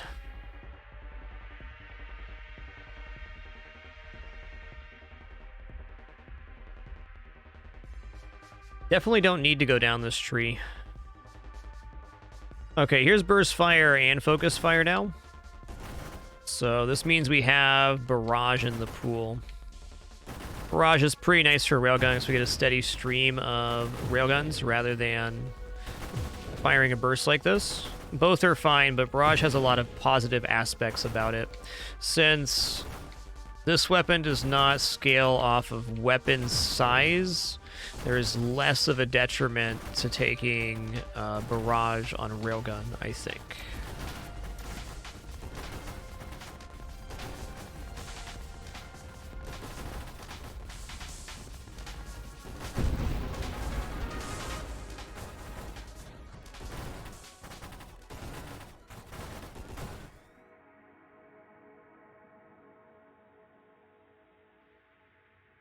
We take Siege after we get Terminate.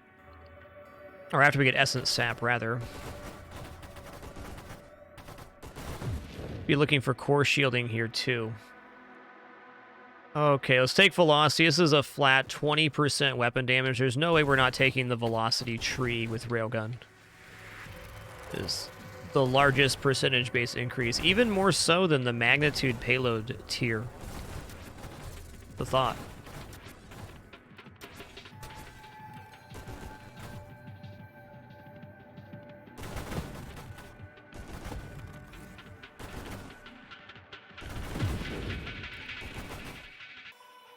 That's true, Nomad. There is some benefits to size on a railgun. I agree.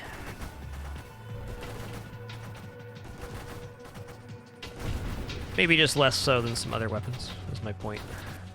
Like, darts like weapon size a lot. Barrage very good on darts, too, though. Alright, I'm going to take another Defiance. This is an additional plating and more self-damage resistance. I know where this build is going. It's a matter of if we're going to get there or not. This is looking like a positively splendid Winnow.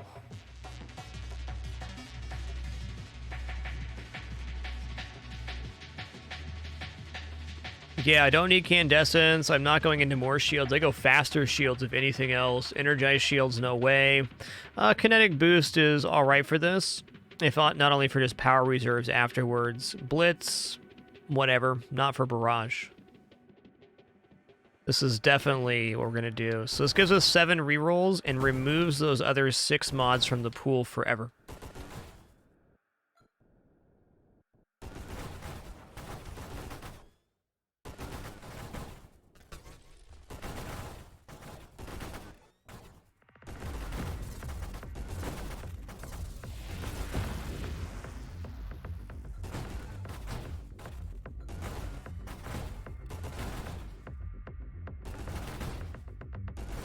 I think the size down is just as important as the banish on Winnow. 7% size down seems minimal, but it's good.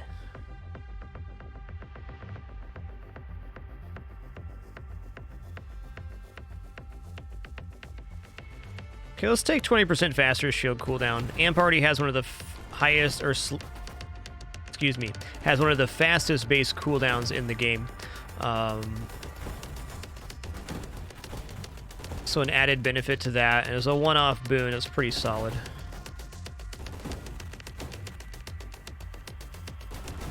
Maybe there's like room for discharge or something in a build like this. Okay, let's take Barrage while we're see it right now. So this gives us +1 projectile and plus 25% projectiles. So if we can get 1 or 2 more projectiles here, we're gonna be firing a lot faster. But this will still be very adequate for wave clear, and we're not going to see Barrage again.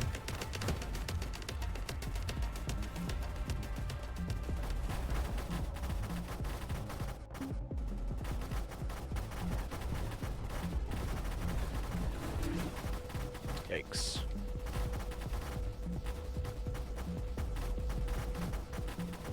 Damage is lower than I would have liked right now. It's alright. Gonna get in here and use the muzzle flash damage. Alright, minus rate of fire is tough, but plus 30% weapon damage more than makes up for that.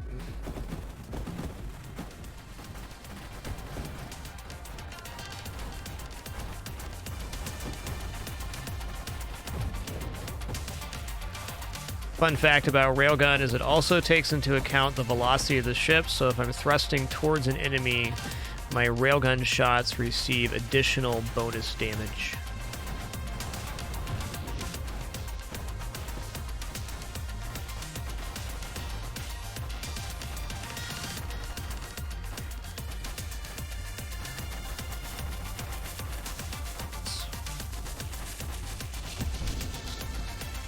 Big bada boom.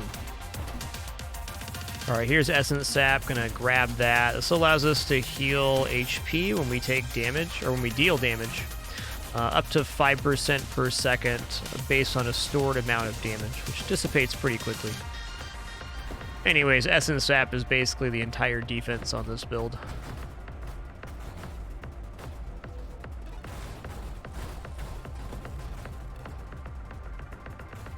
No, Gibble. I personally do not frequently use the additional thrust bonus damage on Railgun. It's just something that exists and does provide bonus damage because you're moving around the screen.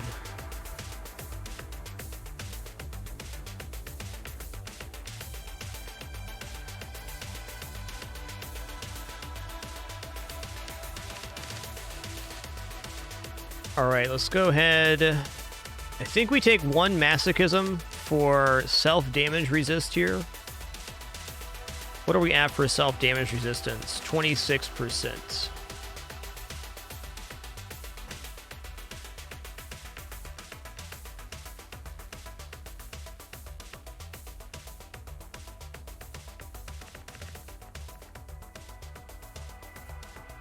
I want to roll here.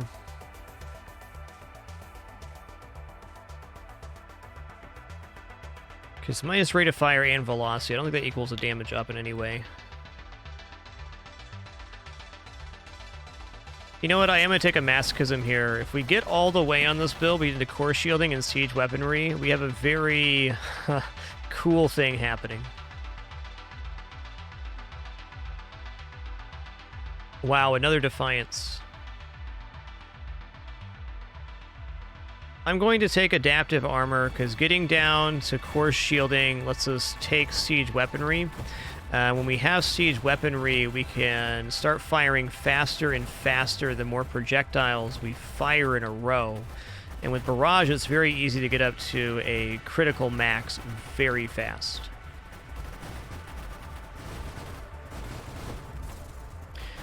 I very possibly should have taken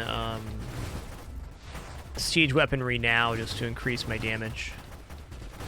Damage is pretty mediocre style.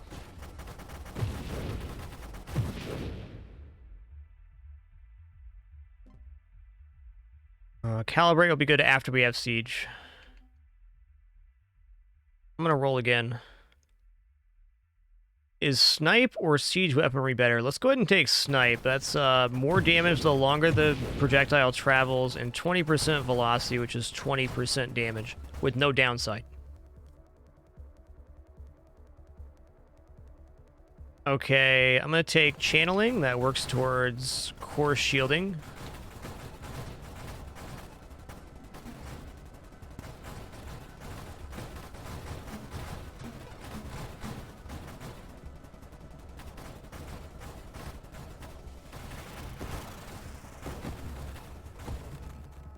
Core shielding. All right, we are very ready for siege weaponry now.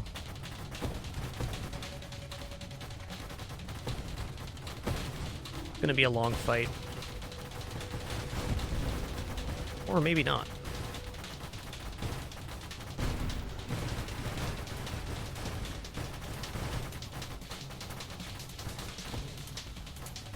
Wow, snipe helped a lot.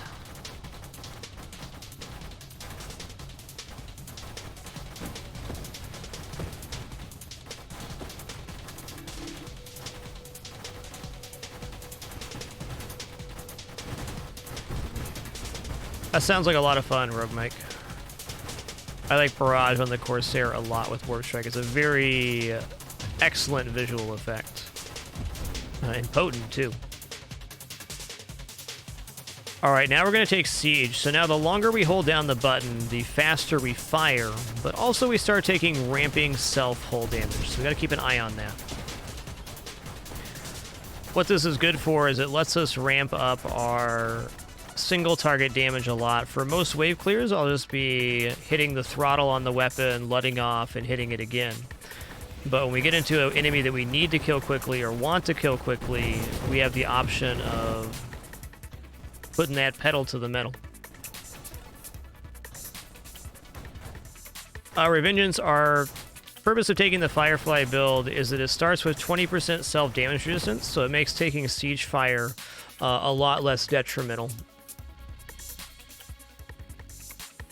Also, it starts at 140 thrust, so you can not get this boon and a couple others.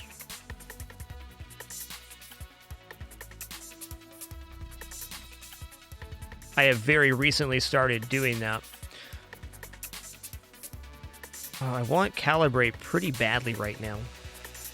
Okay, so once we add Calibrate in with Siege Fire, we can get Saturation Fire. Calibration increases the velocity of the railgun, which is damage. And if we get Saturation Fire, we're calibrating the longer we hold down fire. So our weapon becomes more powerful the longer we're holding down siege, and a lot more powerful. So we are Saturation Fire away from that combo being completed. If we can get just like one Twin Strike, another projectile or something, it's runs in a very beautiful place.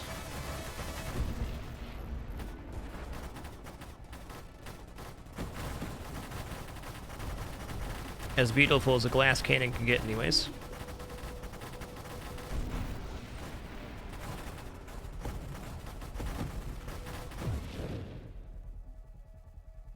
I'm gonna do some rolls here, because Saturation Fire is just, like, immense. Okay, I'll take Plating. One of the dangers of Siege Fire is it reduces your thrust by 90% while you're firing, so we do have to be drift or be very stationary while we fire.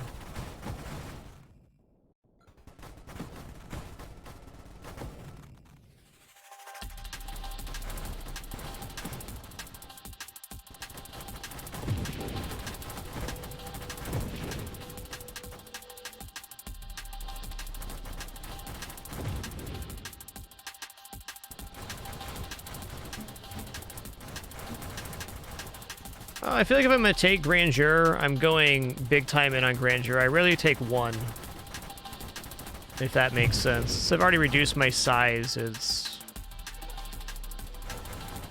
It'd be fine here.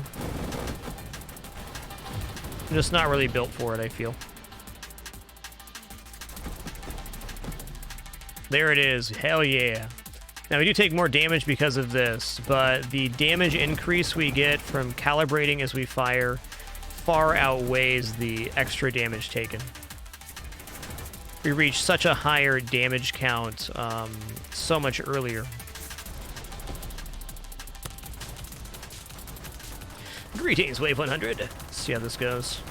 Gotta watch my HP here, too. Yeah.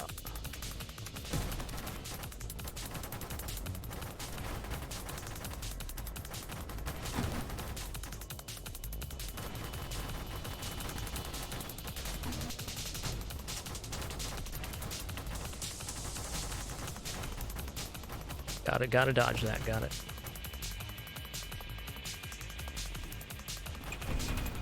Big bada boom.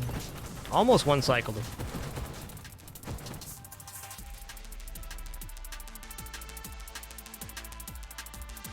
You know what? Railgun does have blast radius. Since our barrage is diminished a bit, I think I roll here.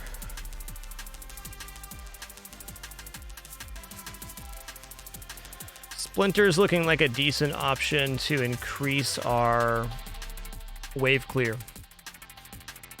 Just had a thought about this that I'd never thought about before. The minus fire rate here isn't completely negated by Siege Fire, but since Siege Fire has a ceiling of how much damage we'll start taking where we have to let go of the button, I don't think our damage is actually reduced very much for the minus 15% fire rate since we're gaining fire rate with Siege Fire. If that makes sense.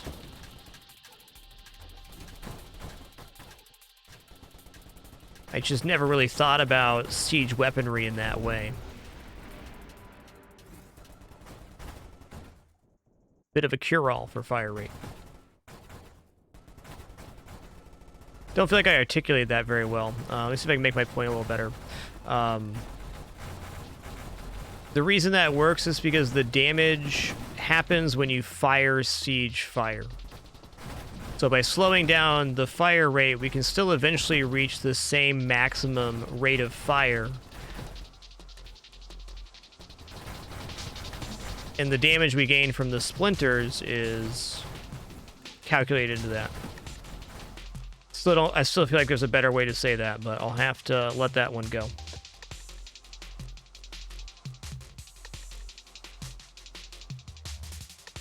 Let's read here. You take ramping self-hull damage when you fire your weapon consecutively. Your total rate of fire increases each time you fire consecutively. So the faster your fire rate is, the faster you reach maximum possible damage. I think I'm going to take Transmogrification here. We are down to 2 rerolls, and all of the recursive mods we can take right now would be quite good.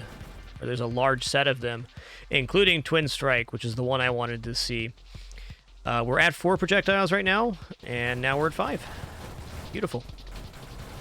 Every projectile added into Barrage increases the fire rate.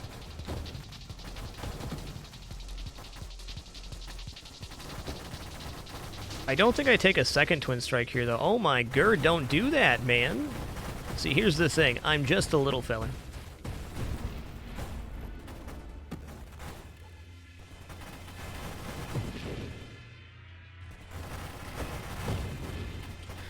Yeah, I think one more Twin Strike at most. For that exact same reason I just talked about. It's just making our siege weaponry get to that unbearable damage a little bit faster. Okay. Slipstream's very interesting to me here. I think we can afford the minus friction, and since we have the minus fire rate while... or minus thrust rate while firing, this allows us to drift for a little bit longer so we can boost into a longer siege weaponry. Plus, who doesn't like damage?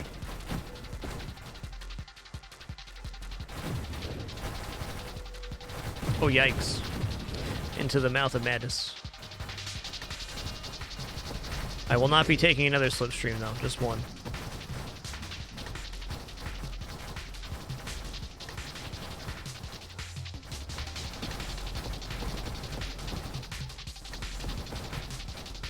What's the take we want here? I think Force Armor is the best defensive.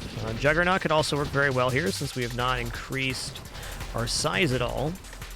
More HP is more siege weaponry, also more Essence Sap healing. Well, if you're going to twist my arm there, game, I'll take a second Twin Strike. First 2 we've seen this build.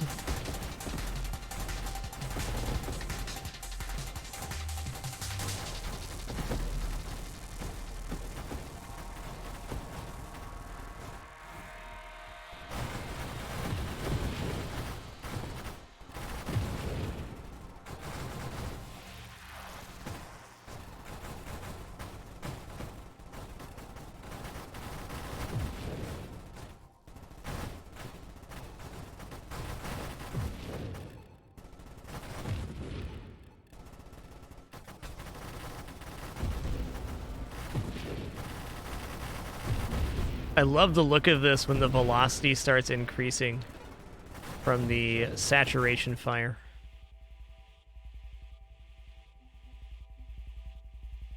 Like, legit, Drone Specialist is a one-off? Okay.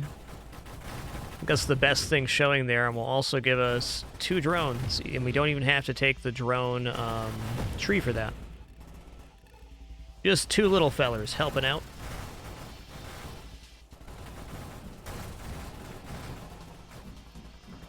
Even the little tiny drone can absorb a very large projectile too, so might just want to look at that as having an orbital.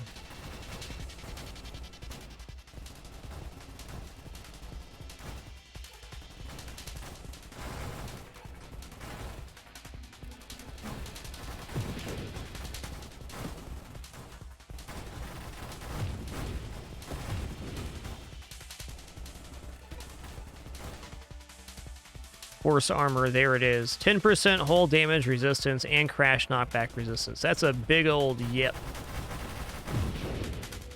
That 10% hull damage resistance is flat, so that also includes siege weaponry. Might as well be 10% self-damage resistance in that case.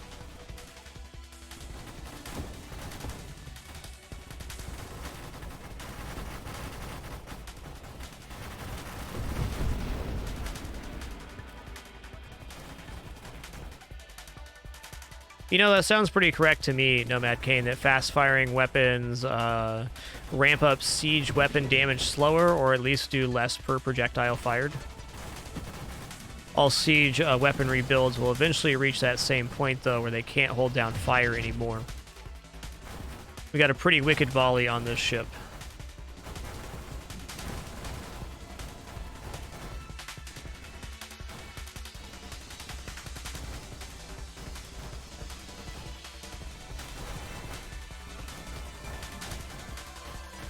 Thinking about my previous experience using siege weaponry with like flak and stuff, I think you're spot on with that, how that works. Warp Strike is not in the cards in this build because we did not go down the thrust route. That was one of the things we did because we took the Firefly ship. Basically, Splinter is my wave clear at this moment.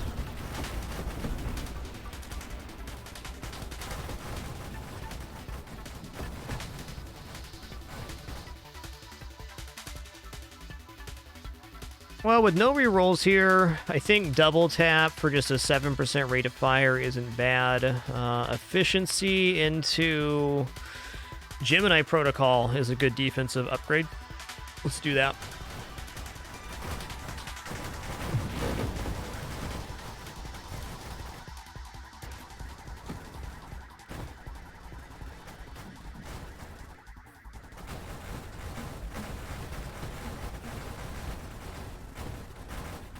Love clearing that wave.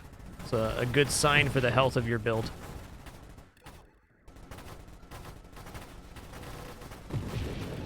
Yikes.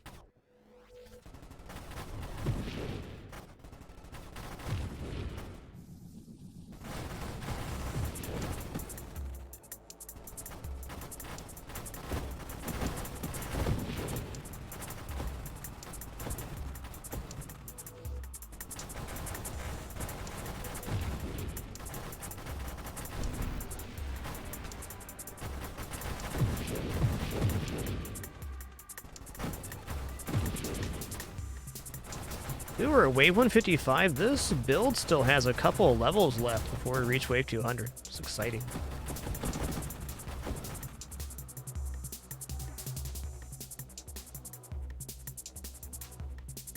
I legit think Juggernaut might be better than Gemini Protocol at this moment. 20% maximum hull means our Essence Sap heals for more, since Essence Sap is percentage based. The higher your maximum hull, the more work it can do. What's at the end of the Gemini Protocol one? Regression. I'm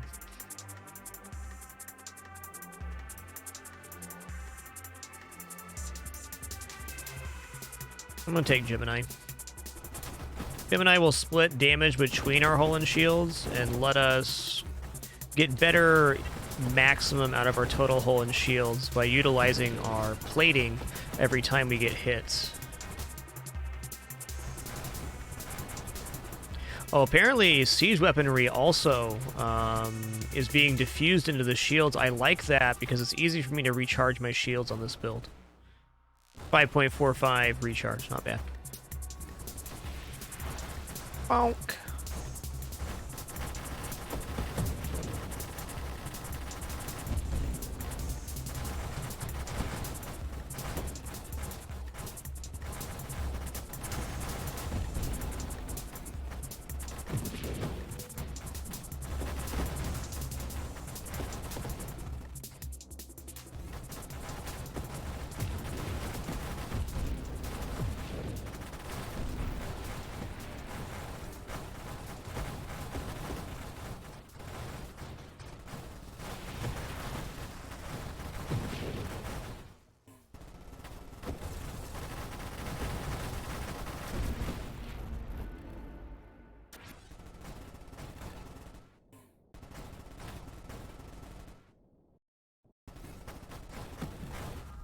This ship has to worry about wave 200 right now, and after that, the spawns get nuts.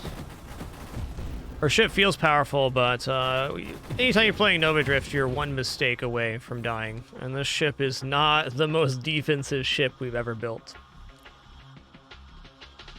Okay, I'm going to take a Masochism here. Now, it's another 8% damage resistance. We're now at 64% self-damage resistance.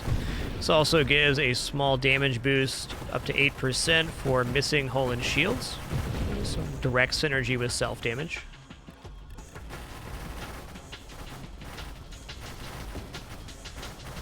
Oh, snap.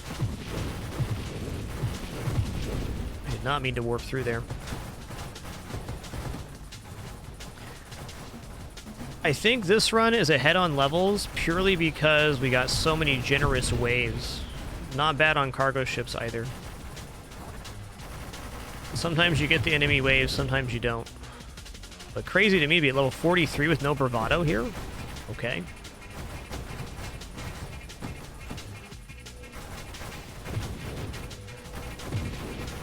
Vorla, this is Barrage Railgun.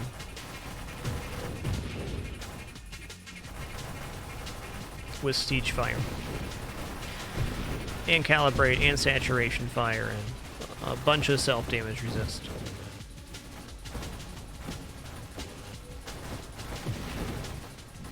You know, I really like Warp Strike, but I think I like Firefly for this build way more than having Warp Strike.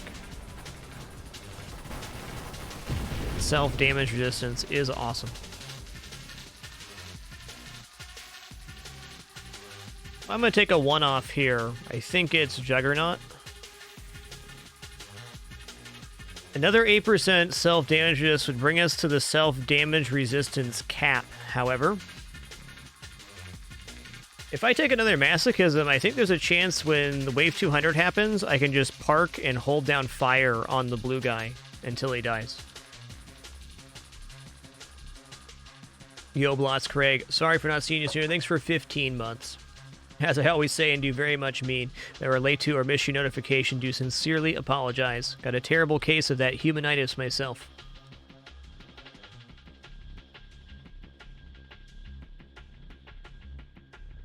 Just thank you for the most important thing, which is the time you're choosing to spend here right now. I was grateful to share this time and place. We have a couple days off coming up on Thursday and Friday, but our next set of streams, we're going to roll over 2,500 shows here on Twitch.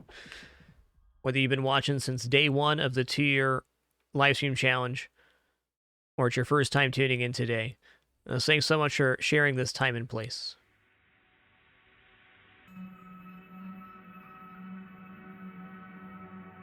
Yo, Extrusive, thanks for 22, dude. Thank you. Okay, I'm going to take this second Masochism for 70% self-damage resist. This might be my highest ever self-damage resist. 70%.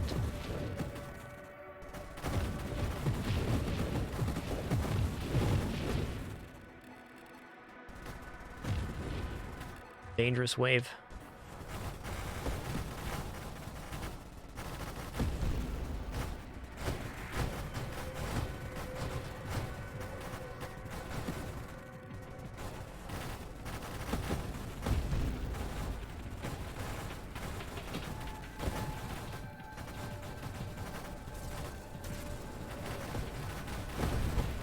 Where do I want to be when Wave 200 enters?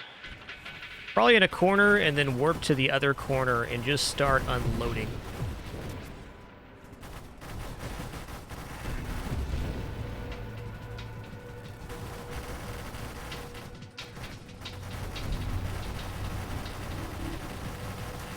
Oh, those projectiles are really nasty. Okay. Don't get hit by the red projectiles, by the way. Singularity detected? I don't know, man. Here's Wave 200. Oh, the singularity stays? This is bad. This is bad. Wait, did he get destroyed by that? Hold on. Hold on. Oh, no. No. I'm dead, I think. Yes, I'm dead. Okay, I learned something on that attempt. It was real weird because there was a singularity at the start of Wave 200 that killed the red guy in the singularity. Since he spawns a singularity as part of his attack pattern, I was not expecting him to die there to the center. Next time a similar situation happens, I'm gonna pop over to one side and just use the up and down axis to dodge the railgun. But that one caught me off guard. Okay, let's go ahead and do one more. That build was very capable of beating Wave 200. That's the first time I built that build where I felt like it was finished the way I want. So it was a nice feel.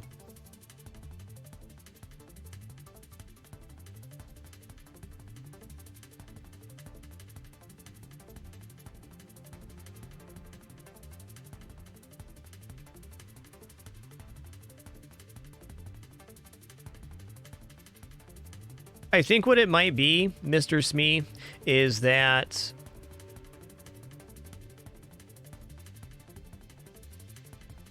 the red feller becomes immune to singularities while he has that animation where the orbs are surrounding him, and he's got the crisscrosses going on. I think he might be immune then, because that's when the singularity normally appears. But when he's in his normal form, he's not protected. Just a guess. Though I've also had Wave 200s where the singularity disappeared as the wave started. So there was something going on there.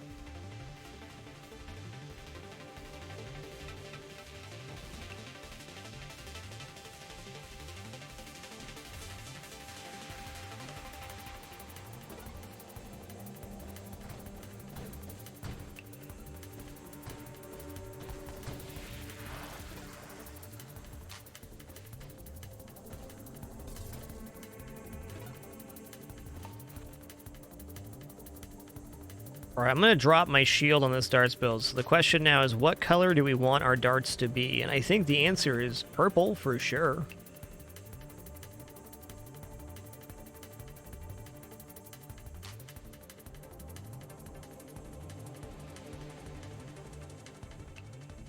Yes, Wolf, but he's also immune to the pull of his singularity while that animation is happening, which is why that was my guess.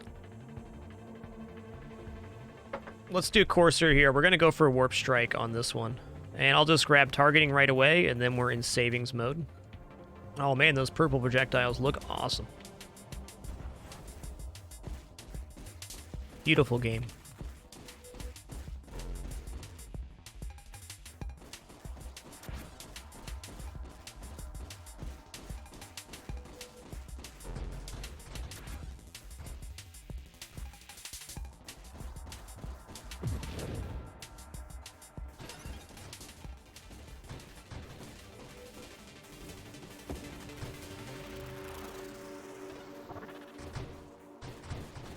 Nice boost. So the first thing we're looking for here is anything that works into Warp Strike. So we're going down the thrust into blink, and we also want velocity snipe. This can make things a little awkward here in the beginning, but we'll get there. There's velocity, gonna take it. Definitely going to take homing strike here. This is 2 extra projectiles. They are of diminished capacity, but darts scale off of how many darts are stuck in the enemy, so that is cool. So great for clearing little waves. Snipe, I'm in. Now we have super fast darts. Darts do not scale off of velocity, but that's a helpful stat when we're talking about getting warp strike later. Or possibly if I don't die here.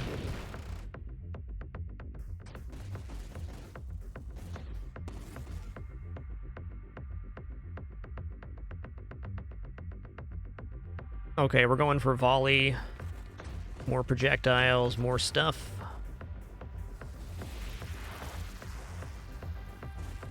Courser is one ship you can get away without taking volley on darts and go for very big darts.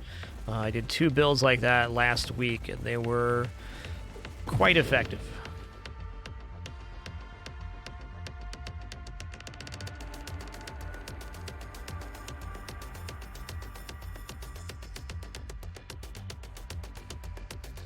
Let's take magnitude, big damage increase.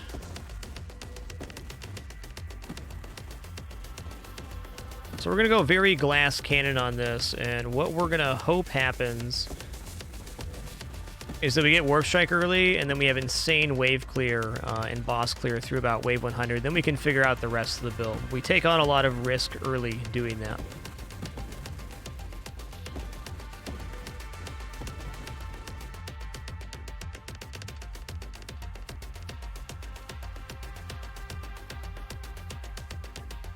Every time I take Convergence, I say I don't feel it felt very good on this build. This is part of our dropping our shields. Don't need to yet. Okay.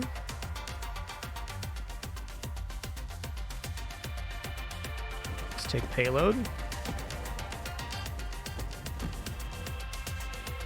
Whoa, whoa, whoa, whoa.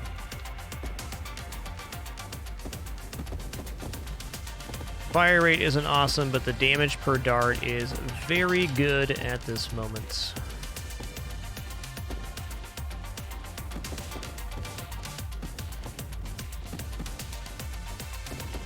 Oh, that wave timed out. Scary.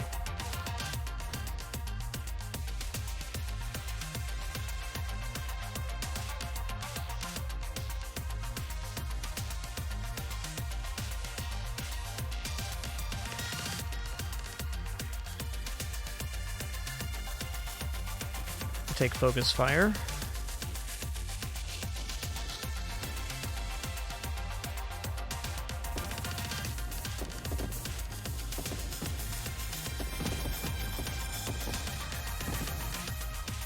Okay, I'm going to take thrusters here. Rate of fire was very tempting there. But our immediate goal is to get to the ability to have Warp Strike. I'm going to take Streamline here. We're going to be not very tanky on this build, but we will be small and swift.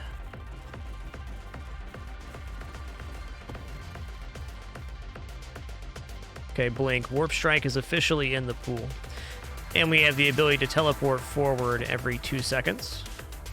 That's handy. The white ring is where we will teleport to, and that is affected by our current maximum thrust, which right now is at 175, I think. Wow. We speedy.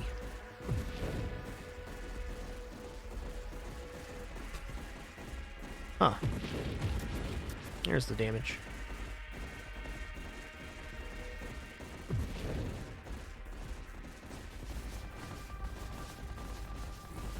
Yikes.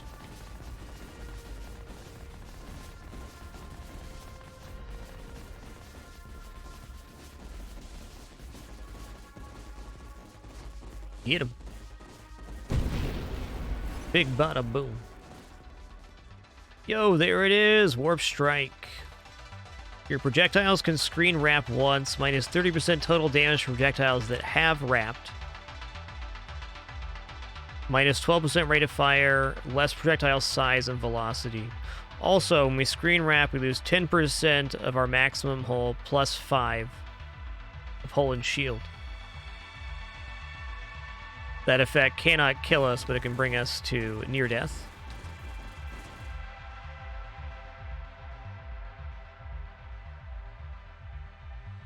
We'll take Candescence. I can't afford another fire rate down now. I need to get into the fire rate pool, get some warpath, and just basic fire rate up going.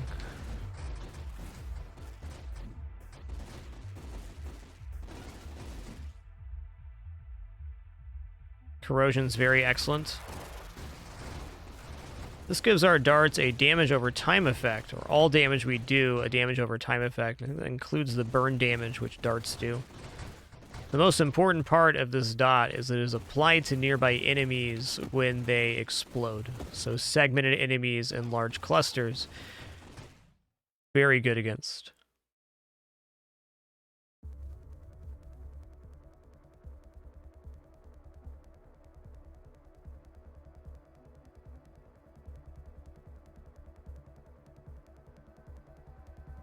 I feel like Essence Sap is not going to be our savior on this build.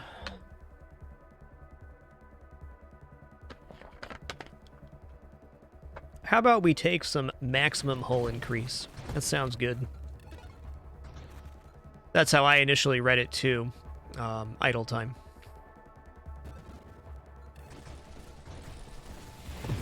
Yikes.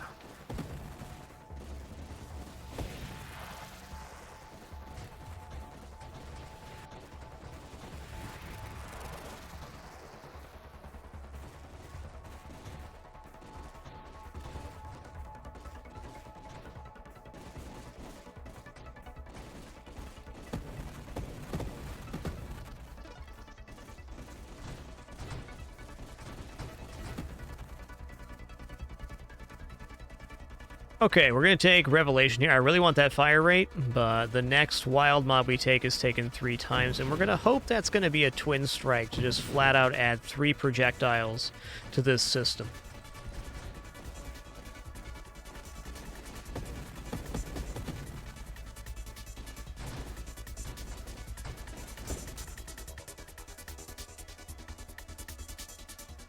Okay.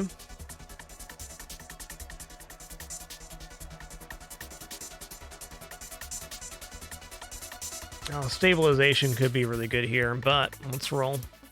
Yeah, this is what we really need. Rapid fire into Warpath makes this really sing.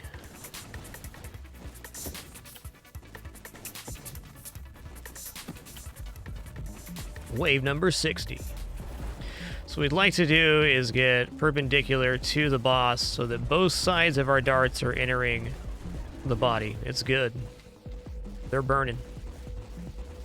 It's spicy. It's pepper.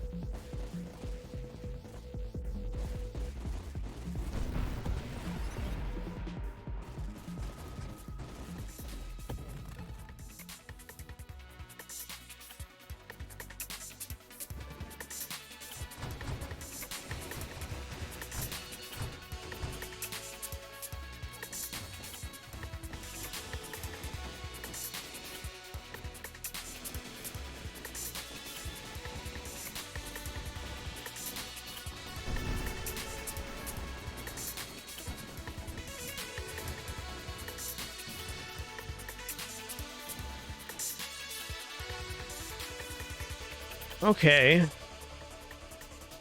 Yeah, we'll take Burst Fire here. This is damage up right now, and when we get Barrage, I really enjoy the effect of Barrage Warp Strike on the Corsair. Or Courser, excuse me. Words are tough, dude.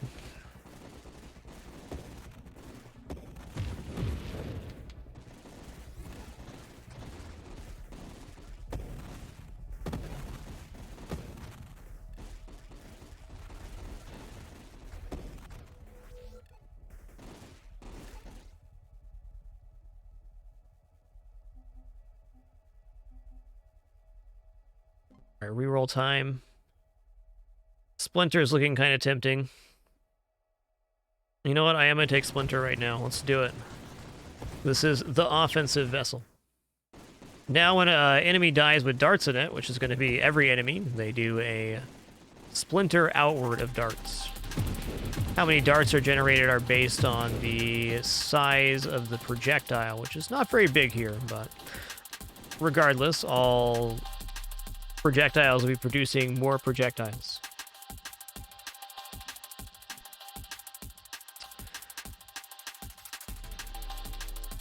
I'm going to take Mastery, so the Barrage has a higher chance of showing up, though I think Warpath was the better single increase. Convergence is fine here, but it's probably... Every time, let me start over. Every time I take Convergence with darts, I feel like it didn't actually help that much. The minus projectile size and fire rate down does slow the offense down. With Barrage, though, maybe it is worth it.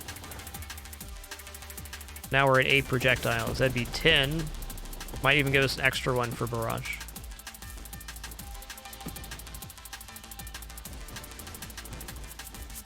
Yeah, gotta be tough being an enemy warping into this sector. That's it's not a good feel. It's a very spicy time.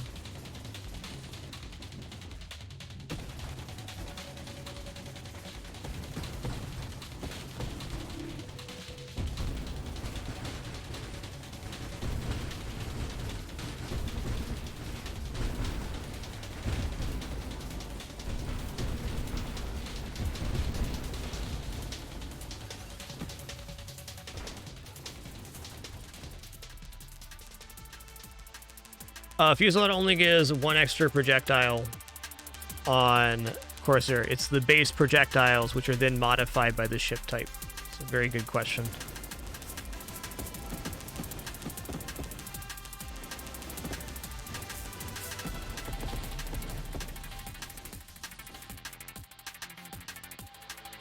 So this would actually give us 2 projectiles right now.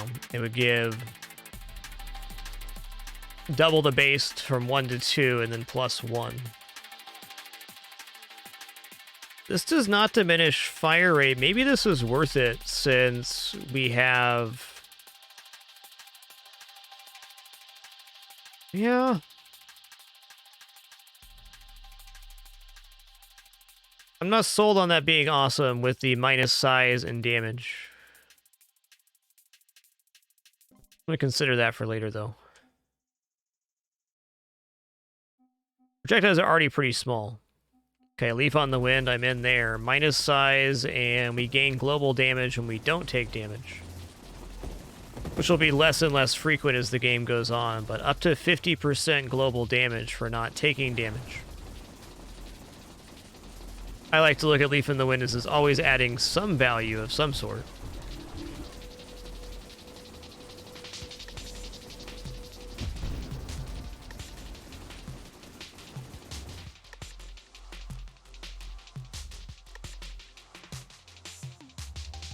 Okay, we're pretty small right now. We could take triple Grandeur and gain 6 levels at this moment. I think that might not be bad.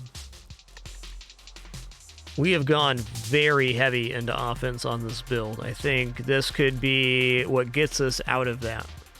Let's assume that 2 of the levels here is going to be stabilization and agility, since we're losing 12% rotation speed.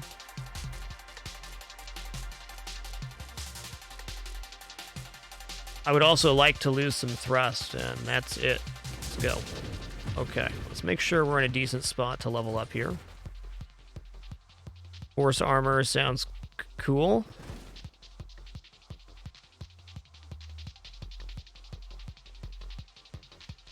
If I add Essence Sap, Siege Weaponry is a way this can ramp. I'm going to roll here.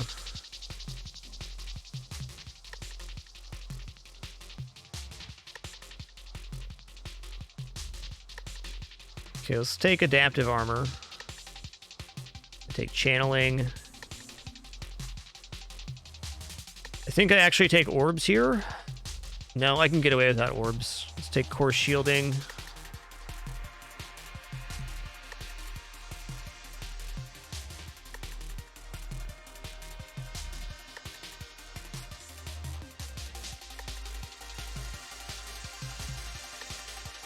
Choices.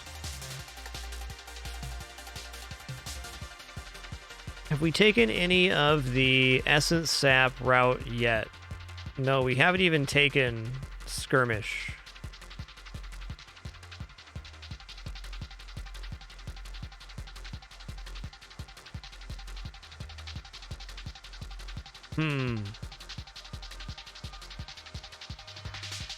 Dude, Red Josh, thanks so much for 28 months. What a great stream it's been.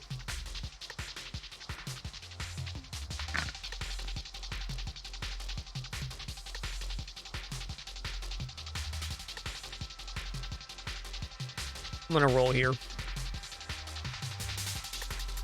Purge is interesting. Oh boy.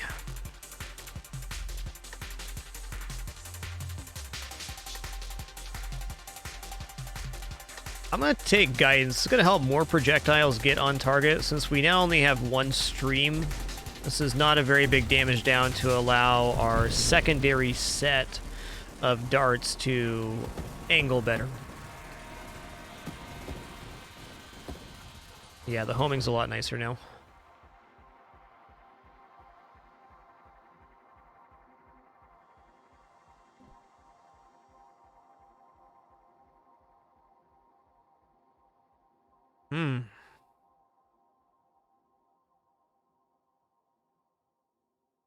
I'm gonna take a Slipstream.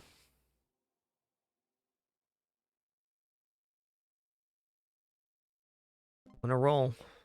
Okay, I'm gonna take regeneration here because I have to build something to be able to escalate. And it looks like Essence Sap is not it on this run.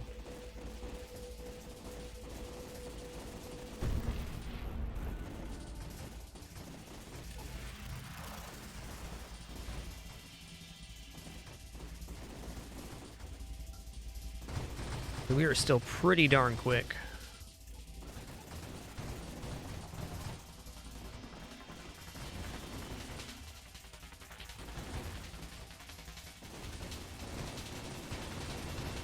Poppity pop pop.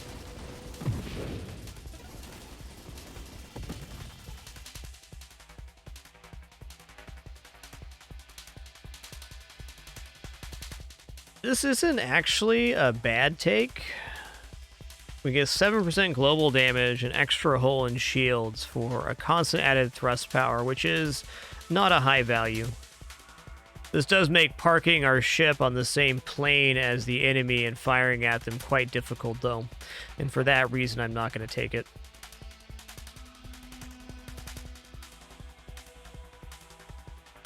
Well, efficiency won't hurt. And let go of fire to gain some shield cooldown and HP as well.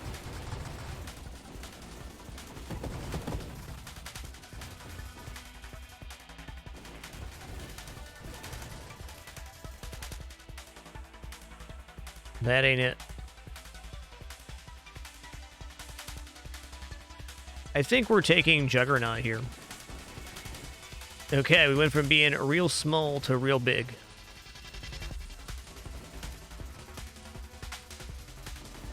Definitely okay with tanking up now that we have the core of the build made.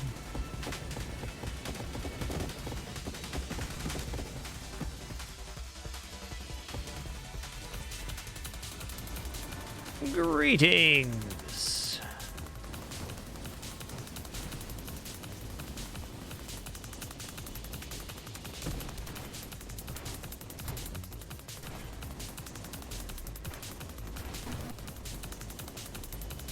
You're done, my man. Toasted.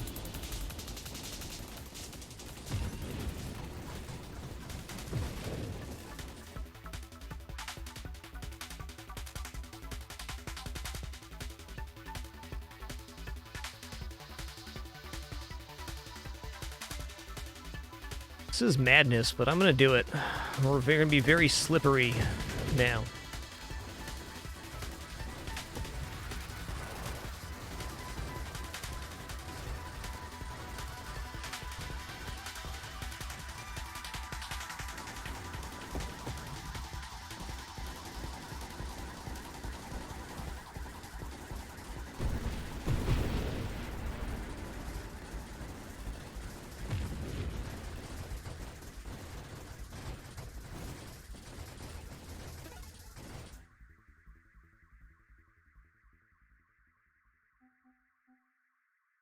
Okay, let's take transmogrification here.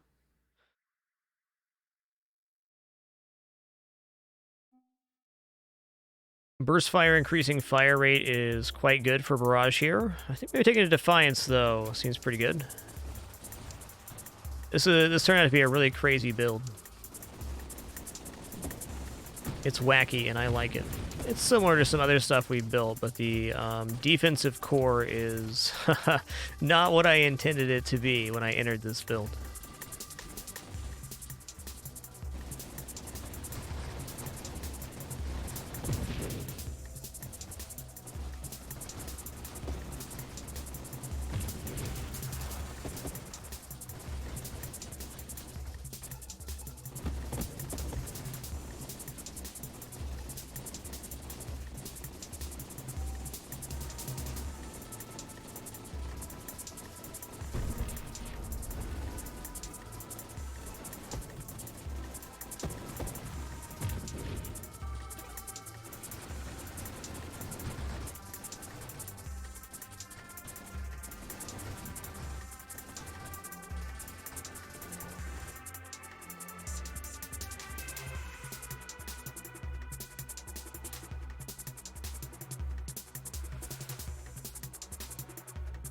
feel like somehow hyper metabolism actually works pretty good here.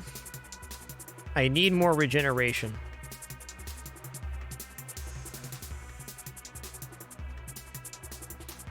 Yes. It also activates things that work while we're damaged, like adrenal module, which we don't have right now, and the masochism we do.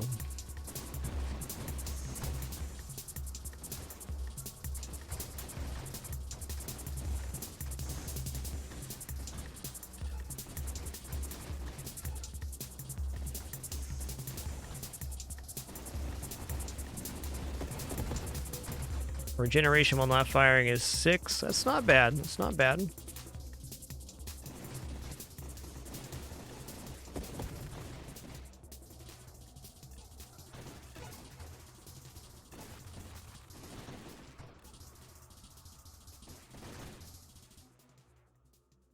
Okay.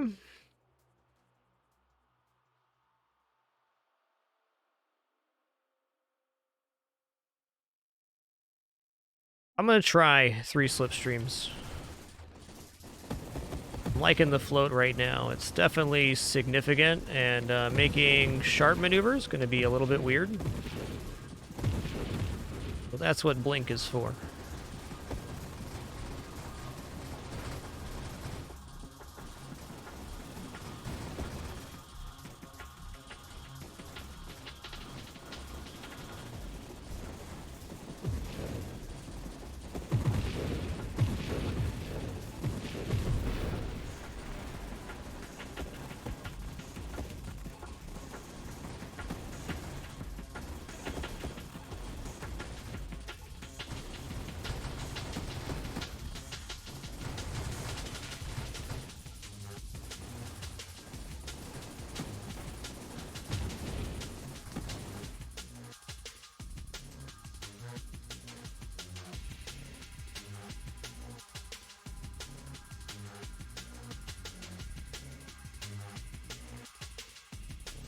I think it's time to take this and see if it works. So I'm currently at 8 projectiles. This will take me to 10, which I think with the 25% bonus on barrage was going to bring us higher. It didn't. It's all good. The lower velocity here increases homing even more. I doubt that was a damage up, but I don't feel like it was a big damage down. Heavy caliber adds weapon recoil, and on the Courser that is like a small thrust forward. So we would lose the ability to hold still and fire, which is what I want right now.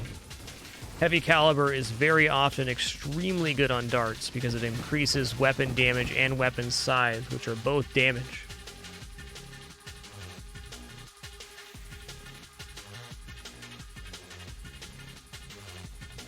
I mean,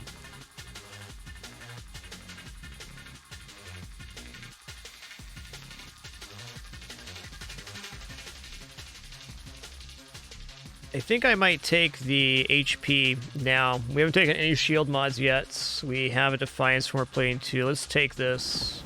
We now actually have the ability to regenerate hull. Something like siege weaponry could work now. Man, that regeneration rate is actually pretty decent. 11.69 while I'm not firing. All right.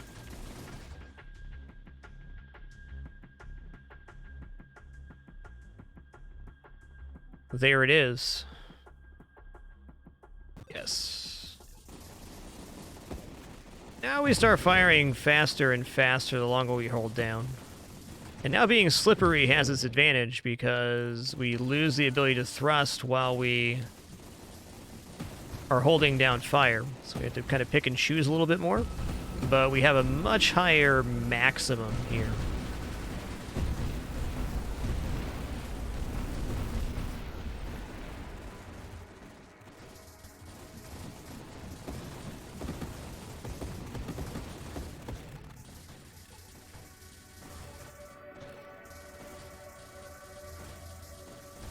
Wow, it gets out of control pretty fast.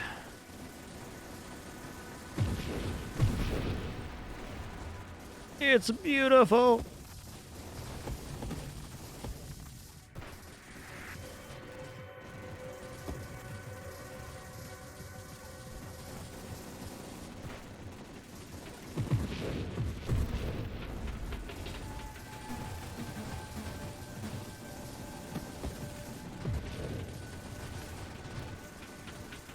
All right, what's next? I mean,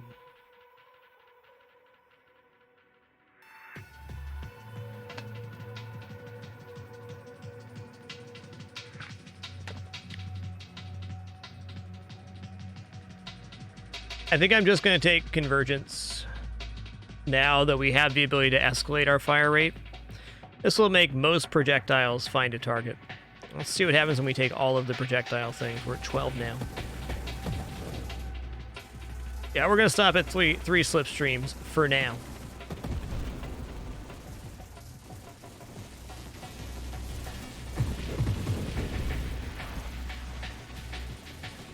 I still think we could probably afford quite a few things. Oh, those are so pretty. Again, I'm going to say I took Convergence. I don't think it actually helped that much, though I don't think it hurts. And it sure is beautiful.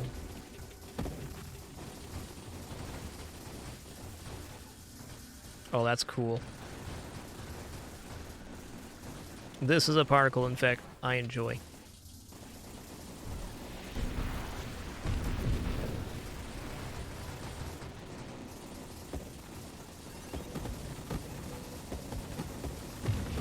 Cruising.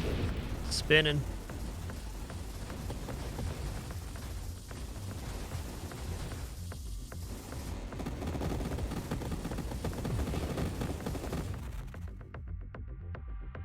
Hey, Adrenal Module, yes. I do want more global damage the more damaged I am.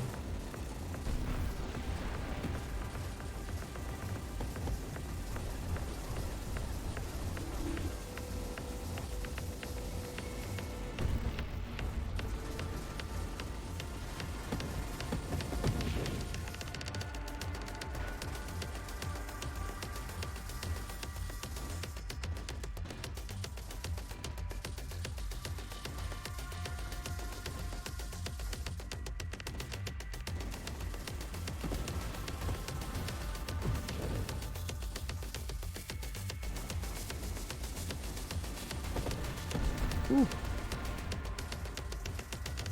Spicy bully.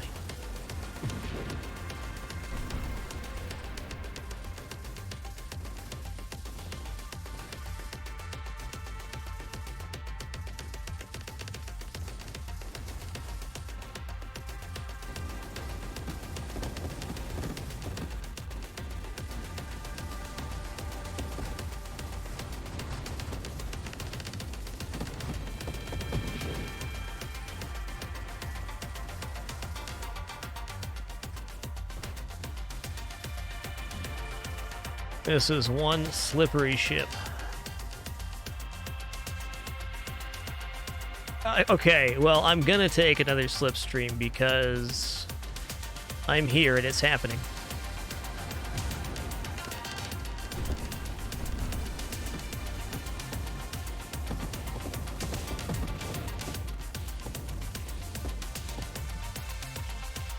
Okay, global damage total 199%. So we're at a 128 base modifier, and I'm guessing Leaf in the Wind's going ham right now.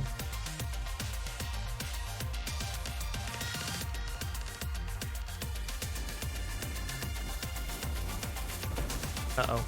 I don't want to be here.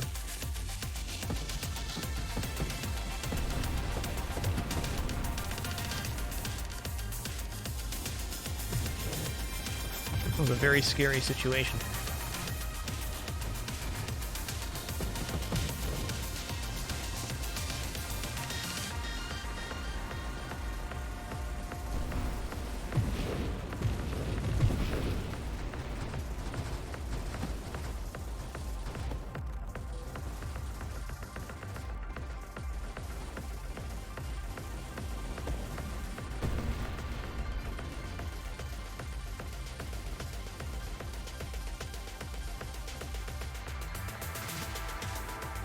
You know, I gotta say, for only one hype metabolism, I'm digging the regeneration here. It feels very comparable to Essence Sap, which I've been using a lot. Of course, a Darts build would love to have Terminate. That'd be a big damage increase, but we're without it. We probably could have dropped Mucilade and Convergence this build to make room for Essence Sap, or at least make room for Terminate.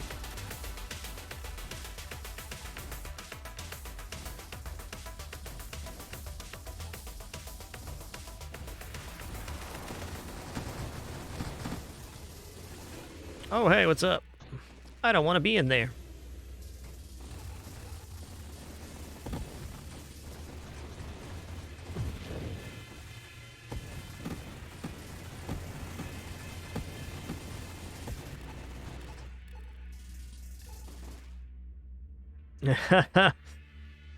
Okay, I'll take another one.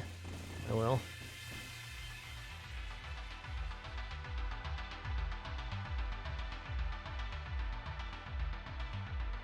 Are we like any of this stuff?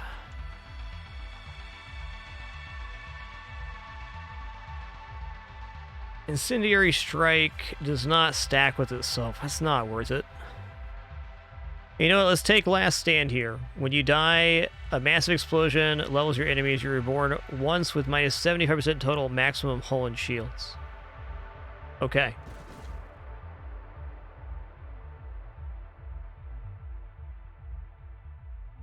Okay, I'm going to take Skirmish, because if we get another level, which is unlikely, but possible, I will have a chance of getting Terminate, which should essentially be a 12% damage up.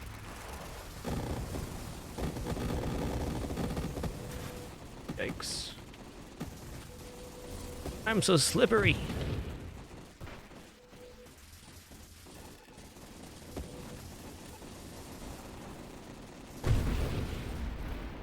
Wave 200. Hey, I don't want to be here. Wave 200. Oh, no. No, no, no, no, no.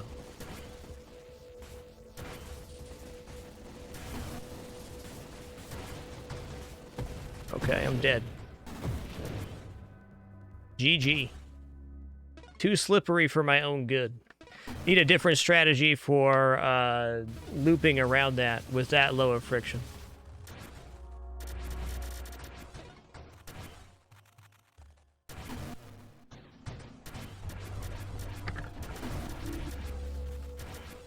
I think our regeneration could overcome Warp Strike if we used a strategy that going back and forth between the barriers. The real problem with the movement on that build was the siege weaponry reducing thrust by 90%. So I think that same build, but without siege weaponry, would be able to maneuver a lot better. Because I was okay when I wasn't firing with tapping the thrust to counteract the slip to stop in a single point. But when I didn't have the ability to thrust on top of that, it was a difficult combination.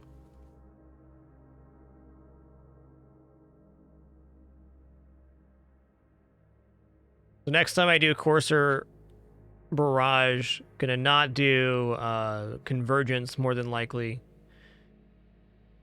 And also try it without Siege, just try to build a nice solid fire rate that doesn't need to escalate. Okay, we're gonna do one more run today. Before we do this, gonna stand up and stretch here real quick. Thanks for your patience during this very brief intermission. We'll be back to kick off another run of Nova Drift in just a moment.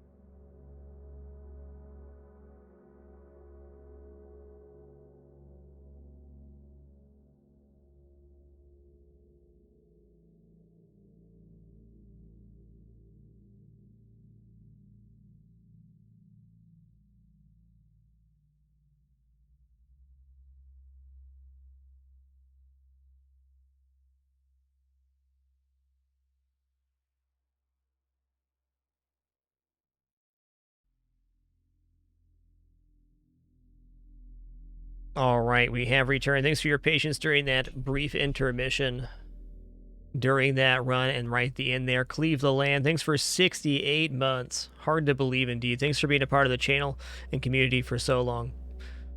Limey, thanks for that prime sub. And Justiceness, thanks for 30 months. Let's do this thing again. I do love me some darts build. I still feel like I am learning what I want to build with darts, though.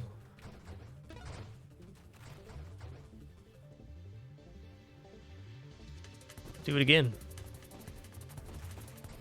Just like I recently discovered how I want to build barrage railgun and stuff. I've done a lot of railgun runs, but always more to learn.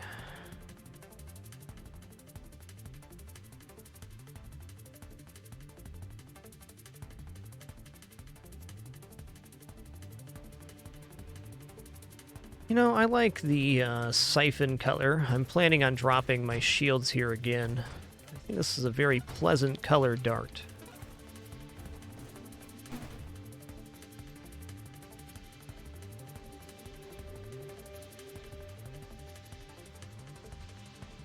Let's go research here. I'm going to take volley as my first mod, and then we're going to stop spending for a moment.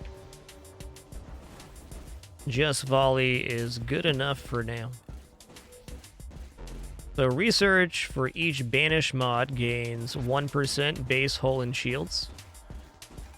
So the minus 15% shields it starts with can be overcome and even surpassed.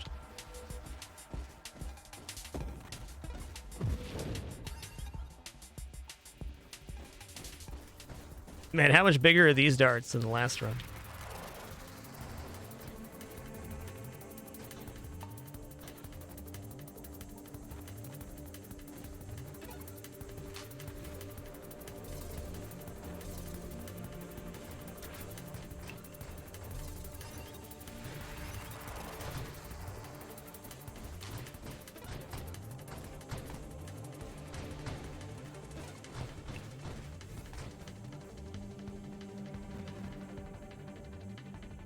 Okay, I'll take Discord this time. This is a nice early pickup.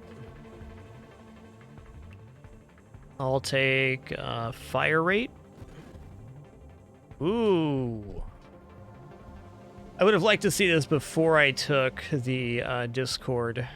Though we can counteract this a bit with the banishes. No, I'm good. I'm going to take 20% burn damage. We're roasting right now.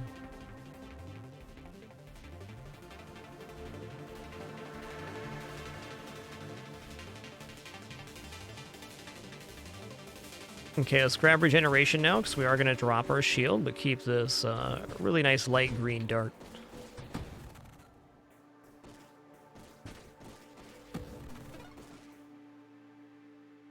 Okay, corrosion's good. Targeting was probably just better overall there. You want all of the things on darts.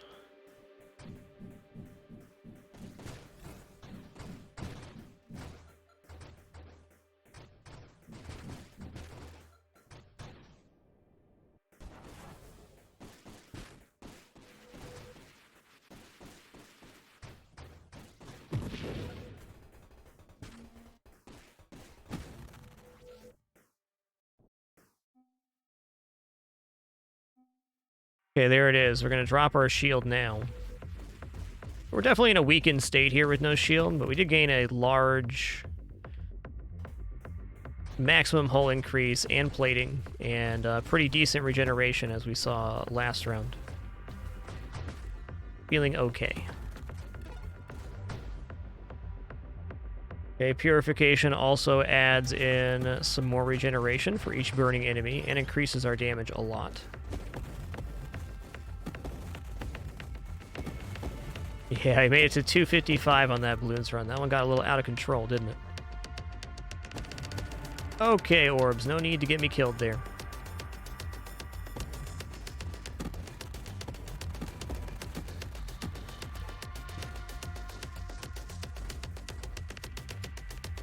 Okay, there's targeting. Beautiful.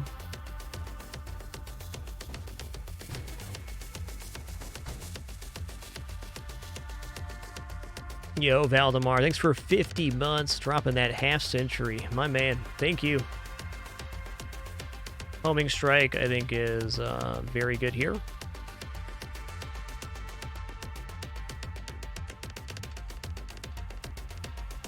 Not convinced I'm going barrage, at least not yet. If I'm not going to go barrage, double tap works out pretty nice. Let's not go barrage here. It's going to be a big increase in damage, and I do want to go terminate, but I think we're going to try to drop essence sap off of the end of this build. Burst fire does add a small delay in between our firings now, but it's a lot more damage out because we're just getting more darts in total in a shorter amount of time. Start taking 3 or 4 double taps, your build starts feeling really weird. But 1 is nice.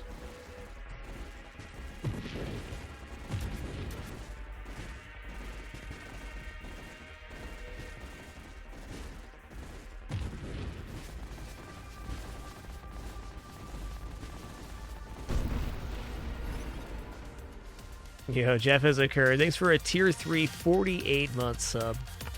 Thank you for that big generosity. Appreciate you, Jeff.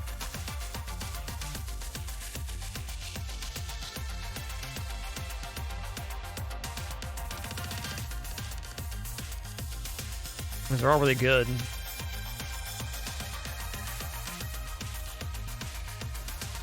I'm going to take Hull Strength here because we're currently on a shieldless build, so that's a value pick.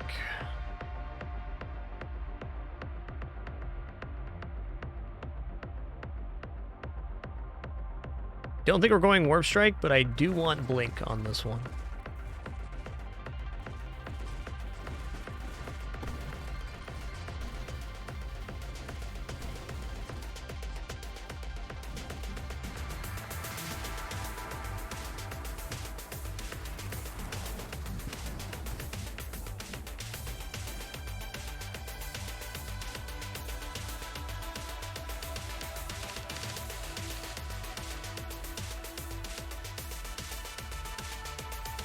Do like the idea of Streamline. Adrenal module is very nice looking here. We're almost always a little damaged. That adds global damage for how damaged we are. Seems convenient.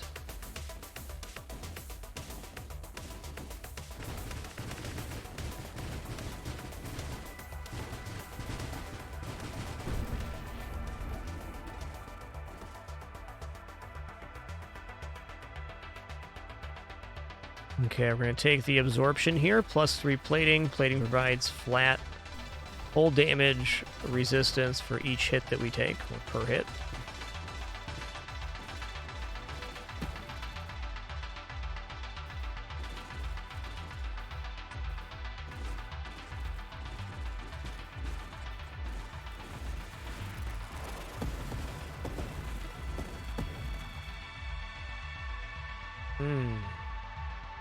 Okay, let's take Bravado. Your body's gear base stats are improved by 10%. Unique powers are improved by 15%. So this is more hull and shield per banish, and we get a higher base hull. Since our base hull only starts at 85, that's only an 8.5 improvement. That's still something, though. More importantly, with Bravado, is more elites appear, which we're capable of killing, which means more XP.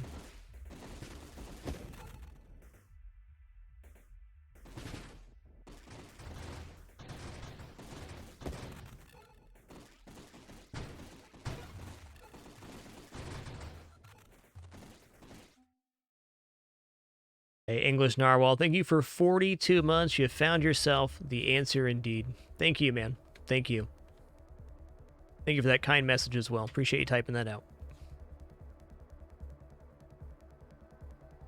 Let's banish ally from the pool. Let's take force armor, because that is an insane amount of defense.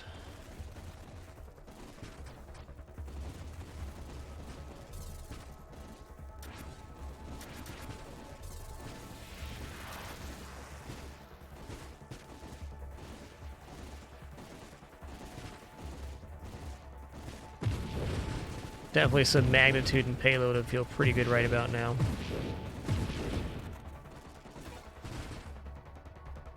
Well, there's one of those things I just said.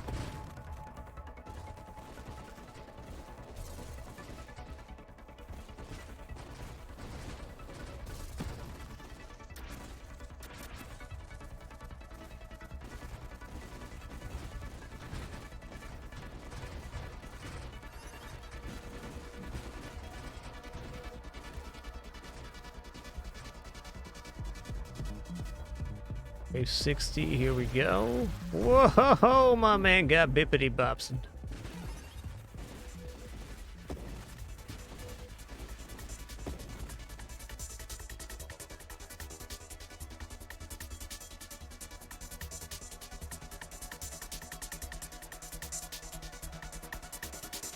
Alright, I'm going to banish energized shields. Going to take payload.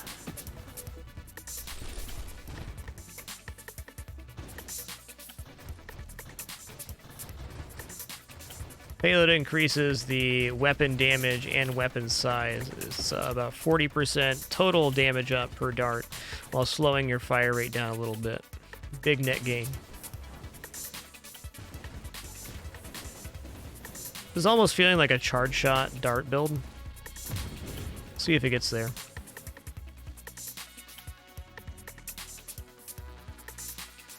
Okay, I'm just going to banish hidden power so it stops appearing. I'm not going to drop my weapon this run. Get that out of here. Well, I'll be.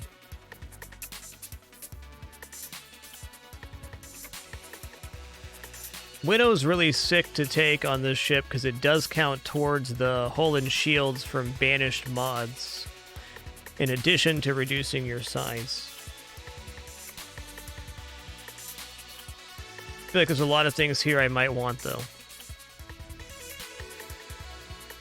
Trying to imagine what the end of the build looks like here if we don't end up getting siege weaponry or some way to escalate fire rate.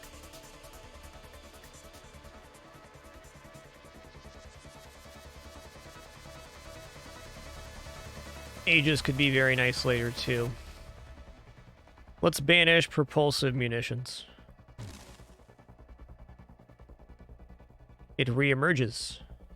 This is an okay banish, except for Warpath.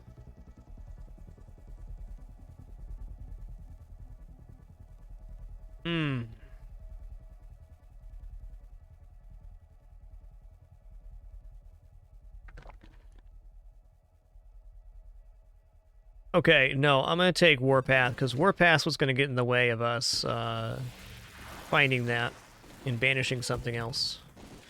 Kind of a must-have. It gives you stacks of thrust and fire rate increase for killed enemies, so...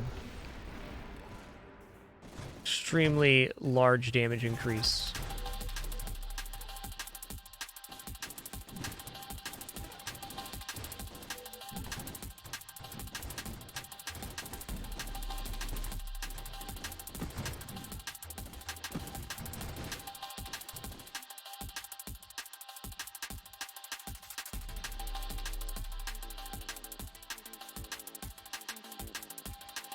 Okay, I'm going to banish Purge.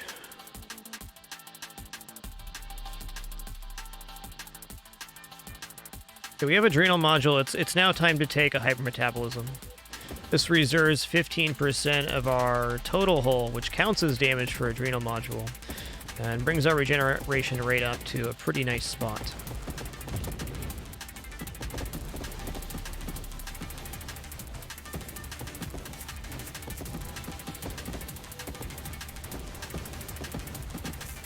Wave 70. Okay, that's good. That's good. Good feeling there.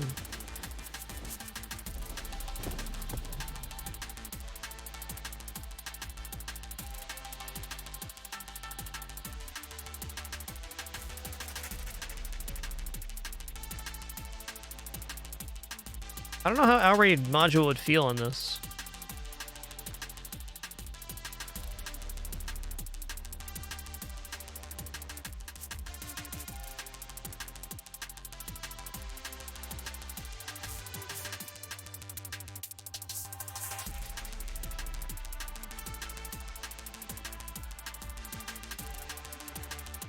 don't think I want to lose hull right here. Let's banish Scorching Wake. Okay.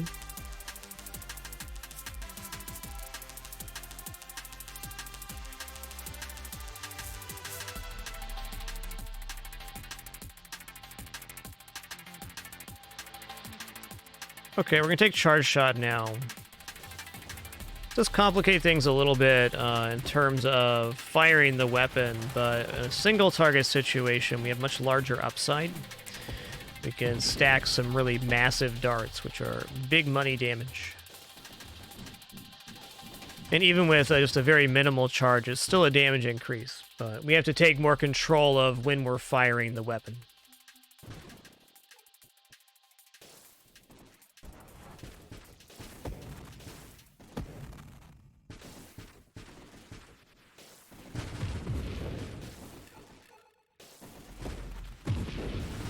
Splinter will add nicely to this, because splinters scale off the size of the projectile.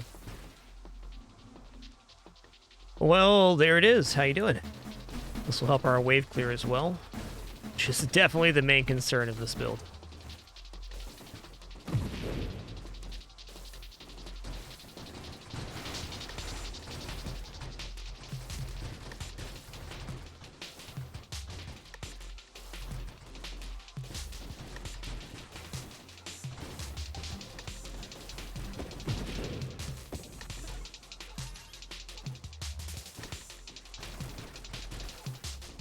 Will be a fun challenge. Okay, I'm going to banish turrets. Going to gladly take a Twin Strike right now. One more dart added into the volley is a big deal.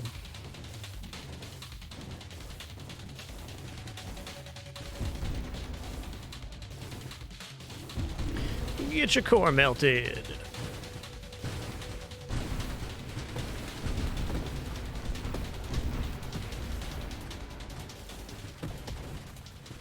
I almost died.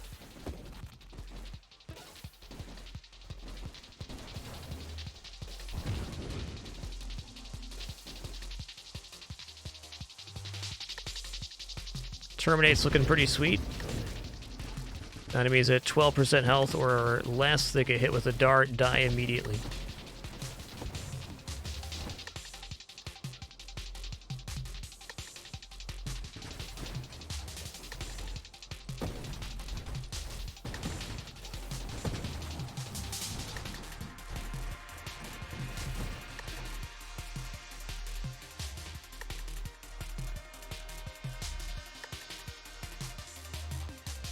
Okay, I'm going to take Deadly Wake here. I want to get Blink, and I'm not going Streamline. I've seen it like 4 times and considered it. I don't want the hull down on this build.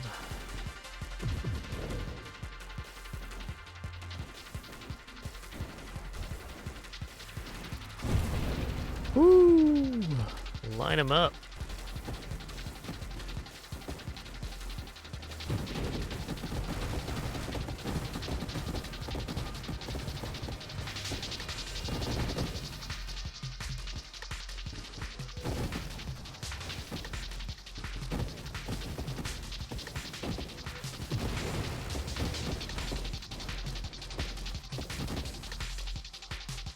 Okay. We don't need Essence Sap here, so I'm not going to take it. Is another Hypermetabolism too crazy? I want to see what 2 of these feels like, because this helps with Adrenal Module as well, and our regeneration rate should be pretty insane. We just need to not lose all of our hull at once. Haha.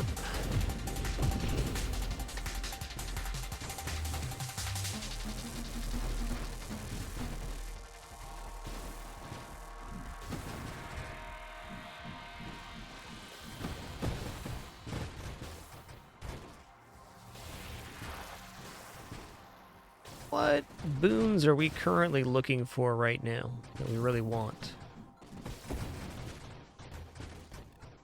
Kind of dreaming of another Twin Strike and then taking Firing Array for the increased size on the central projectile of 30%. Duragon, thank you for 32 months. Appreciate that continuation. Thank you. Thank you all for that monumental support today and every day. Grateful to share this time and place.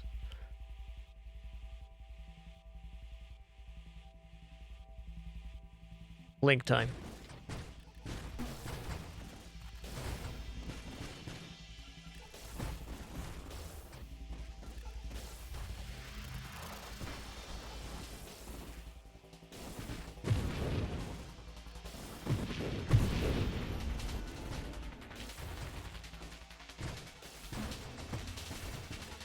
Warp Strike could go a long way from this build, since our bigger darts really do pass through most regular enemies. Increase the wave clear significantly. Or fire rate down is a little sketchy, though.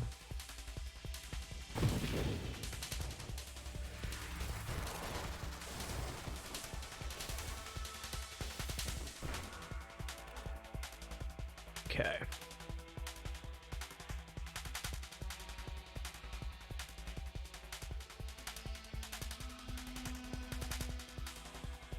I'm taking Slipstream. This helps us charge better. Wave 1 hundo! How you doing, my dude?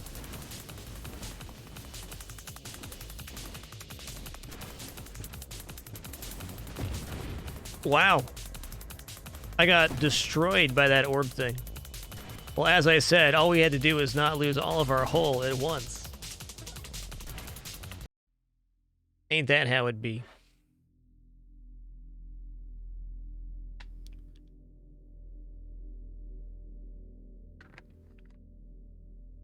Okay, I know I said that was the last one, but this, though, is going to be the last one. This next one.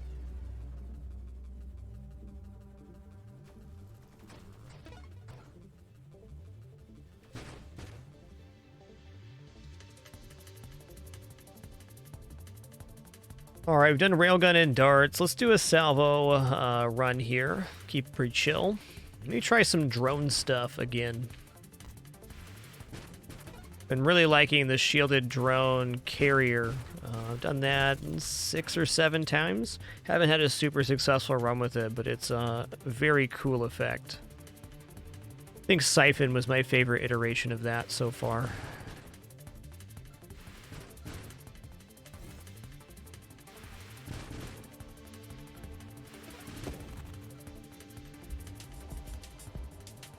There it is.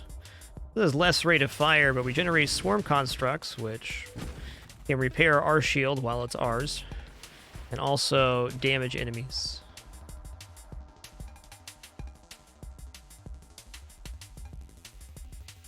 Well, I was just thinking, what if I also add other drones into the build? And I think, yes.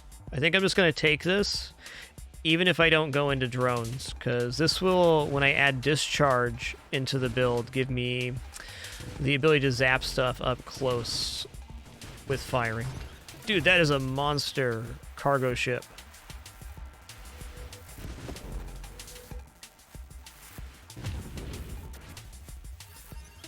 That is the goods.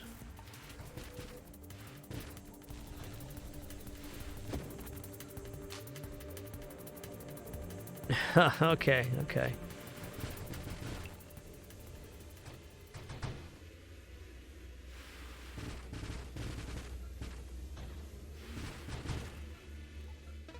Drone Specialist does slow down the overall construction of the little drones, so we'll see how that works out.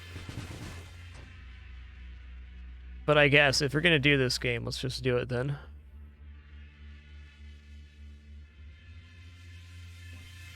Okay, there we go. I would like to add a little more homing into the build, yes. Magnitude's fine. Reinforced drones? Okay.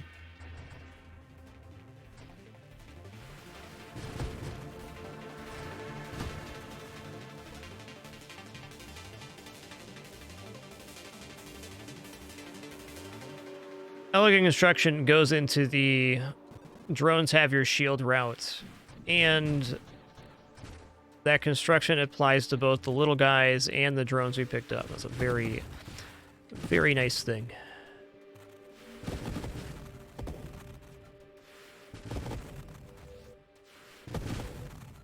Don't steal all my XP, Singularity. Well, you can have about half, okay?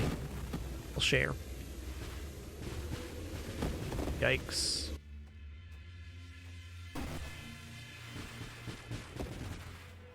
Okay, I gotta get out of here.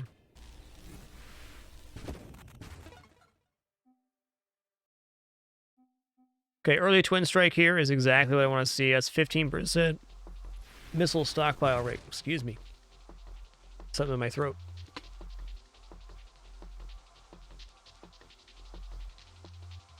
Water is amazing.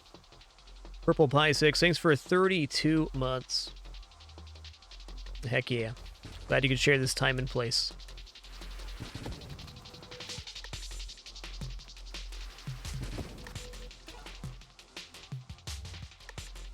Okay, there's shielded constructs. Let's go.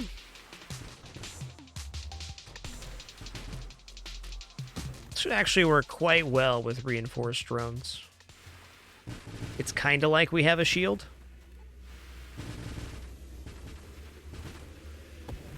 Why so greedy, game? It's my XP. I want some too.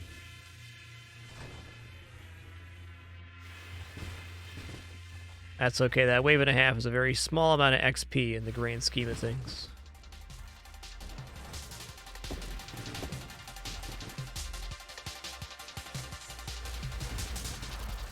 Bonk.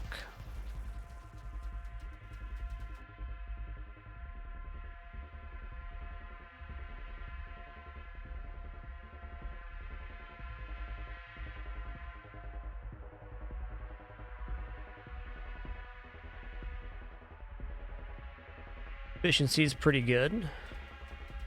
Let's get on in here, start doing that siphon damage. The siphon returns some of the siphon damage back as shields, and also does the radius of the siphon shield gets bigger the longer it's in contact with enemies. Okay, I like this effect with the drones a lot. This is really cool. And it did appear to me, though I can't confirm it yet, that in the area where there was... the shields were overlapping, there was 2 instances of the damage.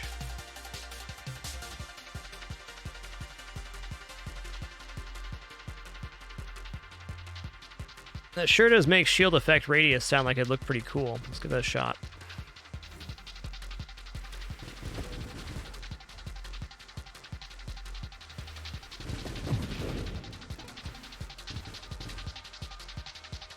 %15% rate of fire, sign me up.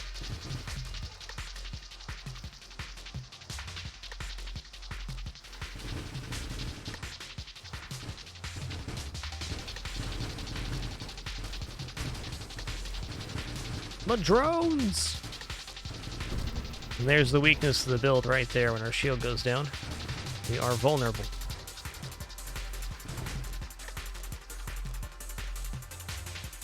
Man, that is another, like, just really good offensive pickup. I'm just going to take that. We can, I think, get away with not building offense through wave 100 now. Though I'll probably be tempted by something that looks real shiny and take it in our near future.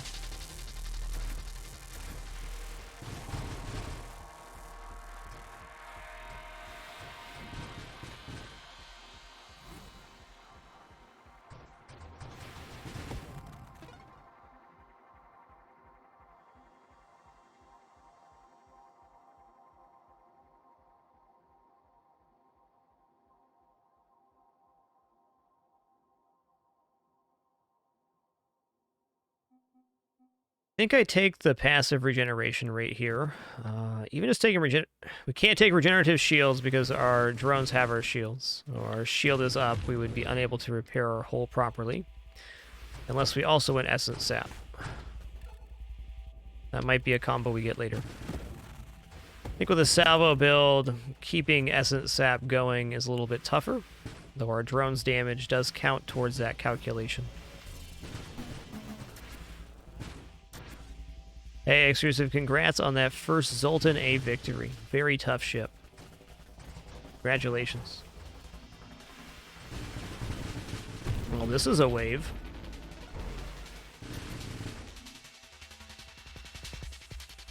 Yeah, I'll do advanced engineering here. I could even see myself going assault drone on this with pursuit.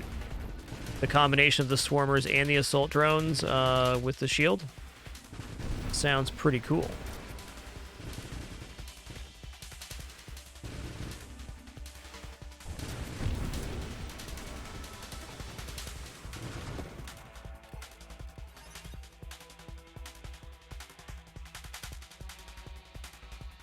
Yeah, let's not do defense drones here. I know how that feels.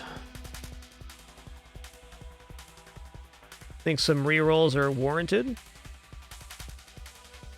Or we can work towards Essence Sap. Yo, Snake Chomp, thank you for 9 months. Little hand to you. Thank you for being here. Salvo is the weapon type. That is the missile salvo, or homing missile salvo.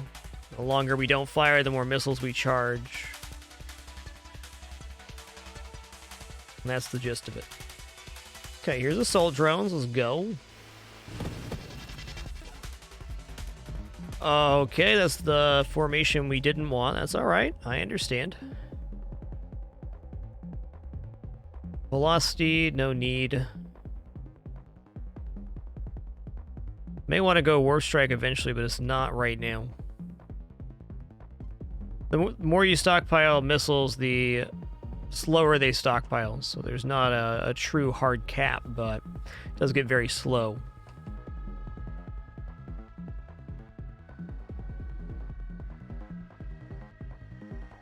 I'm going to take one hyper metabolism here. That's been what I've been doing today.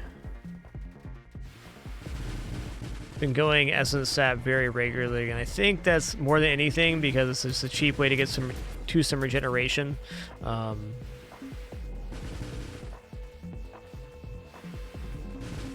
And also Terminate is just such a good boon.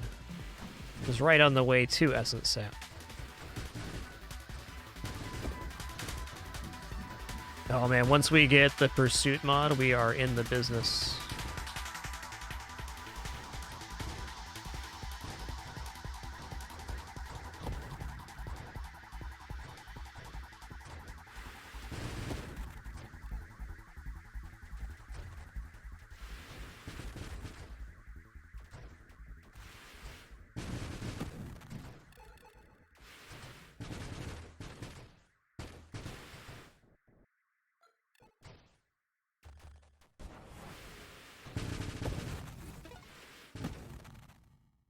There it is. Okay, so now I can have my drones go off me and hunt down the enemies. Which they are going to do, it's going to look really fancy, because they're all going to converge their shields, and... Yes, this is the effect I wanted. This is the one. +2 drone construct limit, okay.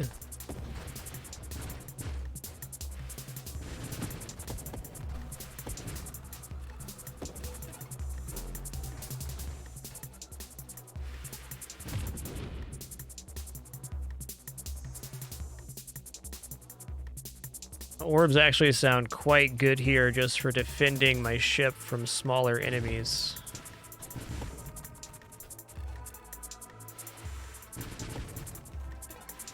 You can see here with so many instances of the Siphon shield, they are regenerating back the shield really quick. Wow.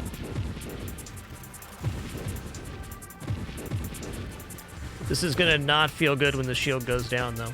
And there it goes.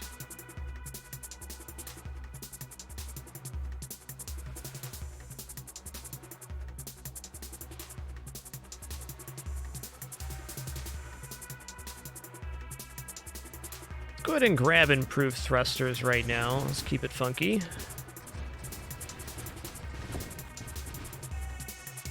Just like that, we're back online.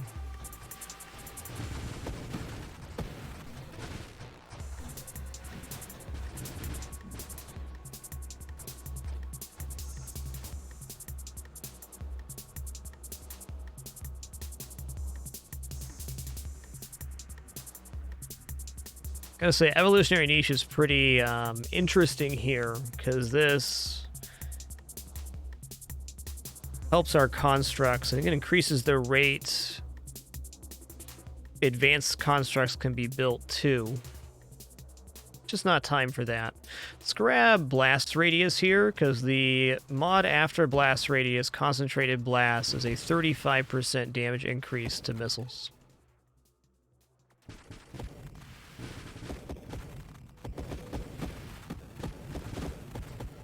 All right, this is the wave that wrecks our drones. This is the one.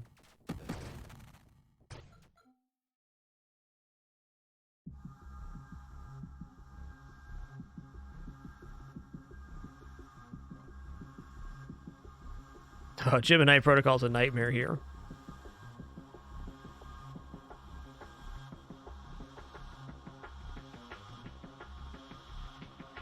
Can I winnow this? I think I can.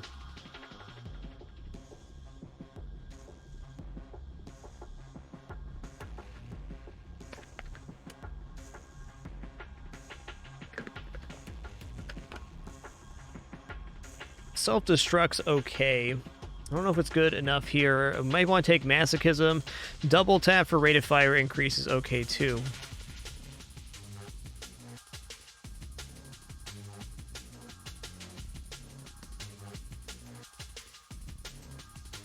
Burst fire makes salvo fire the volley slower, but you get a faster missile stockpile rate.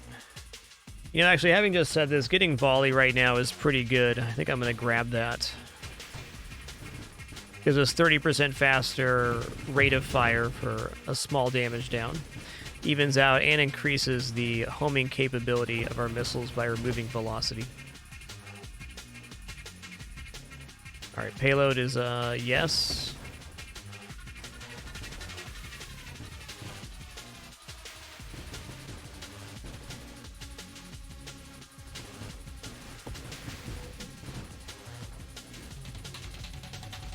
Wave number 80.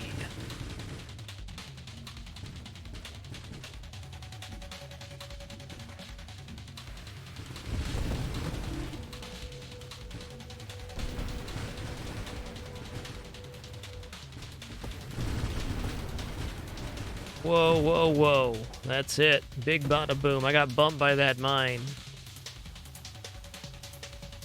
That's how it be.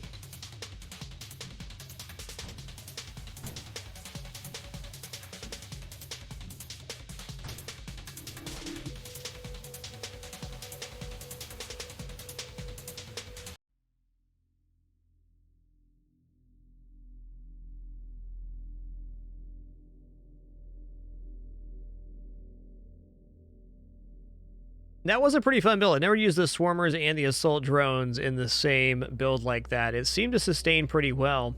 My initial concern was that Drone Specialist would make it so we didn't have enough Swarmers out, but that didn't seem to be a problem. Especially not after Elegant Construction.